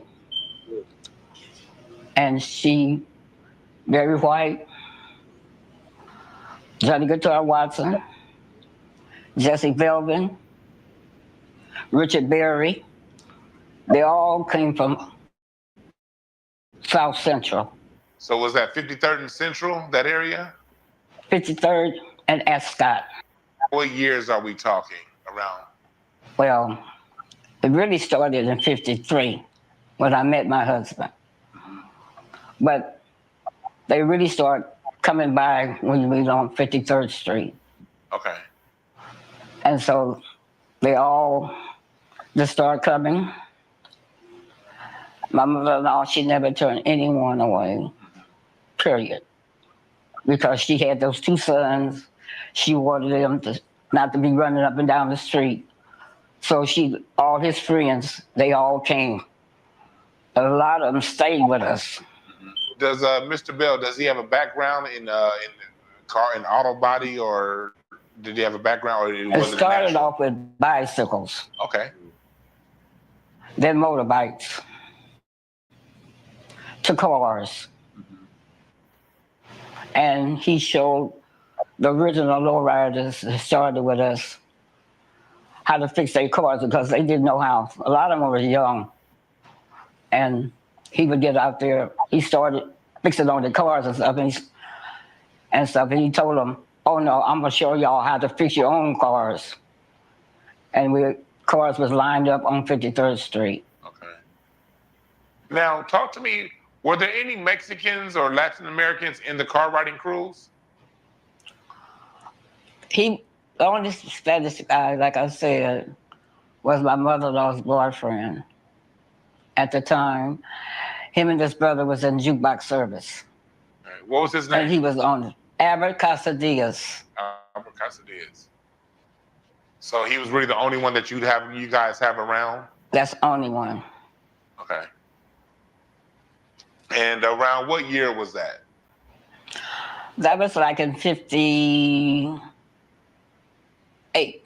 Okay. Did Albert have his own lowrider?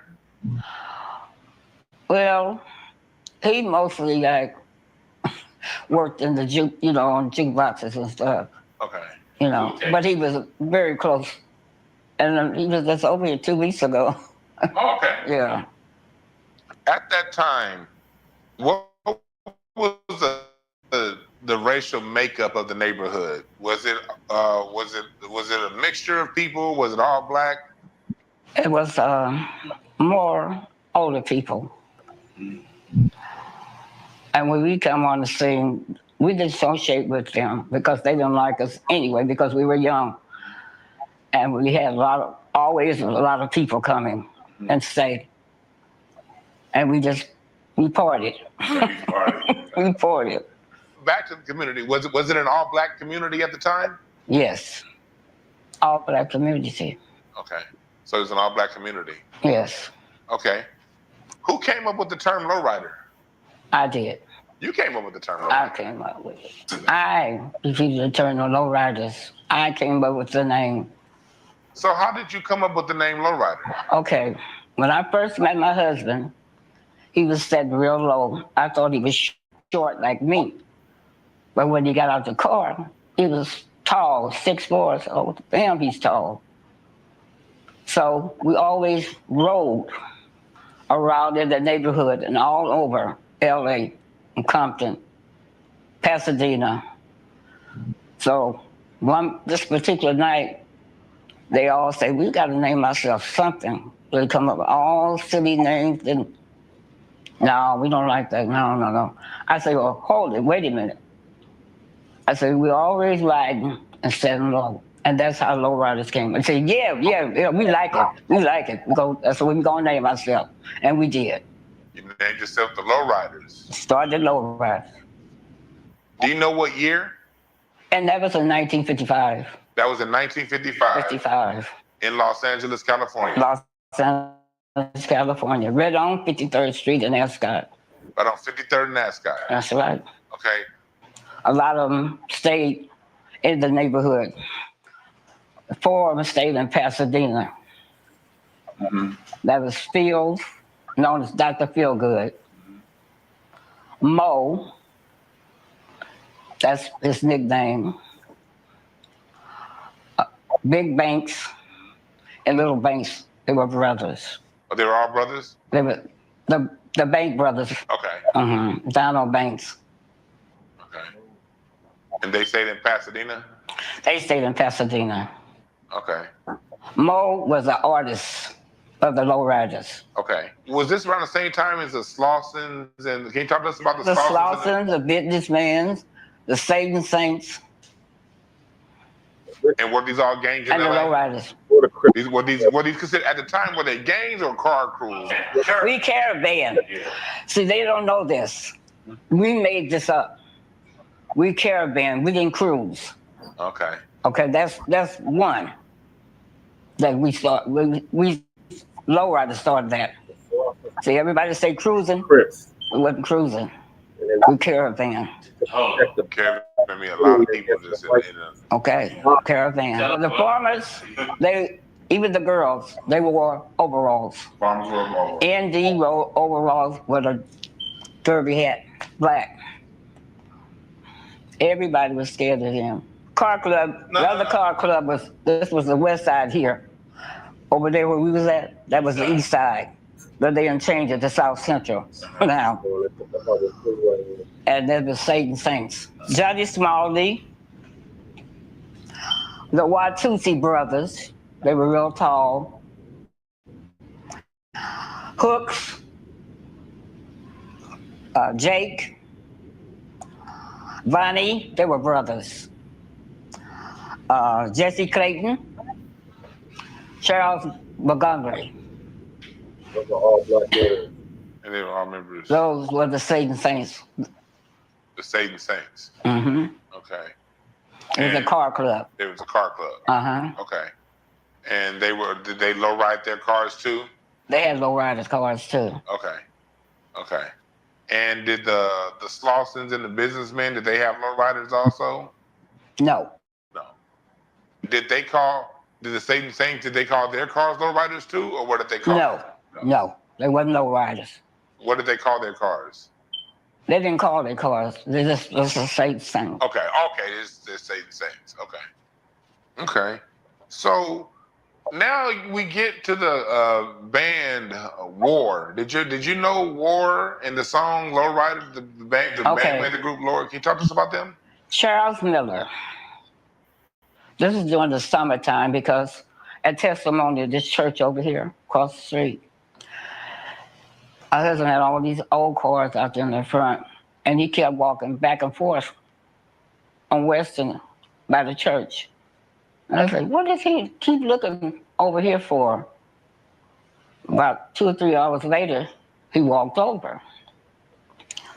He said, oh, I'm a lead order of War, Charles Miller. I said, oh, say, hold it, wait a minute, I got an album in here. And I brought it out. And he said, look, see, that's the thing. I said, sure it is. So him and my husband got to talking for about an hour or so. Then he said, oh, I have to go back over here across the street and get my bike. So he rode a bike back over here. And then I told my husband, I said, honey, I said, tell him you started the Lowriders. And what did I say that for? He talked and talked. He didn't leave till the next morning. But in the meantime, I went back out there and I asked him, I said, are you sure you're going to come back? He said, oh, I promise I'm going to come back. So I come back in the house because by me being a lady, they was out there drinking and stuff. I didn't want to, so I come back in the house. So my son, Charles Bell, Deontay Bell, and Beatrice Bell, they seen him. They kept looking out the window. They said, Daddy's still out there talking. So the next morning, he come in. And then 3 months later, here we hear the song War. My husband got mad. Oh, he got mad. Because I don't know what all he told him, but whatever it was, he didn't leave till the next morning. And I know when I went out there the second time, that's what they were talking about, Lowriders. And so just a few months after that conversation, the song Lowrider came out? Came out. Oh. Did you ever see them again? No. He lied. He said he was going to come back, but he didn't. Oh, okay. So now, basically, the song Lowrider comes out, and that's a term that you created, correct? Yes. And now the song is named after a word that you created. I believe that he took those, what my husband told him, and made the song. Okay. Wow. What do you think about modern day lowriders? Well, see, they have that. We didn't have that. Our cars was just dropped low. They were called cutouts. It was channel. Channel. When they lowered, my husband had a '57 Chevy. He got it brand new off the floor. And when he lowered it, that's what we call channel. Nobody else didn't know that. Okay. Yeah, what I'm telling you this is something that I know. Yeah. A lot of people didn't know that. So he got it new off the lot and had it low. And he had, yes, channel. That's George, the muffler man. Mm-hmm. He said his shop was on Wilmington. Mm-hmm. And 118th and Wilmington. Mm-hmm. He put all the cars, put the pipes on them, put the straights on them, and the pipes was loud. Everybody knew about George, the muffler man. The muffler man. Well, did you have special wheels for the cars, special rims, or did he stock up? They most into hubcaps and stuff. Okay. Yeah. Okay. Speak to me? Was there a lowrider code? Yeah. Was there like a code amongst the lowriders when you got together? Oh, it was just we always just had a whole bunch of people all the time. Okay. All the time. Okay. Did you post lowrider signs on the telephone poles? Oh yeah, they had them on top of the houses, and police made them take it down. So they kind of arrested us on that part. Mm-hmm. And that was it. How was it dealing with the police? The only time we dealt with the police is when they came and lied. The neighbors across the street say we broke their windows, and we didn't. The police, the whole story, and the reason why you guys were in the papers was because the police was harassing you, and you guys all went to jail. No, wait a minute. They didn't harass us. The reason why they came that particular night is because the neighbors across the street had gotten into it with each other. They broke the windows out. And the next day, the landlord came. We didn't know him personally, but we knew he owned the building. And when he came out, he got on them about it. So what they did the next day, they called the police and said, we broke the windows out. So that's how it came in the police harassing us. Never had no problems until that day. Did the police ever harass the lowriders when you were out there? No. Okay. We went everywhere. Okay. So you were able to go all throughout South Central? We went all over. Okay. Now let's go back. What was it like growing up in Compton in the 1950s? What was it like? Oh, it was okay. It wasn't it wasn't a lot of crime or nothing. So in the 50s, Compton didn't have much crime? No. No much crime at all. Do you remember what part of Compton, what street? 115th and Compton Avenue. 115th and Compton. Mm-hmm. And so you have a neighborhood of mostly black. Was it mostly black people in the neighborhood? Mostly black. And no crime or little crime? No. Okay. When did you notice Compton changing? It had to be elected in the 70s. In the 70s? Uh-huh. Yes. And what year again did all of this start? The Lowrider crew? Well, it really started in 53, but the name came in 55. Name came in 55. Okay. And about how long were you out there lowriding? When did you stop? Oh, we did it for about maybe 12 years strong. Okay. After that, everybody started having kids. I started having kids. So Yeah. That's how that went. Well, we all kept close friends. Okay. Over the years, because everybody got married, a lot of them got a lot of kids and stuff. So by the time, so you were basically done, would you say by the late 60s? Or into the, did you go into the 70s? It had to be in the 70s because Johnny Jr., KTYM, used to talk about the Lowriders. So that was that had to be in the 70s. Was that a radio station? Yeah. Can I interrupt? It was on West Boulevard, on the corner, KTYM. Now it's KTYM. It's Johnny Jr., the road runner. So people called and they made it a commercial? People would call in. What happened? They called in a lot of times. Then he just started saying it. When he do his commercials, he would put the Lowriders in there. Okay, on KTYM. With the names. Especially start off with my husband, Big Red, Chino, Jose, and all the rest of the guys. And he also worked for Schaefer Limousine Service. That was a job, a side job. Talk to me about Barry White. Barry White used to come over to the house and eat with us and stuff. He was a very good friend to my husband and my brother-in-law. Okay. And what neighborhood was this? Was this by South Park?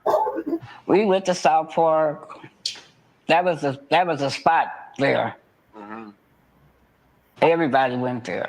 Everybody went to South Park? Partied. They had sports night on Tuesdays. Sit out there, just had fun. What about, you said Johnny Guitar Watson? He was a good friend of my husband. Oh, yeah? Really good friend. And Barry White. And Barry White. And Richard Berry. Richard Berry. Oh, the dancer. Richard, you said Richard Berry? Richard Berry is the one who wrote Louie Louie. Yes, okay, Louie. Yes. That Richard Berry. First I was thinking about Fred. And Jesse Belvin sung Good Night, My Love. Okay. And Richard Berry played on that. Okay. So you had these musicians around the lowrider culture regularly, right? Oh, because they had a lot of nightclubs on Central. A lot. They would have jam sessions all the time. Different people come in.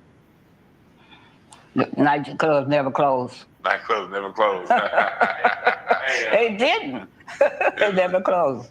Can you name any other celebrities that came around during that time?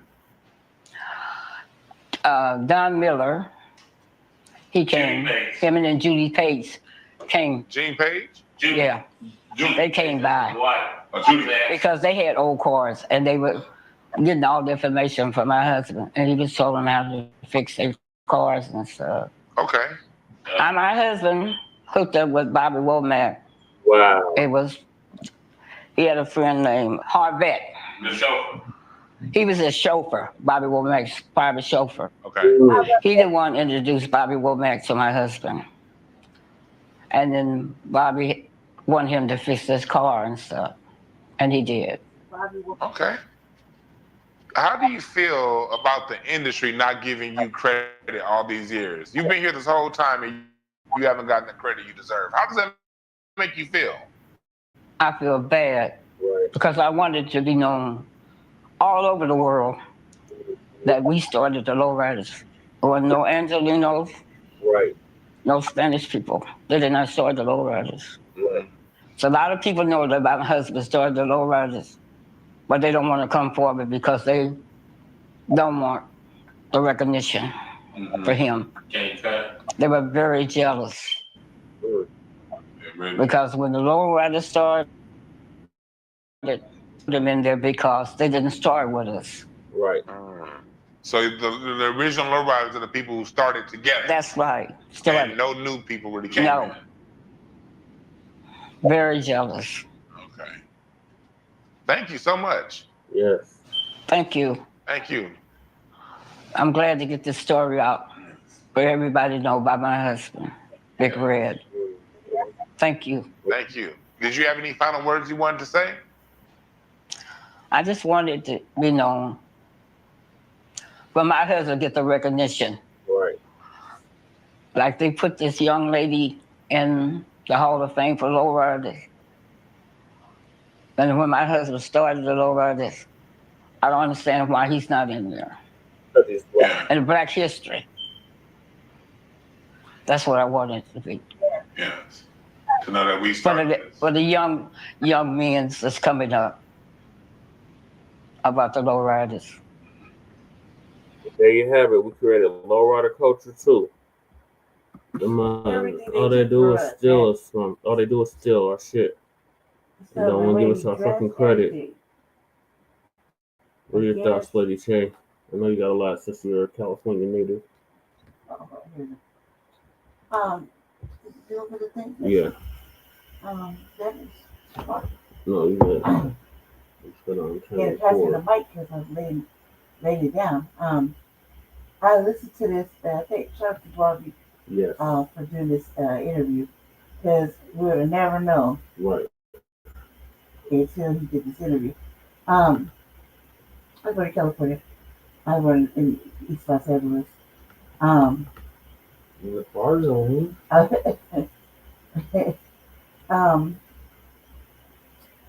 the man who raised me, you know, I studied Chicano. I learned more and more every day. Different shit, you know? Yeah. But that's beside the point. My grandfather had it. I think my grandfather had a nice little lowrider. But this is the thing that bothered me the most as I've gotten older and I've learned more, especially about our place in history, many FBA's place in history, to let the shade deflect the messages we're talking about, is that when it comes to Los Angeles, when it comes to our culture, meaning traditional Black Americans culture, right? Native Black Americans culture, or the Aboriginal culture out there is hard, like fleeting day by day. We learn things like this. Look, every time I see Chicanos, they're wearing old shit, right? I think about that first NWA album or the first Snoop Dogg album, or the first Eazy-E videos, shit like that, right? You got these motherfuckers looking just like them, minus the Jerry Curl. You know what I mean? And they stand like us, or they stand like the men that were in prison taking gay photos, you know what I mean? Back in the day. They wear their pants like that. They had this whole thing talking about Pachucos and Pachuco culture, shit like that, lower culture. And the bitches looking like fucking drawn on clowns, you know? Yeah. Wearing man shit. You know, and I had a little moment, man, where I was wearing, like, I like what I like. Pendletons. Ben Davis. Yeah, I had a shitload from Ben Davis. Yeah, a shitload Dickies. I had a shitload everything. Press to the max. But I would say, however, I was rolling with the Crips. Right. And they was Black. Right? So my cousins, my brothers and sisters were Black. What baffled me though was when, like, I be irritated. So I be watching dances.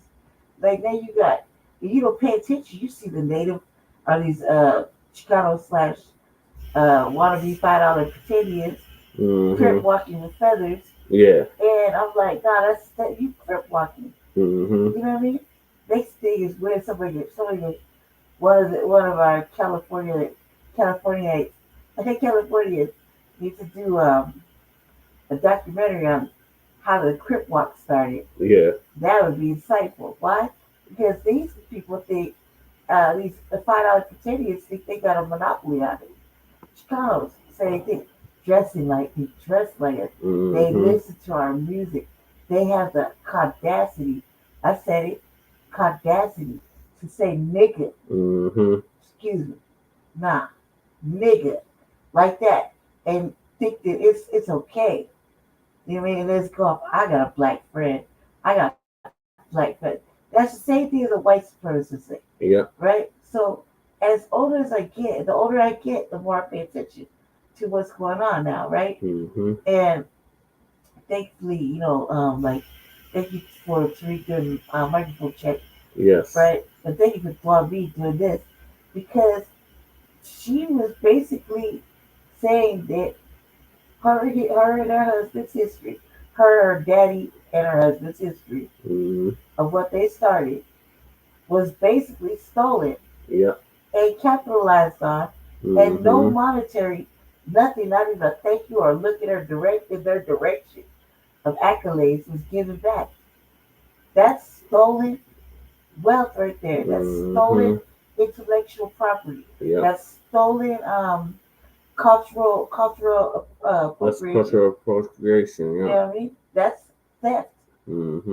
That's fucking theft. And they need to cut the motherfucking check, pay out every motherfucking royalty, give that lady and her husband and her daddy and all the people that was with them, that stood with them from day one, fucking accolades. Yeah, they're much due flowers. They're fucking well past overdue. The fact that this band wrote a song like had that shit, they was rocking it and didn't even acknowledge the black people that put that shit together. Not to mention how they said with their cars just dropped down. Yeah. Now these motherfuckers have made a whole thing talking about when we put shots and motherfucking switches up in our shit, and we got the whole lowrider thingy top, and we put a Mexican bitch on the front of it. They got that shit from us, so the switches, all that stuff. They got all of that shit. All that shit came from black Americans. I be scrolling time by timeline, right? And I be seeing motherfucking sometimes occasional Chicano thing will pop in my timeline, right? Because if you really look at it, I'm usually looking at how to do hair or something stupid, you know what I mean? Watching dances and music and stuff like that, right? But occasionally some Chicano should pop in instead, trying to pop their collar at us about how good they think they could, you know what I mean? Or the shit that they got on, or some whack ass Chicano bitch trying to capitalize on our music, on our music, right? And still be like, we'll have a brother rapping in their song. Why? Because they nigga need us too. Just like white folk. That's a big ass for that word. Yeah. Urban politicians. But yeah, there's a big responsibility for saying that. Like, you know what I mean? They need niggas too. They can't do it alone. That's why everybody's like, well, where the black people, where the black people, where the black shit, we sit at home. But we keep calling it out. We keep saying they stole our shit. That the way the Pachucos dressed was the way was it Black Harlem? I think so. Was it Harlem Renaissance? Yeah, Harlem Renaissance. It was a Harlem Renaissance, and you looked at the brothers with their suits. With the zoot suits. Yep. Yep. The feathers in their. They got all that shit from us. They got that from us. FBA culture. They didn't come from nowhere else. They had to come over here. They remember, keep in mind, family, they're anchored here. They're tethered here. They're a buffer race, or buffer ethnicity. You dig? So naturally, with a buffer ethnicity that has no culture, they had to go steal one and create one off of stolen fucking cultural appropriation. That's how I feel about it. If you steal from us and you try to make it big and things like that, and then you leapfrog over us when it comes to putting your people in office, passing bills and what else? Laws. Yeah, legislation. You know, all you're doing is showing us anti-black racism. So you cannot say you stand with us. It's a lie. Yep. It's a lie from the get. You dig? It's a lie from jump. It's a fucking lie. Everything these motherfucking buffer races have, they stole from foundational Black Americans that were already here on this motherfucking land. The original motherfucking peoples here. Yeah. Not no $5 pretendian. Right. None of that shit. Yeah, not no Siberian. And what these people, they deserve the fucking flowers. I mean, fuck flowers, they deserve a fucking check. Yeah. And a fucking, and accolades and acknowledgement somewhere that's where that came from. And not, ultimately,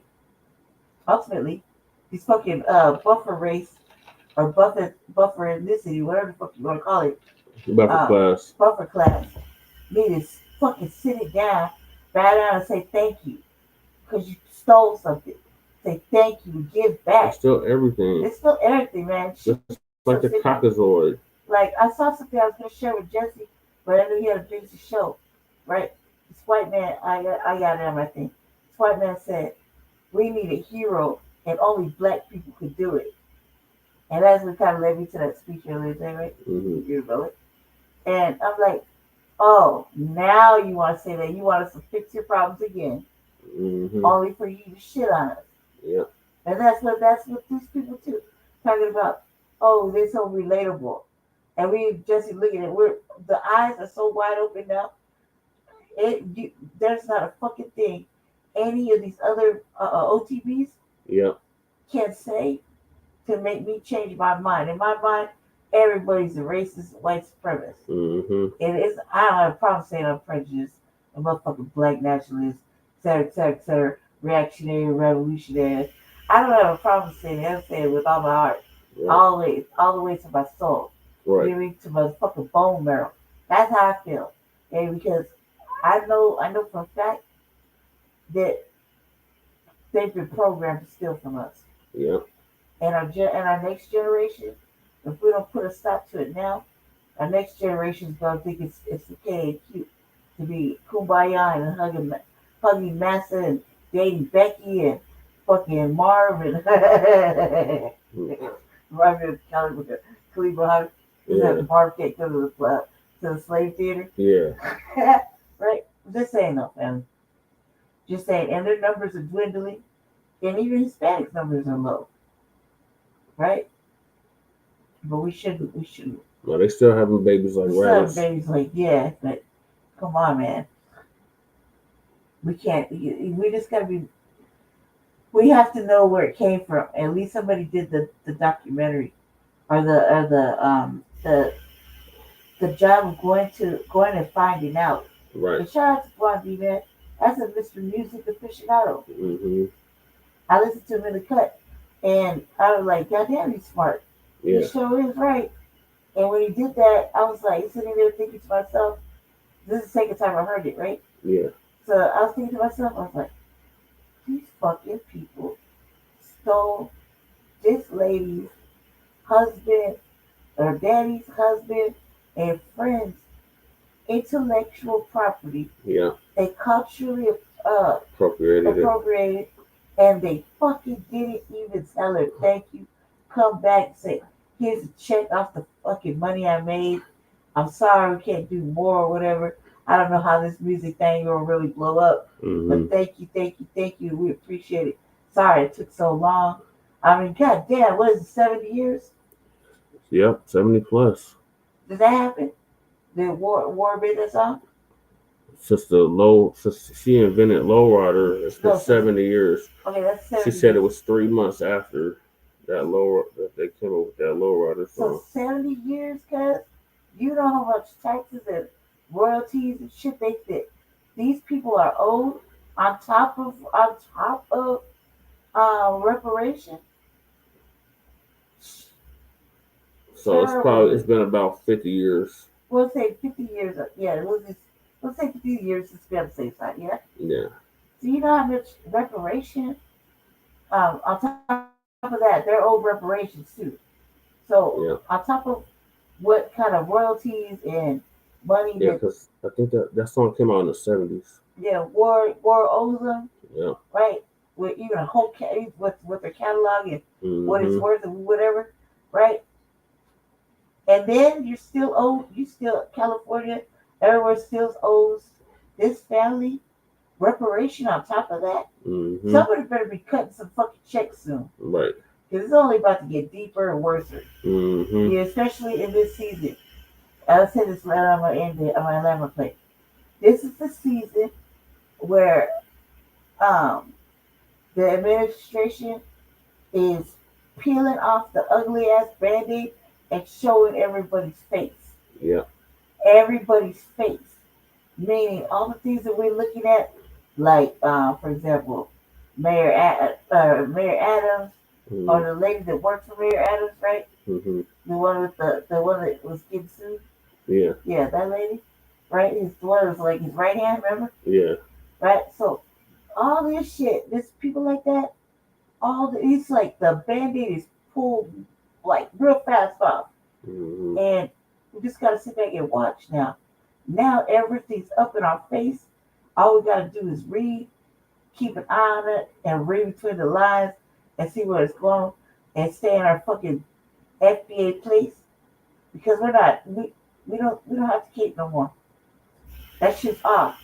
They need to be doing their due diligence to getting this shit on a roll and cutting a motherfucking check.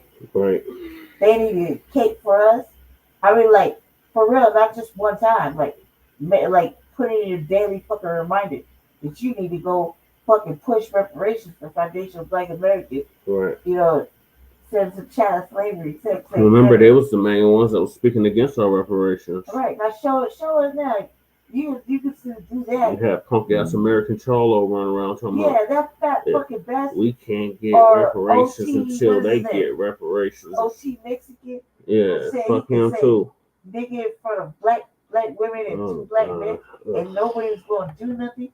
He lucky none of us was in the room holding an interview, because all you would have saw was shuffling of feet, a camera hitting the ground, looking the other way at the ceiling, and stop on the beat, stop, they're using me as we fucking and show you what it really is.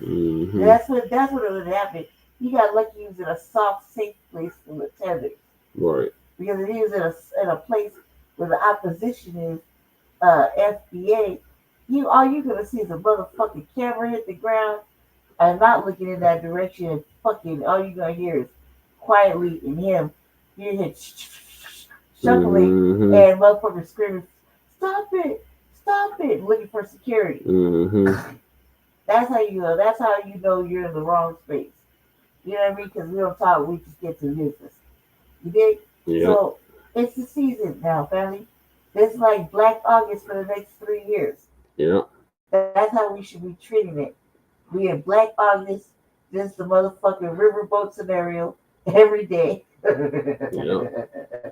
The riverboat, the Cincinnati brawl. You got the smacks in the Mississippi mouth brawl. with a fucking tea. Oh yeah, the twisted tea can. The twisted tea can. Motherfucking hop over a fucking Waffle House beatdown. Yeah. That's how you should treat this for the next 3 years.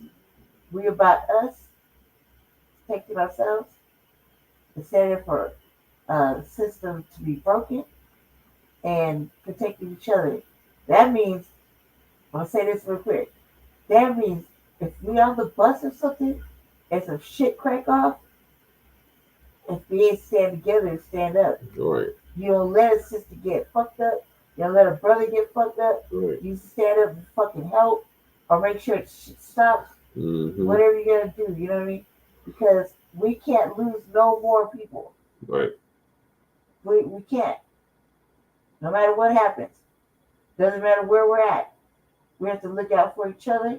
We see some shit happening. Like I saw some shit right before I came over here, Jesse. Motherfucking SUV, I see all these time rolling down the hood is full of looks all the time. Yeah. I think they like got a little accident right by the alley, right? They had all this shit like the car was like wide open. The shit was just like being pulled, like kind of I know it's looks, right? Mm-hmm. So I'm like, I literally was like pulling out, and I was listening to music, you know what I mean? Right? I swung back around, rolled right up to the passenger door. I was like, you alright in here, cuz? Yeah. I'm like, yeah, we are, baby. I'm like, nah, cuz this ain't late. You usually y'all like fucking 8 blocks down. What's cracking? Why you in my neighborhood? Like, just sweater, right? Just sweater. Like, no, we okay. We had to do something real quick. All right, guys, I gotta go. All right, what is that? We had to do something like that. I was like, oh, my ass. I was like, I gotta go, right? Because I already know it's none of my goddamn business. Yeah. But what concerned me was the way the car was all like they bailed out. Mm-hmm. Like he said what he said. Yeah. I was like, all the way down the block to my stop or whatever. Mm-hmm. But I was concerned. Why? Because I know in the neighborhood, this truck is always full of fucking, always full of people, right? Mm-hmm. Like maybe 5, 6 people at any given time. And I see that it's always black on black on black in there, right? So when you see that pulled up in my neighborhood, which is only 8 blocks away from their neighborhood, right? And this shit looks all like open. Every hatch is open. It's SUV. Yeah. And shit just being kind of like thrown out like they ran out. Yeah. I was like, yeah, okay, cool. They got this. If they don't, they know this area pretty well. If they got this, you know what I mean? Yeah. But yeah, so when we see something, we just need to step up to the plate. Don't be no hero, because you try not to be no hero. But if you can, and make it stop usually by saying something or make it a loud noise or deterring it, to do that. Deter. But we gotta protect each other and our children because they're stupid right now. Me and Jesse, though, we ride the bus to the schoolyard. Them black kids think they white kids. Yeah. It's sad. It's really sad. And so when you check in a white kid, them black kids think like we doing the wrong thing when we try to stand up for them. I do that shit all the time. I try to stand up for the little black girls on the bus. Yeah. And against the little white girls.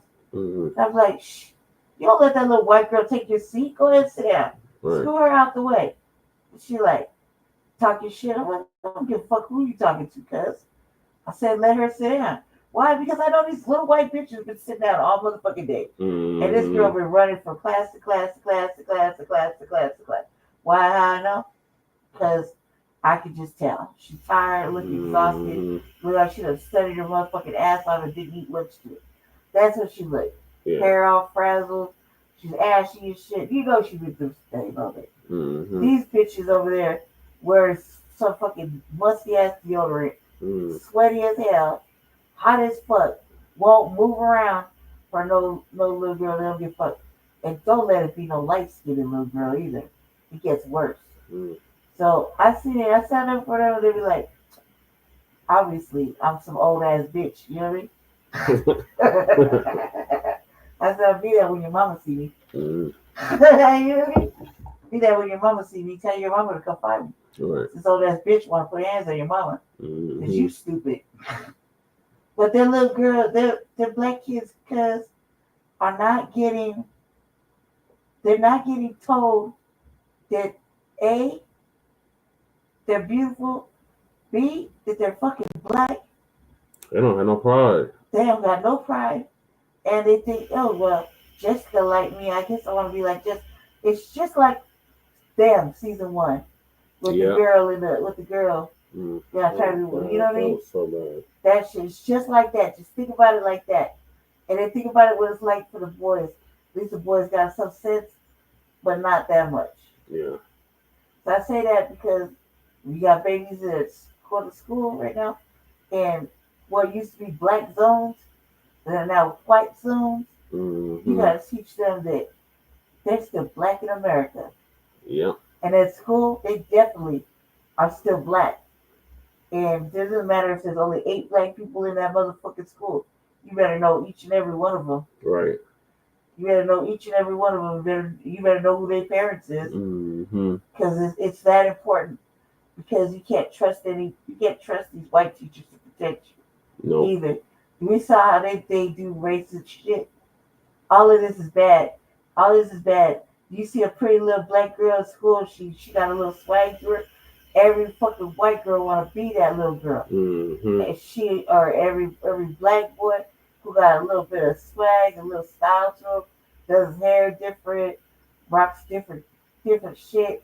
He kind of maybe a little conscious, or maybe a little this, or a little that, right? But he's a boy, a masculine boy. Yeah. Every motherfucking white boy want to be his motherfucking friend, or they want to fuck him up. Same thing with the little girl. They either want to be her friend, look like her, dress like her, act like her, or they want to fuck her up. So there's no winning. That's all I gotta say.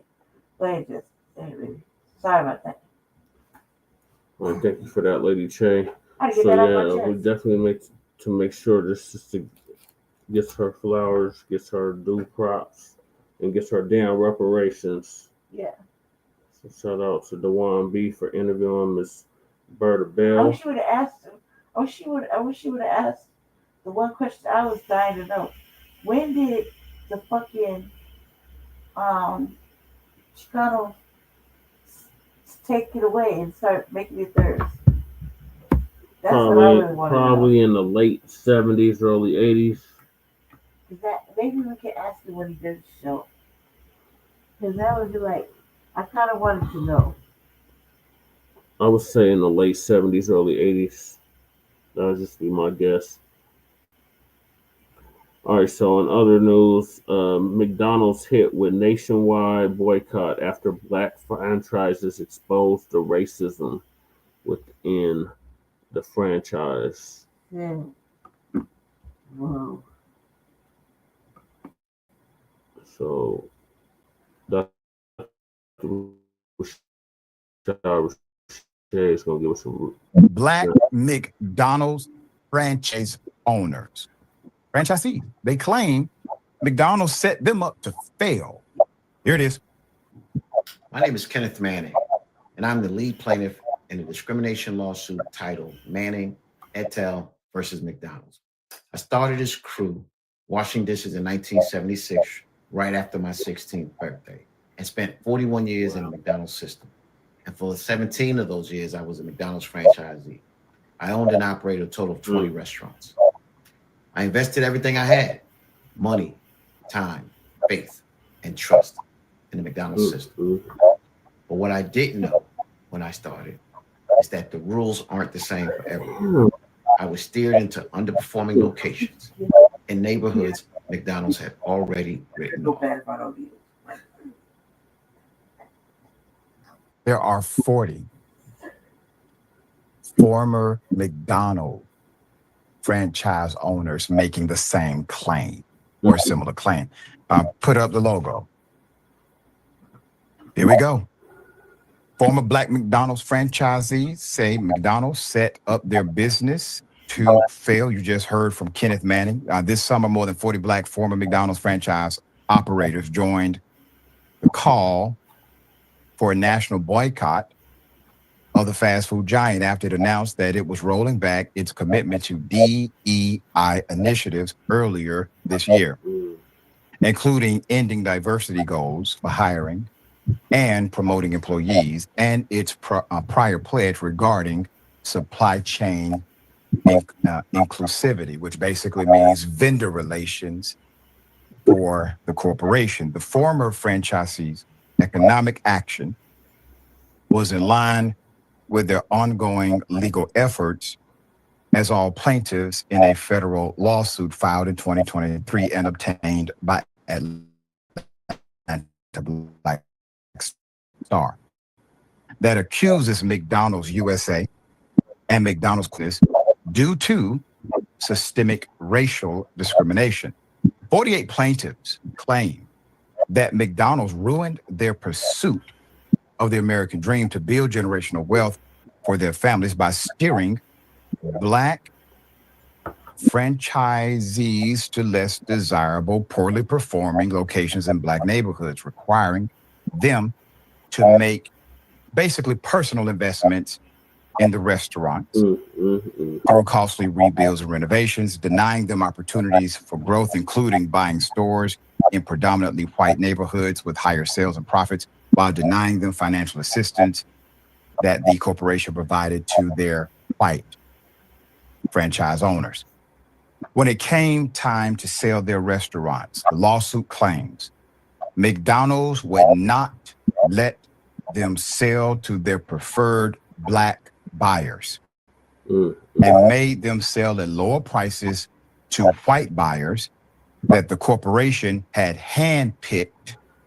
Among them is lead plaintiff Kenneth Manning, who started his 41-year McDonald's career as a dishwasher at 16 and then managed a restaurant before pursuing a career as an owner-operator, eventually owning 20 restaurants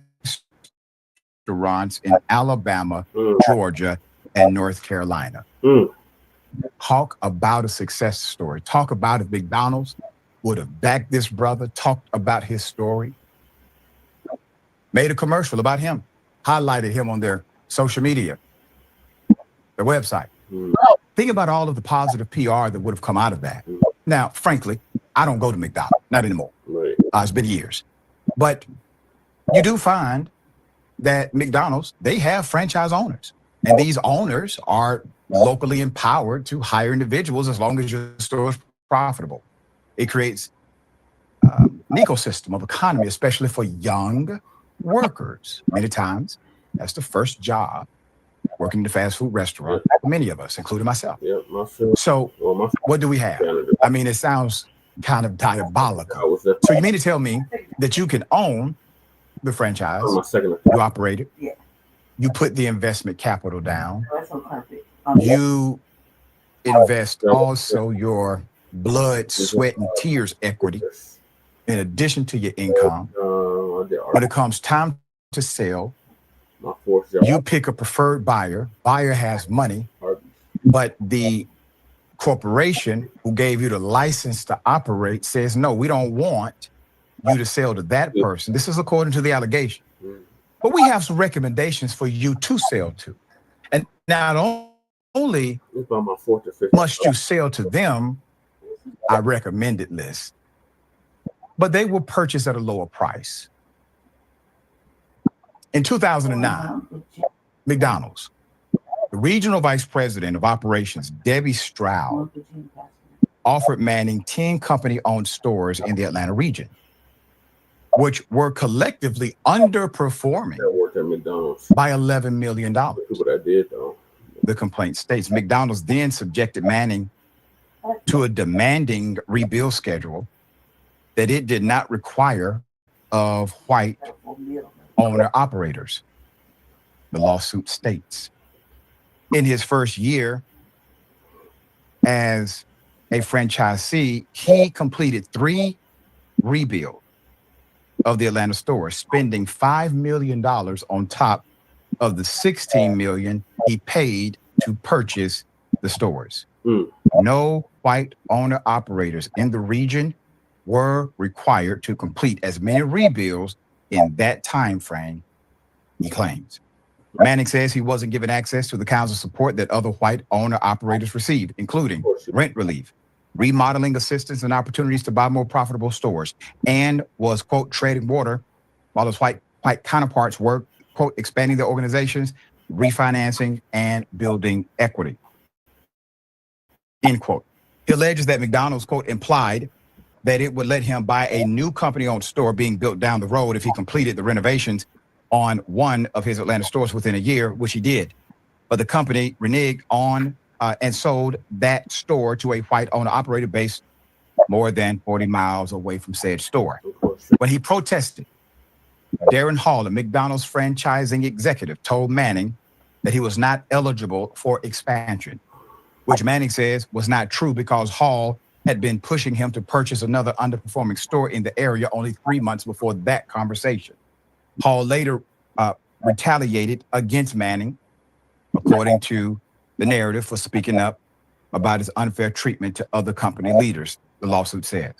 By, quote, deploying its tactic of forcing Black operators out of McDonald's system by increasing unannounced inspections of his stores. When he tried to sell the 16 stores in 2017 at market value to a franchisee whom he had been negotiating, he says McDonald's blocked the sale and forced him to accept lower offers from buyers the company had preferred, all of whom were white. So remember, the buyer that he has set up is a franchisee. So McDonald's, if this is true, actively selecting which of its equal franchisee owners could have an opportunity at the purchase. Put them up full mass. Quote, I walked away with less than what I had put in and far less than what I had earned, end quote. Wow. The lawsuit claims that McDonald's engaged in a pattern and practice of forcing Black franchisees into substandard low-profit stores in predominantly Black communities with high crime rates based on their racist belief that customer sales would increase and that McDonald's bottom line would therefore improve if stores were operated simply by individuals who had the same skin color as the rest of the community. Without any support, without the proper mechanisms in order to grant relief that were extended to white owner-operators according to the lawsuit. Hell of a thing. Once again, not one person saying this, okay? 48. All right, Yasmin, thoughts here. Yeah, well, Doc, the American dream, we have learned, comes with quite a few caveats, and franchises can be a problematic business model, but they also, when they work properly, can empower many people to own and run businesses when they otherwise might not be able to. But those problematic aspects have gotten a lot more attention lately, because many franchise owners like these have drawn attention to these things that most average people just aren't aware of or aren't thinking about, like the things detailed in this story. No one would have known that any of this was going on until these business owners got together and decided to sue a giant multinational corporation over this. Subway, for example, has also come under fire for similarly predatory practices that stifle their franchise owners and saddle them with a ton of debt and basically trap them with a store in a bad location that is then often cannibalized by another location that Subway allows to open across the street. But with McDonald's now, there seems to be a racial aspect to their case and practices. And let's be clear, this is not the first time that McDonald's has been accused of being, let's say, racially insensitive. A lot of people, including myself, have been boycotting McDonald's. Not that I went to McDonald's that much in the first place, okay? And that actually matters because whenever McDonald's was still selling in Israel, a lot of people were decided to boycott McDonald's for that reason unless they pulled out of Israel. And McDonald's, on like a hot mic, or it was leaked somewhere, and they said, oh, it's all the Muslims are to blame for our low sales this quarter or whatever. Like completely ignoring the fact that it wasn't just Muslim people who were boycotting. Also, how much McDonald's are Muslim people just consuming all the time that it would have that big of an impact on your bottom line? It was everybody who was protesting against your involvement in Israel. It wasn't just the Muslim people. That's a ridiculous statement. But, they do seem to have like this myopic, simplistic way of looking at the world and the people in it. And this case, I am interested to see how this one's going to play out, if they are going to be found to have been engaging in the things that these business owners are saying that they have been engaged in. And I, for my part, will continue to not eat at McDonald's. They opened one right by my house and also right by my gym. And the other day I was like, when you leave the gym and you're like so hungry, I was like, oh, those fries sound good, but I didn't do it. I just went home. There you go. Glad you made the sack.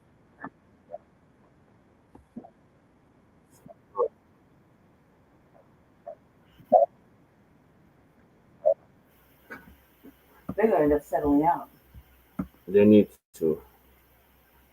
That's fucked up. All right, so on other, to hell with crack Donald's. I rarely, if ever, eat that bullshit. And like Bianca said, over 1 billion served. What are they serving you? Trash. That shit is complete trash. I would say though, I did work for McDonald's. Well, I think it was like my second or third job. Don't quote me on this shit. It was young girl. My mama, and Uncle James, they were managers at the McDonald's in Aurora, and I got the job. I got the job as a manager kid. That was completely fucked up. But the thought was, you went to McDonald's, you could go to college and all this incentive programs and all this stuff, and then one day, you work hard enough, you can get your own franchise. You get your own franchise, and or you can be the boss and all this stuff, and it made it sound so good. Yeah. To that hire video, remember the hire video? And I just think that it's really shitty. Like that is for real fucked up. He damn near gave his whole life. Yeah, 41 years. You know what kind of structure that is to work for one conglomerate? It just says 1976. Like that's a disciplined ass individual. Right. And to have to do that, it's really hurts. Like, because all it's saying is they lied. So it's a fake bill of goods, as per usual. I hope they settle out. I hope they cut a big ass motherfucking check. Right. I hope they press McDonald's and make them pay them. Right. I agree, Lady Che. But we're getting pressed for time now. It's already 4 o'clock in the morning in the Mile High. Thank y'all for staying up late with us. So we're down to the last 2 topics of the night, and that's the Unhoused Neighbor News and the Unhoused Neighbor News. So in illegal migrant news, check this shit out. Iowa superintendent exposed as an illegal immigrant. Runs from cops with gun. Iowa. Oh. He was getting paid $300,000 a year. And it turned out to be a legal immigrant who just refused to renew his visa. And when they pulled him over, he had a gun. And he ended up running from the police. And that's how they found out that he was an illegal immigrant. So Nate, the lawyer, is going to give us an update on that.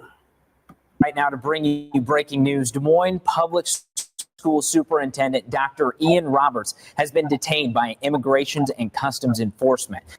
It's hard to believe. Des Moines Schools Superintendent arrested by ICE. Protesters rallied outside of the U.S. Citizenship and Immigration offices in Des Moines Friday, stunned by the arrest of Public School Superintendent Ian Roberts. Tried to stop him in his school vehicle. He fled law enforcement at that point. They later found the abandoned vehicle, and they found inside that vehicle a handgun, which was loaded, they said, along with cash and some other items that they're looking at as part of their investigation. Okay, so the superintendent, that's the guy who leads the largest school district in the state of Iowa, was a criminal, illegal alien. Let's talk about it.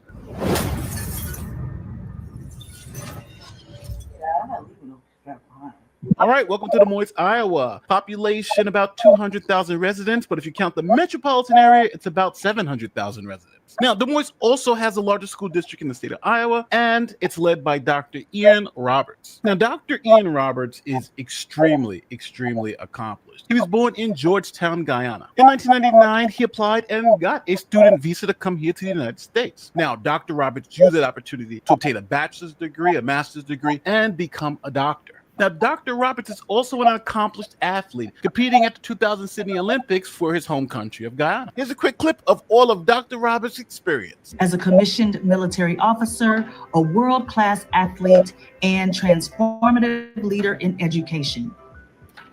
Currently serving as the superintendent of Iowa's largest public school district, he impacts the lives of over 30,000 students. His dynamic career spans roles as superintendent of the Mill Creek Township School District, a high-performing school district in Erie, Pennsylvania. He has also served as the chief of schools for California's largest charter school network and as the high school network superintendent for St. Louis Public Schools, where he coached, supported, and evaluated high school and alternative school principals. His influence doesn't end with education. Before his journey in school leadership, he was a world-class Olympic athlete. He competed globally in the 2000 Olympic Games in Sydney, Australia, and World Championships in Miami, Japan, and Seville, Spain. He was a finalist in the Pan American Games in Winnipeg, Canada, and gold medalist at the Central American Championships in Bridgetown, Barbados. His athletic excellence is matched by his academic achievements. Ladies and gentlemen, you are in for a treat. So sit back and get ready to experience something amazing. It is with great pride and excitement to introduce the remarkable, the resilient, the revolutionary, Dr. Ian A. Roberts. Now, all was good for Dr. Roberts. He was here on a student visa. He was doing good work. He was traveling from place to place, working these very high-level jobs. Now, in 2022, Dr. Roberts had to plead guilty to unlawful presence of a loaded firearm in a vehicle. This was in the state of Pennsylvania. I was actually able to find the disposition of the case, and as you can see, he pleaded guilty, unlawful possession of a loaded firearm in a vehicle, and it was a guilty plea. Now, because the doctor's here on a visa and he's not a permanent resident, this conviction for a crime made him a criminal illegal alien. And you know what the Trump administration's game is? We're deporting all criminal illegal aliens. So now we have a man who has a criminal conviction for having a loaded firearm, and the good people of Des Moines, Iowa decided to make him the school superintendent, where he makes $300,000 a year. Here is the announcement of the good doctor becoming school superintendent. Well, breaking news just into our newsroom. In fact, the Des Moines Public Schools Board is announcing that their next superintendent will be Ian Roberts. Right now, Roberts is the superintendent for a school district in Northwest Pennsylvania.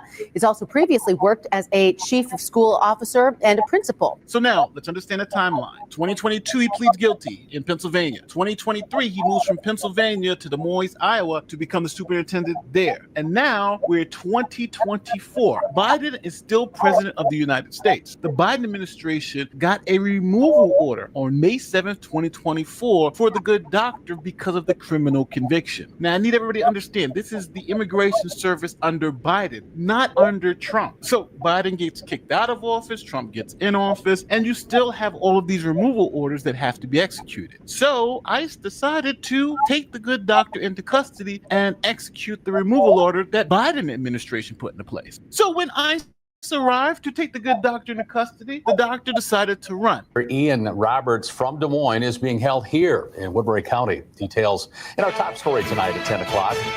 The Woodbury County Jail log shows Ian Roberts was booked earlier this evening on a foreign warrant. The Iowa Department of Public Safety says officers responded to a mutual aid request at around 9 o'clock this morning from Immigration and Customs Enforcement. Authorities say that they performed a traffic stop where Roberts identified himself and then sped away and abandoned his vehicle near a wooded area. A short time later, he was taken into ICE custody. Now, ICE officials say Roberts had a loaded handgun, $3,000 in cash, and a fixed blade hunting knife in his possession. Homeland Security saying Roberts is a criminal illegal alien from Guyana. He entered the U.S. on a student visa back in 1999 and given his final order of removal in May of 2024. Roberts has been serving as superintendent of the Des Moines Public School District since 2023. And they tried to stop him in his school vehicle. He fled law enforcement at that point. They later found the abandoned vehicle, and they found inside that vehicle a handgun, which was loaded, they said, along with cash and some other items that they're looking at as part of their investigation. So let me get this right. The doctor got caught in Pennsylvania with a loaded handgun in his car, got arrested for that, pled guilty. Then fast forward, he's now still driving around. This time it's seemingly in a school vehicle with the loaded handgun and $3,000 in cash. This guy just has a gun fixation. The good doctor has been here almost 25 years on a student visa. So I think he's overstayed that visa pretty dramatically. Now, obviously, the people in that community are protesting because they want the good doctor back as superintendent. Protesters rallied outside of the U.S. Citizenship and Immigration offices in Des Moines Friday, stunned by the arrest of public school Superintendent Ian Roberts, an immigrant from Guyana. The general public, I think, is not okay with what's happening. All right, so we're all on the same page. This has been going on for about 20 years, and he's been here for 20 plus years on a student visa. And it's the Biden administration that said he had to go, not even the Trump administration. So at the end of the day, he should have got his paperwork cleared up. He didn't, and now you got to go on this first thing smoking back to Guyana. Thank you for your service and all your hard work, but time for you to go home. Now, I do want to say one thing. Back in 2023, he was lawfully allowed to work here because he was still on that student visa. That was ended in 2024 when they put in the removal order. So he was still employed at the school district as the superintendent, even though his immigration status had changed. DHS says that when Dr. Roberts was arrested, that he did not have work authorization and that he was in the country illegally. When the district hired Roberts in 2023, was it the district's impression that he did have work authorization, and what was his immigration status at that time? This is all new information, and we are seeking the facts just like everybody else is. When the superintendent was hired, I was not board chair, but we retained a search firm, did the background check, just like the state of Iowa and Governor Reynolds and the Board of Educational Examiners did their license check. And so we followed all of the proper procedures. And now we have to wait for the facts to unfold because it seems that there's not legitimacy around that right now. So now, do you agree with the people protesting on the street? Hey, he should be allowed to stay. He's done so much good in the community. This isn't someone you want to deport. Or is he on the first thing smoking because he broke the law? A gun charge in Pennsylvania. Obviously, you could possibly have a gun charge here because he's an illegal immigrant at this particular time, and he has a loaded firearm. And if you're illegal and have a firearm, that is a crime in the United States. So let me know in the comment section how you feel. Should he stay? Should he go? Do you feel this is someone who should be removed? Or do you feel like the community that, hey, this is someone who you don't want to be removed? Let me know in the comment section. Don't forget, like, share, subscribe, do all the great YouTube stuff. My name is Nate the Lawyer. I'm out. He got to go. You had 20, how many years? 20 years to renew your visa? Easily, but I don't know why he had a pistol 2 separate times. Yeah. Are you recovered? I want to know. Sorry, Billy. Hey, diaries. Why? I want to know who they. I want to know why he didn't learn the first time about the pistol, and the second time. Why does he need a pistol 2 separate times? So he's gonna be made an example out of. Watch. Mm-hmm. And they'll be like, "Oh, free him! Like, you know, we love Ian. We love Dr. Roberts. Dr. Roberts is the villain." Right. Right. Dr. Roberts only plays a doctor during the day. He's out there gun clapping, speeding, and spending money. Yeah. Why do you have $3,000 in cash Right. in your car? Why did you abandon the vehicle with money in a strap? Right. That's what I want to know. I don't think I never. No, I'm putting this shit around I'm putting a little thing, strapping it across my chest, and getting out my motherfucking whip. My laser working good. I got my fucking thing outside of me. I was like, we're booking it. Strap on the side. I'm gonna hide somewhere. But goddamn, like why you leave the strap in the bread? Hey, why did he have 2 guns? Like 2 separate times to get caught with a gun. What you need the pistol for, doctor? That is like, is he gun clapping at night shit? Why did he need a pistol? He's a fucking doctor. You know why they in the background check? The background check is flimsy at best. He turned in his application. They looked at it and said, bachelor's, master's, bachelor's. Yep, clean cut. You look good. You talk mighty white. Yeah. Come on in. And the loophole that he had, and Biden was like, "Fuck this! Look, I'm letting certain people in. I'm taking certain people out. Mm-hmm. And you just happen to be the one going out." So yeah, they got to because he's black. Because he's black. He's beyond black. All right, so we'll let y'all know if they keep him or not. I think they're gonna get rid of his ass. So he going back to Guyana. You ain't even saving money to go back to Guyana. No love lost. He got everything he wanted to get done here. Yeah, he did. He got all his study done. I don't think it was worth it. Yeah, he got enough degrees. Yeah. All right, so moving on an expired visa, on an expired student visa of 20 plus years. God damn. You talking about writing the envelope all the way to the edge. Mm-hmm. That's a long fucking time on a student visa. What are you a student of? At this point, superintendent, you're beyond teaching. Now you're just supervising. Mm-hmm. Like, come on, because you're not even a student.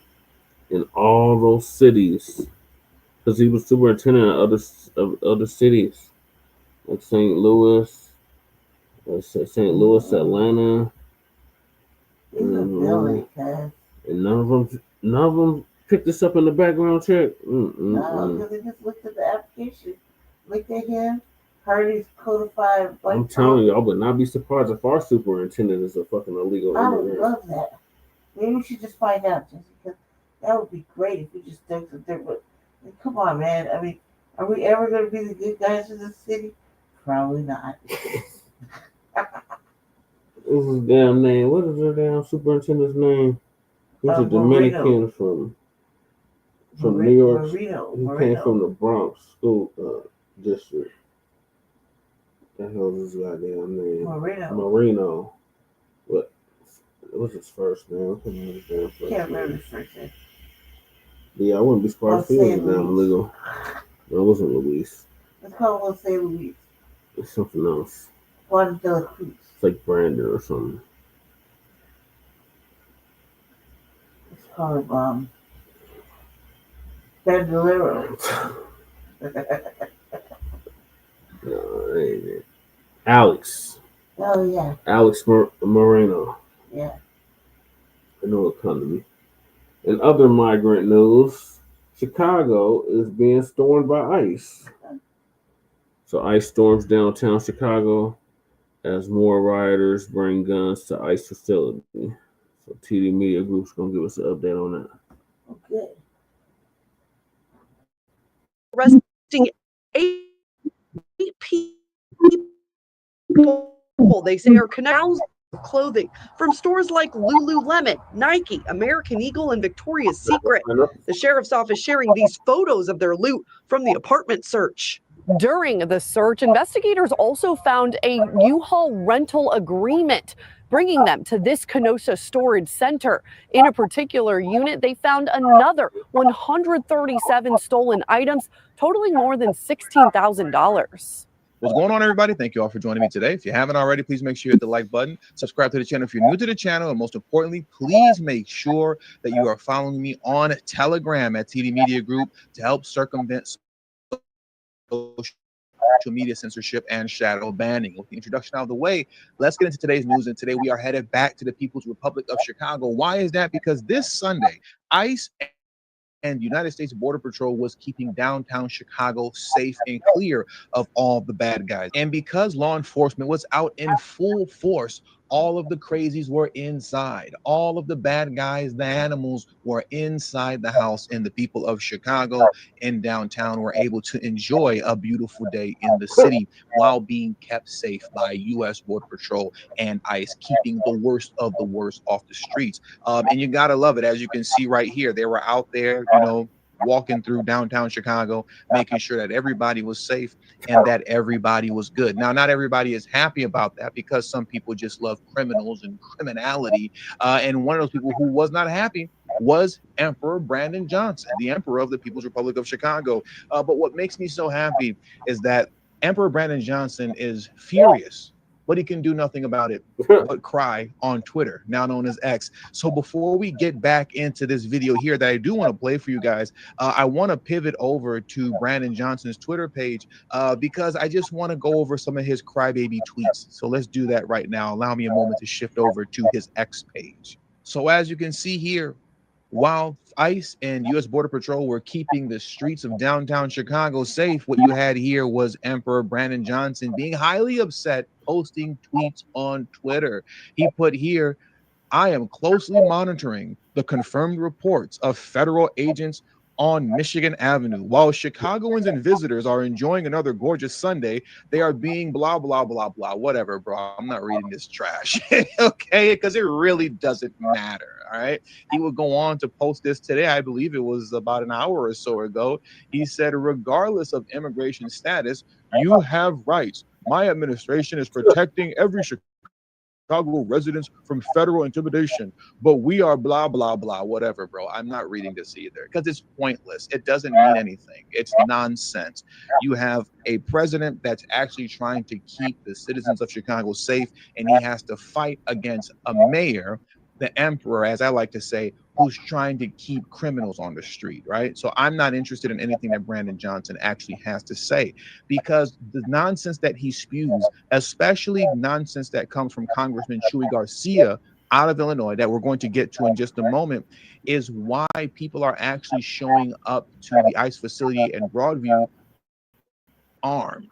More people, so-called protesters, but are actually rioters, are showing up armed. Recently, I believe it was last night in Broadview, 2 more rioters were arrested with firearms. And if I'm not mistaken, one had an explosive on him, right? So let's take a moment to shift over to this clip here. I want to show you this from Fox News, where they talked about this and unpacked it just a little bit. So let's shift over to this clip next. You have to get up. ICE processing center in Broadview, Illinois, which is a suburb of Chicago. 11 violent rioters were arrested outside of the detention center. 2 guns were taken from the rioters who were against the fence at the ICE facility. Yep. And the investigation into some sort of an explosive device found near the ICE Chicago detention facility. And this is the same place last week. 16 were arrested at the facility. So I want to pause for just a moment, then I'm going to let it finish out. There's maybe about 45 seconds left in this video clip. These aren't the same guns that were found, I believe it was Thursday or Friday. Remember, Thursday, I released a video on Saturday, but it was either Thursday or Friday. I believe it was Friday, where a rioter was arrested at the Broadview facility and he had a gun on him. This is not the same situation. This is 2 more. This is a second situation, we'll say, right? A second situation where 2 more firearms were found on the rioters and an explosive device. Okay, so they're showing up armed regularly at this point. They're showing up armed. So I wanted to highlight that point just for clarification, so we understand what's going on here in Chicago. 16 were arrested at the facility. So there's 2 elements to the story. Obviously, the legal aspect. If y'all remember, during the height of the crisis, I went down on the ground and they were taking over the schools, taking over the health centers that they had shut down in the city. And the rival gangs were warring with each other with the illegal gangs that were in the town. You also have a major crime problem, guns within Chicago, illegally in Chicago as well. So I just don't understand why the mayor, I know the residents want more help. You need a presence of law enforcement there, not just for the illegals that are criminal migrants within the country, but the actual criminals that are out there on the day-to-day basis that are residents that are shooting up the block. So there's 100%, and 75% of Chicagoans want more law enforcement on the street. All right, 75% want that, but their emperor, Brandon Johnson, will not give it to them. Instead, he would rather have the guns on the streets and the criminals on the streets, and then he could blame it on slavery, segregation, and then racism, white supremacy, as he always does, right? That's what he typically does. I want to pivot over to this clip next, to a News Nation clip, where we're going to take a moment to listen to what Greg Bovino had to say. He is the commander at large of the U.S. Border Patrol. He spoke on this situation briefly concerning these rioters that brought guns to the ICE facility. So let's take a moment to listen to that right now. Good morning, Marnie. Well, protests are likely to expand throughout the week here. Now, Broadview, the village of Broadview, the police department actually opening an investigation into federal agents after they allegedly fired less lethal ammunition into a local CBS reporter's car. That's according to local media reports. But that's actually after the village of Broadview said that ICE officers reached out to them saying that there would be a crap show, however they used an expletive, over the weekend as protesters continue to clash with federal officers at the Broadview ICE facility. And it was a tense weekend with over 11 protesters arrested Saturday after Border Patrol agents and federal officers deployed tear gas and pepper spray balls. If you're wondering why I have a smirk on my face, I just love seeing the accountability. Oh, I love seeing the accountability happen in real time. Anyways, let's carry on. There were weapons brought there, loaded handguns within feet of Border Patrol agents. That's not what this is about. We believe in the First Amendment, Fourth Amendment, and all that, but don't come to a protest ready to fight or shoot Border Patrol agents. It won't work out well for you. I 100% agree. I 100% agree. Especially if they decide to, pull their weapons out and, respond in kind. It's really not going to work out well for you. And then you're going to be screaming out all the isms, racism, fascism, sexism, there's no xenophobic-ism, right? But, xenophobic and all this other type of stuff, all the phobias and the isms will come out if they respond in kind. But you're the one who pulled your weapon first. Why are you showing up with weapons for? That's unnecessary. It goes to show that you're not a protester. You're a rioter. And this type of just extreme leftist behavior is encouraged by people like Chuy Garcia, right, out of Illinois, Representative Chuy Garcia, who speaks nonsense like this. Listen to the nonsense that's getting ready to come out of his mouth when he first kind of introduces himself and begins talking. This is completely ridiculous what he's getting ready to say. Congressman Jesus Chuy Garcia, if you don't mind. Thank you. Today, we witnessed the further militarization of ICE tactics in Chicago as they showed up downtown to indiscriminately continue to profile against people just because of what they look like. How do you indiscriminately profile people based upon what they look like? Well, they do that to black people all the time. Liberals are dumb. How do you, somebody please explain that to me in the comment section below. How do you indiscriminately, right? Meaning you're not discriminating. You indiscriminately profile people based on what they look like. That's how you know they're just talking just to talk. They're just opposing Trump just to oppose him. They're opposing common sense just to be opposed to common sense because Democrats are insane. These people are lunatics. They are 1000% lunatics. That made absolutely no sense. I really wanted to play that part for you guys. But when you're talking about the extremist element of it and how he pours fuel onto the fire that encourages people to bring guns to ICE facilities, and when he says nonsense like this. People unlawfully, we will fight back. You claim that you're out to get the worst of the worst, but we see time and time again that the people that you are apprehending and kidnapping and interrogating and terrorizing are hardworking people that make Chicago and Illinois a better place for everyone. He's an idiot. DNC lunatics are idiots. Chuy Garcia is dumb. So when you say this kind of stuff, as we keep hearing, you're kidnapping and terrorizing hardworking people that are making the city safe. Well, let me ask you something, Chuy Garcia. Are you talking about people like this guy right here? Shout out to my man, Libs of Chicago, for posting this. Look at this. Is this who we're talking about in the city of Chicago? Eric Ayala, an illegal alien from Mexico, was arrested last week because he punched a woman in the face. She is also pregnant. What a fine person. He is exactly what we need in this country. And so it makes sense why our leftist politicians are so eager to protect people like him. These are the people that they're protecting. You have ICE and U.S. Border Patrol in Chicago trying to keep you safe from people like him.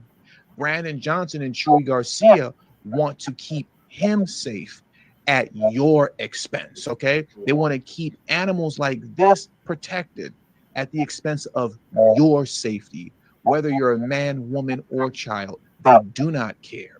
And then that leads to not just lunatics, rioters showing up to ICE facilities with guns, but idiots like this in the streets of Chicago antagonizing ICE agents who are trying to do their job. Look at this clip here in closing. These are the kind of morons, and I hate to use such word, stupid, idiot, and moron so much, but what else am I supposed to say? What else am I supposed to say? This is all idiotic. And Chuy Garcia and Brandon Johnson are producing morons like the people that we're getting ready to listen to in this next clip here as we bring this video to a close. Check this out here.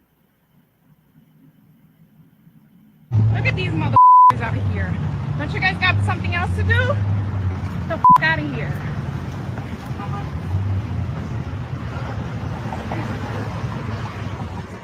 Look at these motherfuckers. Sister on Armitage. I just have to say this really quick because I didn't cover this story that happened last week. Many of you are familiar with it, though. It was a hearing, an immigration hearing in New York, where a man was, detained and he was deported, right? Because his immigration hearing didn't go his way.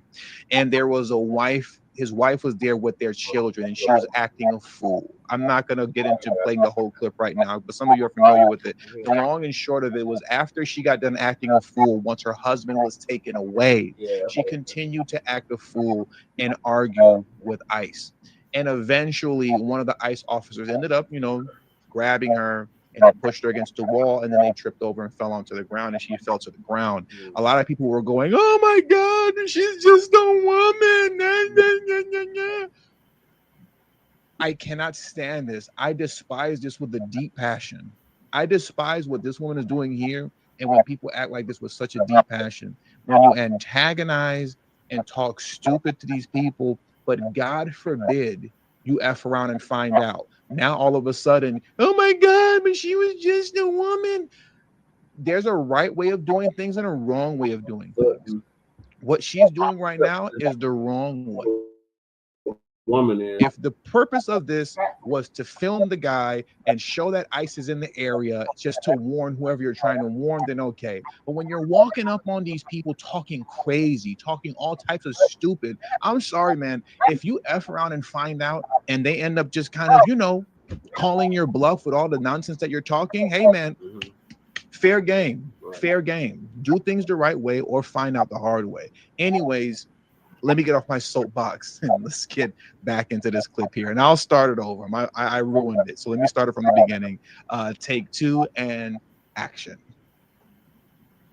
Look at these motherfuckers out here. Don't you guys got something else to do? Get the f out of here.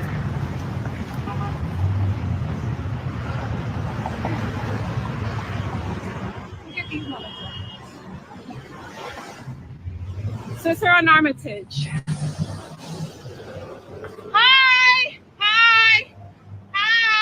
What you gonna do? What you gonna do? Do something. Do something. It's okay. What are you gonna do? What are you gonna do? I'm sorry to enter. I swear to you, you guys don't understand how much I despise that.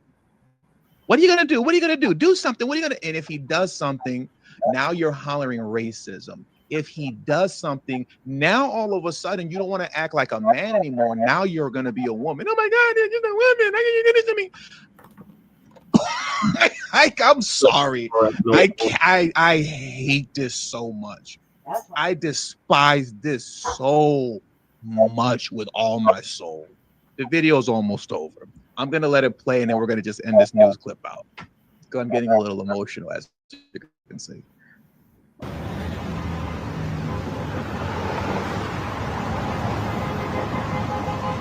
Oh, these motherfuckers have a Mexican flag on their car. Look at that. Beautiful. Beautiful. Yeah, that's ice. That's ice. Run, brother, run! Get the away. Oh, my whole body's shaking now. I got him right there. No, they got him. What'd you say? No, man, they fucking rice. They caught one fucking knife over here, man. They chased him up crazy in the fucking parking lot. Holy shit. No, why did they get him? I'm so shaky. Man, they jumped on him all crazy, man. They came from over there or something. All right, yeah, honey. I mean, you send it over? All right, thank you. Bye-bye.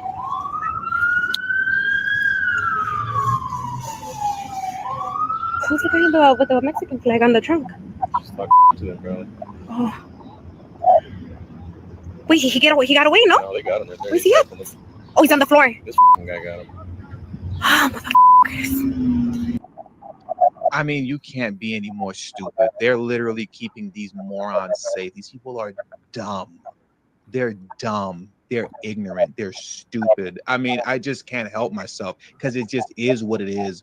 You have people like this running around out here, you know, punching pregnant women in the face. And then you have morons like who we were just listening to. Oh my God, get away. Did they get him? Oh, they got him. Oh my God, my heart is beating so fast. The video's over. Let me shut this down. I'm done, guys. I'm finished. With all that being said, that does it for today's news, okay? That does it for today's news. So please hit the like button on your way out. Subscribe to the channel if you're new to the channel. Share this video on your social media platforms. And please don't forget to follow me on Telegram at TD Media Group. Link to my Telegram in the description box below and pin in the comments section as well, okay? Following me on Telegram is critical, so please do that. With all that being said, thank you all for your time. Until the next video, peace. And have a great afternoon. If I didn't say it already, the link to my Telegram in the description box below and pin in the comment section as well. All right, I gotta get out of here. Yeah, we gotta get out of here too. Got 2 more videos for y'all, and then it's a wrap. So, play stupid games, win stupid prizes. I have no pity for these illegals whatsoever. Mm-hmm. All right, so in Denver-related migrant news, the Vinnies, as some would say, 10-day agua, is back at it again. Remember, we don't have a 10-day agua problem. We don't have those issues in Colorado. We don't have these issues in Denver and Aurora. Remember all of that? Well, we do have those issues here in Colorado. And they decide to hit up the affluent areas of Denver, Cherry Creek. So this next video is Rolex robberies in upscale Denver neighborhood lead to suspected 10-day agua gang member. Ooh, this video is hilarious. So I'm gonna play that, and then the Unhoused neighbor news, and then that's it. Denver's Cherry Creek North neighborhood is known for shopping and high-end dining. Tonight, police are actively looking for a man who is seemingly targeting that luxury lifestyle, taking part in a series of armed Rolex robberies. Your investigator, Brian Moss, has been looking into those cases. He joins us live tonight from Cherry Creek North. And Brian, who exactly are these robbers targeting? Kelly, we've learned that the victims in these attempted armed robberies were residents of this Cherry Creek North neighborhood, and they were prominent citizens in this area. We've also learned that one suspect in these cases has now been deported, with Homeland Security saying that he was a member of Tren de Aragua, TDA, a Venezuelan street gang. The second suspect is still on the run. With upscale shopping, art galleries, high-end boutiques, and fine dining, and surrounded by multi-million-dollar homes, Cherry Creek North is considered one of Denver's safest neighborhoods. I was sure that somebody would have walked by and said, hey, what's going on, you know, on the window like this, and I'm sitting in there. But on one particular day, it sure didn't feel like it to 85-year-old Larry Dietrich. And then I looked up and he's got the gun pointed at my head, and he was very forceful. Watch. I said, you son of a, you're not going to get this watch from me today. Didn't you understand me? I said, you know. Turns out what happened to Larry was not an isolated incident. According to this Denver police document, there have been 3 robberies in Cherry Creek North within the last 12 months in broad daylight, where the unknown suspect attempted to rob the victim for their Rolex watch. Dietrich had just finished coffee with friends here when he got in his car to leave. There's always a spot in the parking lot. He says a feeling of rage came over him that someone would rob him at gunpoint in his community during daylight hours in a heavily trafficked area. Finally, it sort of became a standoff that I think he realized in order to get my watch, even if I was wearing one, he was going to have to shoot me. It went through my mind that, well, if this is the end, so be it. But I just didn't want to give up the watch under these circumstances. What did your wife say when you told her what you did? She said I was stupid, you know. But this was just another chapter in a life of danger. Larry was a professional race car driver, racing the Pikes Peak Hill Climb in his 70s. I put the gun away. I just stood there, and they were parked. The would-be robber ran away, but 10 days later, it happened again. A prominent Denver lawyer was walking his dog at 3rd and Steel in the heart of Cherry Creek North mid-afternoon, 4 blocks from where Dietrich was held up. The suspect demanded his watch at gunpoint, wrote police, but say investigators, the 71-year-old lawyer refused to give him the watch. The suspect took off running, eastbound on foot. It's been a deeply impactful tool. Denver Police Commander Cliff Barnes says investigators turned to the Flock camera system for help. It's a network of 111 cameras around Denver that can not only read license plates, but track cars by certain characteristics. They say in both of those robberies, Flock cameras around Cherry Creek North showed a 2006 gray Honda Civic with a temp plate was in the area. Flock was an integral piece of that, right? Because we were able to take a look at vehicles matching the description that was provided by the victim at the time. And police tracked the Honda back to its owner in Greeley, Fernando Rodriguez da Silva. Police say da Silva's cell phone was in Cherry Creek North during both of those robberies. And investigators say da Silva tried to cover his tracks by turning his phone off right before both robberies. I can't believe this. It's the same guys. The Department of Homeland Security said Fernando da Silva is a criminal Venezuelan illegal alien and a member of the vicious Tren de Aragua gang. The statement went on to say, ICE arrested da Silva in January of this year, claiming he admitted to being the getaway driver for numerous TDA Denver area robberies. The agency says in March, da Silva, who they call a dangerous gang member, was deported to El Salvador. You can imagine what the press would have done with a murder under those circumstances. Larry Dietrich's Cherry Creek North neighborhood is pretty quiet these days, although police are still looking for the second suspect. The gunman in both cases, 28-year-old Diker Rivero Urbano, who Denver police believe might have fled the state. I just wasn't afraid of dying. I just was curious and, could kill me. Now, we did ask the Department of Homeland Security for their evidence that Rodriguez da Silva was a member of TDA Tren de Aragua. They did not respond to that request. Police say if you're confronted by an armed robber like these men were, do not do what these men did. Instead, do what Larry did. Fucking motherfuckers. Do what Larry did.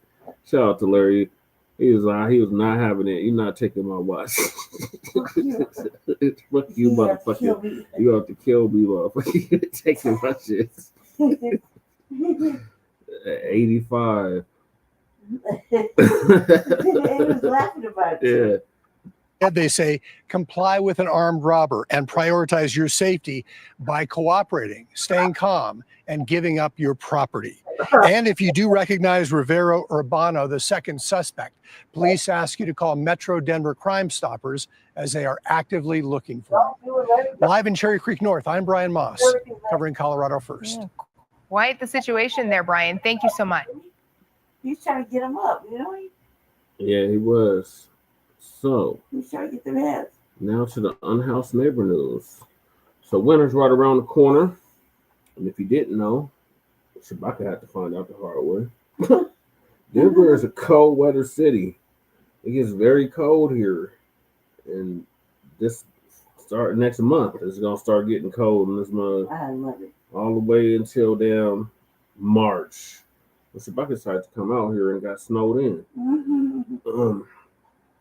So now the push is for survival gear. Both me and Lady Che both know from first-hand experience being unhoused on the streets of Denver. It gets very cold out here, and it's very life or death situation when you can't cover yourself with a tent, a tarp, a sleeping bag. Anything besides your own clothing is deemed illegal in the city and county of Denver due to the god-awful urban camping ban that's been in effect since 2012, which was a response to Occupy Denver, who were feet in clothing and temporarily housing our unhoused neighbors, my term, because I said they're unhoused, but they're still part of the community. And still not getting my full credit for that. And yeah, so now the push is for donations for survival gear. So this next person that you're gonna see, she's an advocate for the illegals. She master raised as an advocate for the unhoused, and she's putting in an order for donations for the upcoming winter. So advocates for the homeless asking for cold weather gear donations. Well, it was a nice warm day today, but we know the nights are getting colder. So advocates for people experiencing homelessness are now preparing. Yeah, they're starting to collect donations for cold weather gear that actually during the wintertime could save lives. 9 News reporter Angeline McCall joins us now with more on that story. Angeline, this is so important. So important. And Kim and Phil, we know that so many people are still thinking about fall leaf peeping season, but winter is really right across the corner, or around the corner rather, which means that it is really time to start collecting things that are really important for the unhoused community, including hats, gloves, toe, hand warmers, and a big ask as well this year for blankets. It's hard to ignore the beauty when the seasons change, and yet it's another sign for Amy Beck. But at the same time, I also feel a lot of anxiety at this time of year because I know that we're moving into winter. As an advocate for people experiencing homelessness, she knows the nights are getting colder and they're getting more requests here at the Network Coffee Shop, a resource for the unhoused in Capitol Hill. And so this year, what I'm hearing most is that people need blankets. And this year, Beck says she's seeing an increase of people new to the streets for the first time. There was a 10% increase in those experiencing homelessness from 2023 to 2024, according to the point-in-time data. Here at the network, we're definitely seeing a lot more people that are new to homelessness. And so this is going to be their first winter. Meanwhile, Beck says the city has become more strict in enforcing the camping ban. Well, in winters past, the biggest ask has been tents. And so it doesn't make sense this year to collect tents to hand out because they're not allowed to set up tents any longer. Anytime a tent goes up, there's someone that shows up and that tent comes right back down. Technically, covering yourself with a blanket also violates the ban, but Beck says people will do what they have to in order to survive. People do. They, of course, have to at some point because people have to sleep. And so whether or not people agree, I am going to make sure people have what they need to stay alive and to survive. Of course, we know that the mayor is also slashing. She's doing it for the illegals. Don't let her fool you. Yeah, she was all about it at the town hall. Well, Lady Che give you an update on all of that because Lady Che attended the town hall. Yeah. Budgets in this. And it's budget season. So we're about to rip the mayor a new one for the whole next month. Yeah. And the public hearing for the budget is on the 27th of October, and we're definitely going to be there in person to let the mayor and city council have it. Yep. They decide to want to give all this goddamn money to the police. and they want to slash all the funding to public services, service providers, all that. And basically, essential services, they had to lay off 170 employees, city employees, as a result of the illegal migrant invasion. I think we did a good job today or yesterday. Oh, yeah, I should play that. That's what I was going to say. Yeah, I should play that after I think this. we did an excellent job. City as well. Hold on, Alicia, let me get this part through and then I'll let you talk. Blacc wonders what that will mean when it comes to sheltering and how that could impact capacity. We also know that funding is being reduced for things like resources for people facing eviction. And so she worries that more people will fall to the streets by the end of the year. Now, if you'd like to donate any of your items, we have all of that information and contact information as well on our website at 9news.com. In Denver, Angela McCall, 9 News. So also what's coming up is we will remember all the people that died on the streets as a result of the urban camping ban. All right, go ahead, Lady Che. What are your thoughts? About what I saw? Before we get to that, about the need for cold weather gear donations. I can speak from experience. I spent 5 years on the sidewalk, and this is what I can tell you as a disabled woman, mixed woman, right? I went through a lot of very ugly things during that time, really ugly things. Sometimes I don't even like talking about it. But I know that during the camping ban, which we're still in, you couldn't, it was like illegal to just cover yourself. We said, fuck that. We were building tents everywhere. Because your tent is like your own home. Yeah. You know, you take care of it like your own home. So we have tents. Some people were just hoarders. Okay, that's for hoarders. But for the most part, I had been through 5 blizzards by myself. A lot of times I didn't have shoes on my feet or coat, warm clothes. I was just always in my summer gear because it was hard for me being disabled. I don't get along in certain places. I got banned from the only female shelter in the city. Yeah, there's some there now. And this is all because you could probably find clothes unless somebody came and donated something, or you would have got it how you live. It was really hard. I managed to live off like $6 a day. Just with my own little personal soda and cigarette habit. However, I've slept under 3 feet of snow.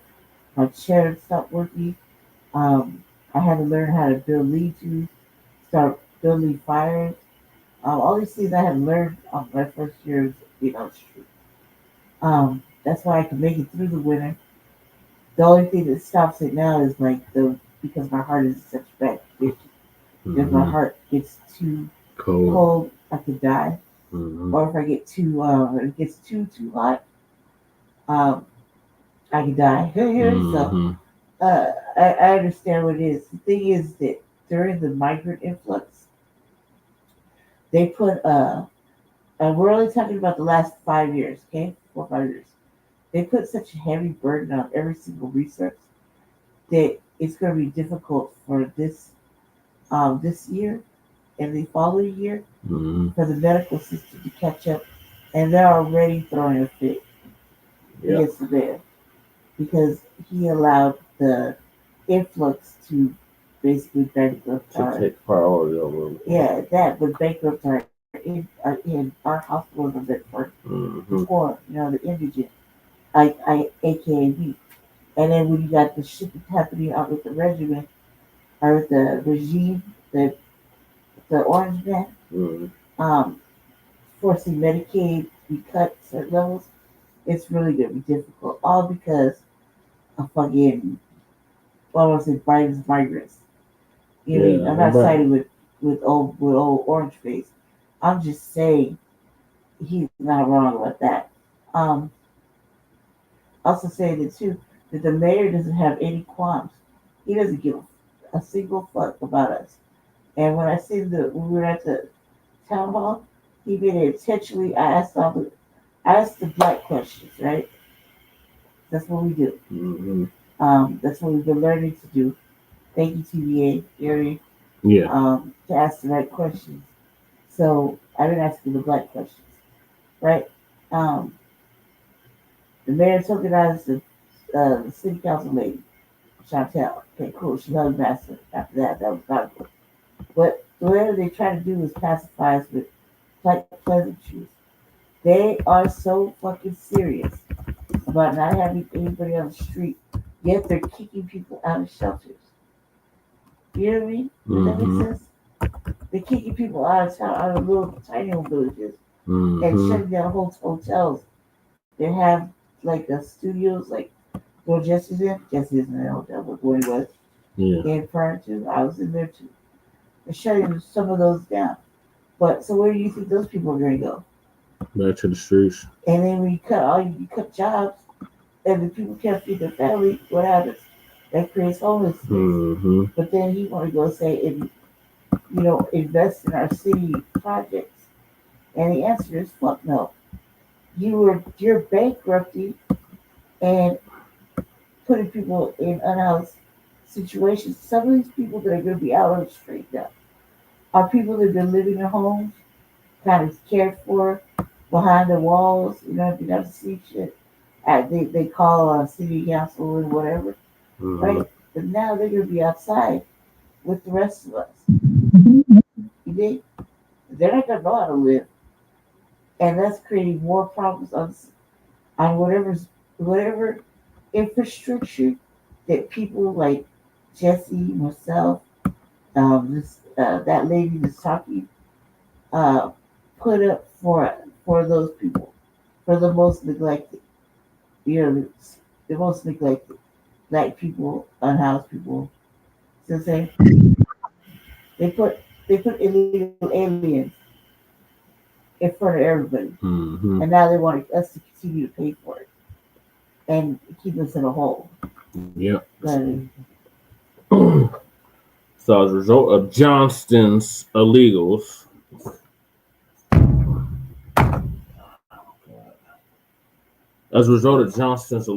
we are now $250 million in debt, and they have to do all these cuts to the budget.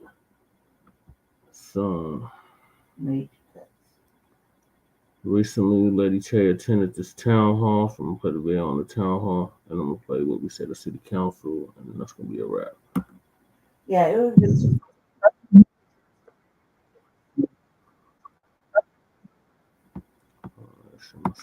Like walking Yeah, so the mayor had a town hall in his neighborhood, Central Park, which used to be Stapleton, which was named after a Klans member. It used to be an airport. White people love to see Black people lost in their neighborhood. They do. Go ahead. To weigh in on different homeless initiatives happening across the city of Denver. Yeah, Denver's mayor is hosting that town hall, but advocates, they are already weighing in. Denver 7's Ali Jennerjohn is joining us live. And Ali, what are they telling you about what they really want the mayor to pay attention to? Well, they're encouraged that he's planning to focus on longer-term housing solutions. And I was able to speak with Kathy Alderman over at the Colorado Coalition for the Homeless. She says she's encouraged by this. And we do know that earlier this month, Mayor Mike Johnston announced that to make this happen, or to be part of that solution in making this happen, he's shutting down a couple of places, including the Comfort Inn here behind me on Quebec Street. It's now a shelter. He's also closing down the Monroe Village tiny home community. And I asked Alderman how this could be or not be a solution. We want to move people out of shelter and into housing. That is the long-term goal. But that goal is dependent on having housing resources on the other side of that. And as a city, as a state, we've made some investments in that housing, but not to the degree that we need. So going into 2026, Mayor Mike Johnston says he plans to do a few things, including reducing shelter capacity, installing performance-based contracts with shelter providers, and focusing on connecting people battling addiction and mental illness to recovery programs. As for that housing, Alderman tells me right now only 1 in 5 people who qualify for housing vouchers get one. So I'm really concerned about how people are actually going to get into that housing. So obviously I have two concerns. It's the stock of available housing for these lower income households, but also how they are going to make the bridge from shelter to long-term housing. Well, tonight's community town hall will be at Central Park Rec Center. Doors open at 5. That meeting starts at 5:30. Live in Denver, Allie Jenner-John, Denver 7. Well, as the city of Denver grapples with budget cuts, changes are coming to Mayor Mike Johnston's homelessness initiative. Now, the changes include the closures of a hotel shelter and a community of tiny homes. But the mayor says it doesn't mean the people living there will be without support. At a community town hall tonight, Mayor Johnston announced several updates to his All-In Mile High initiative.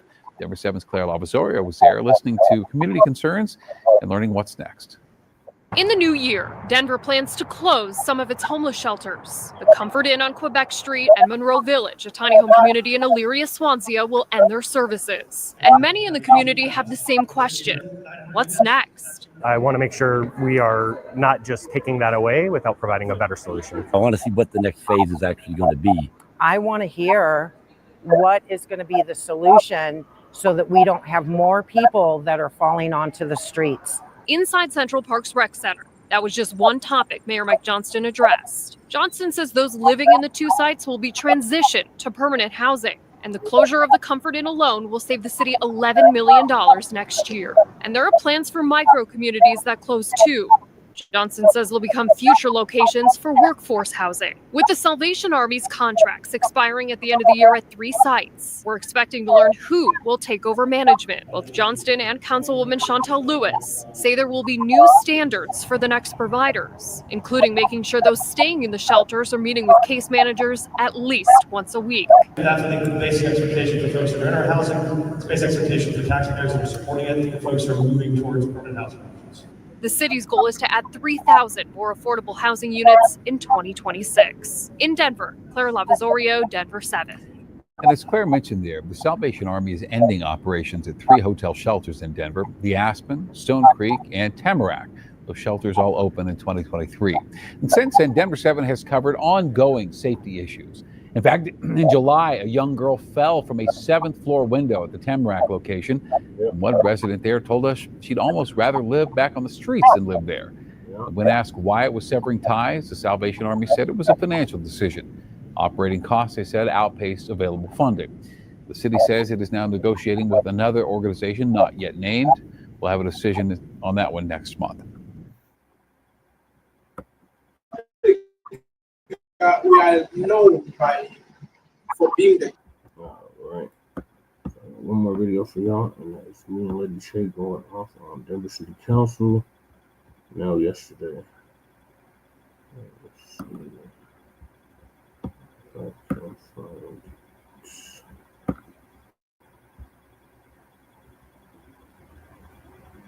There it is.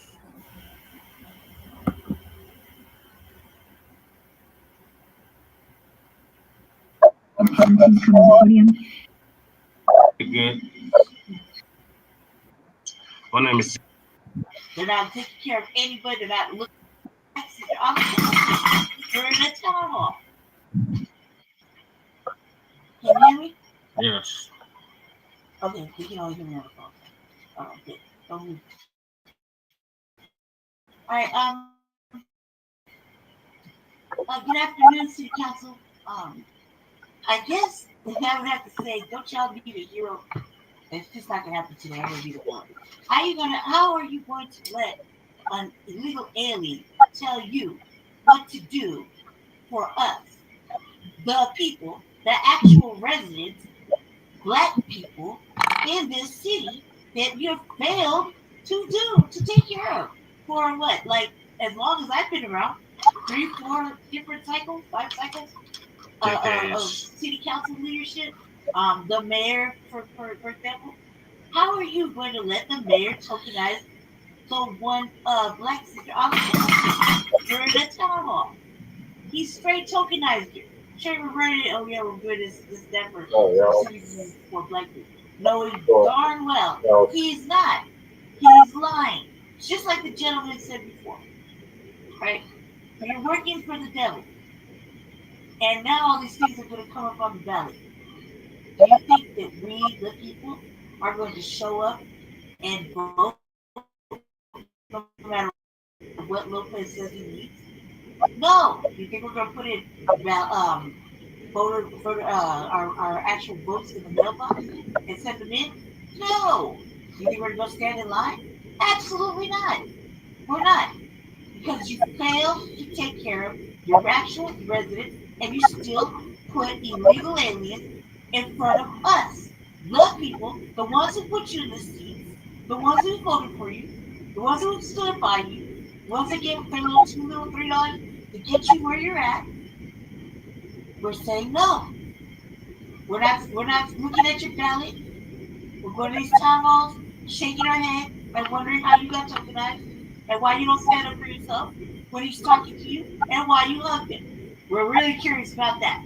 But I'll say all kidding aside, the police get more money, they're still active shooting. They're using the top cameras, only to saw what they want to saw.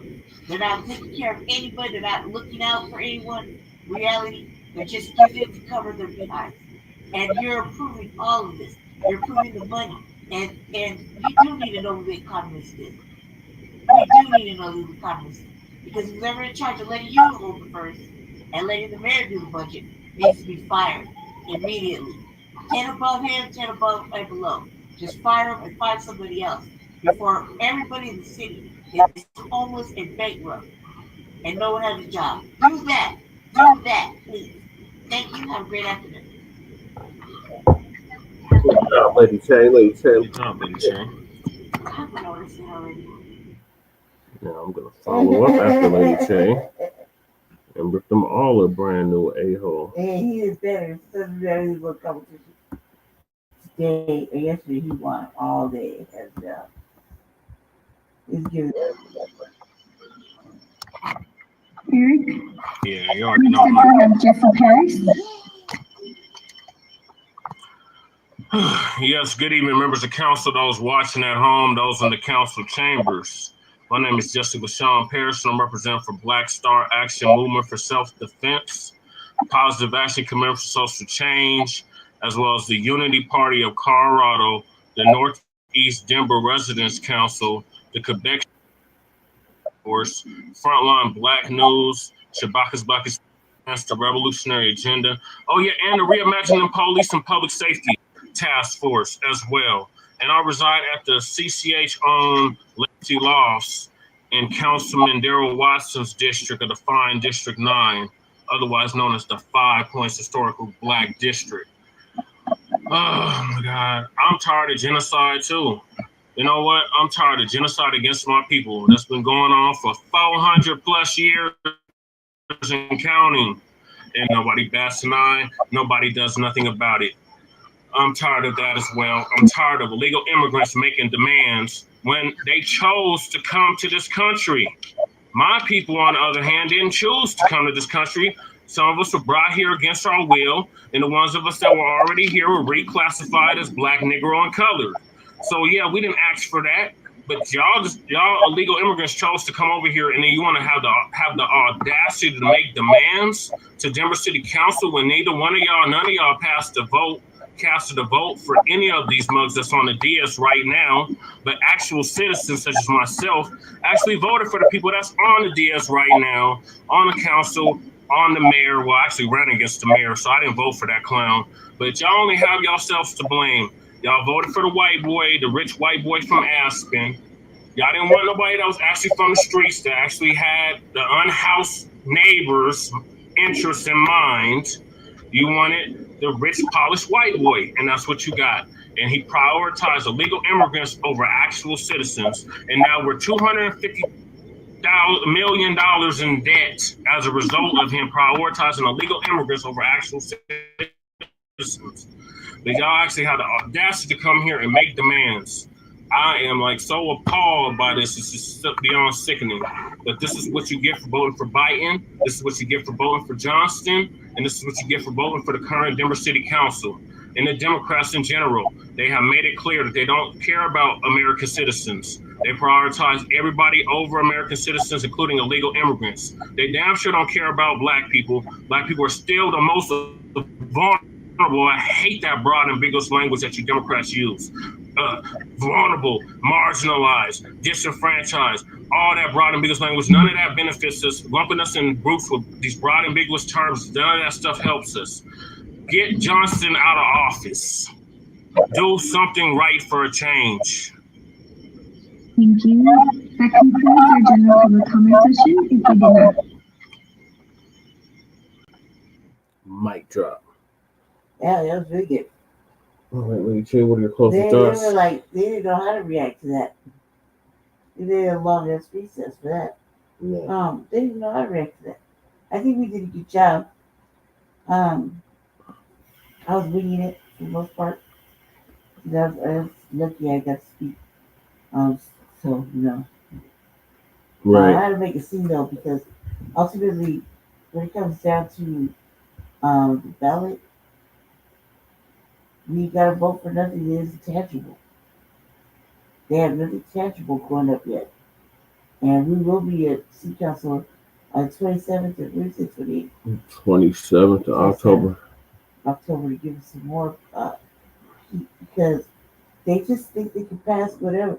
Let's slide.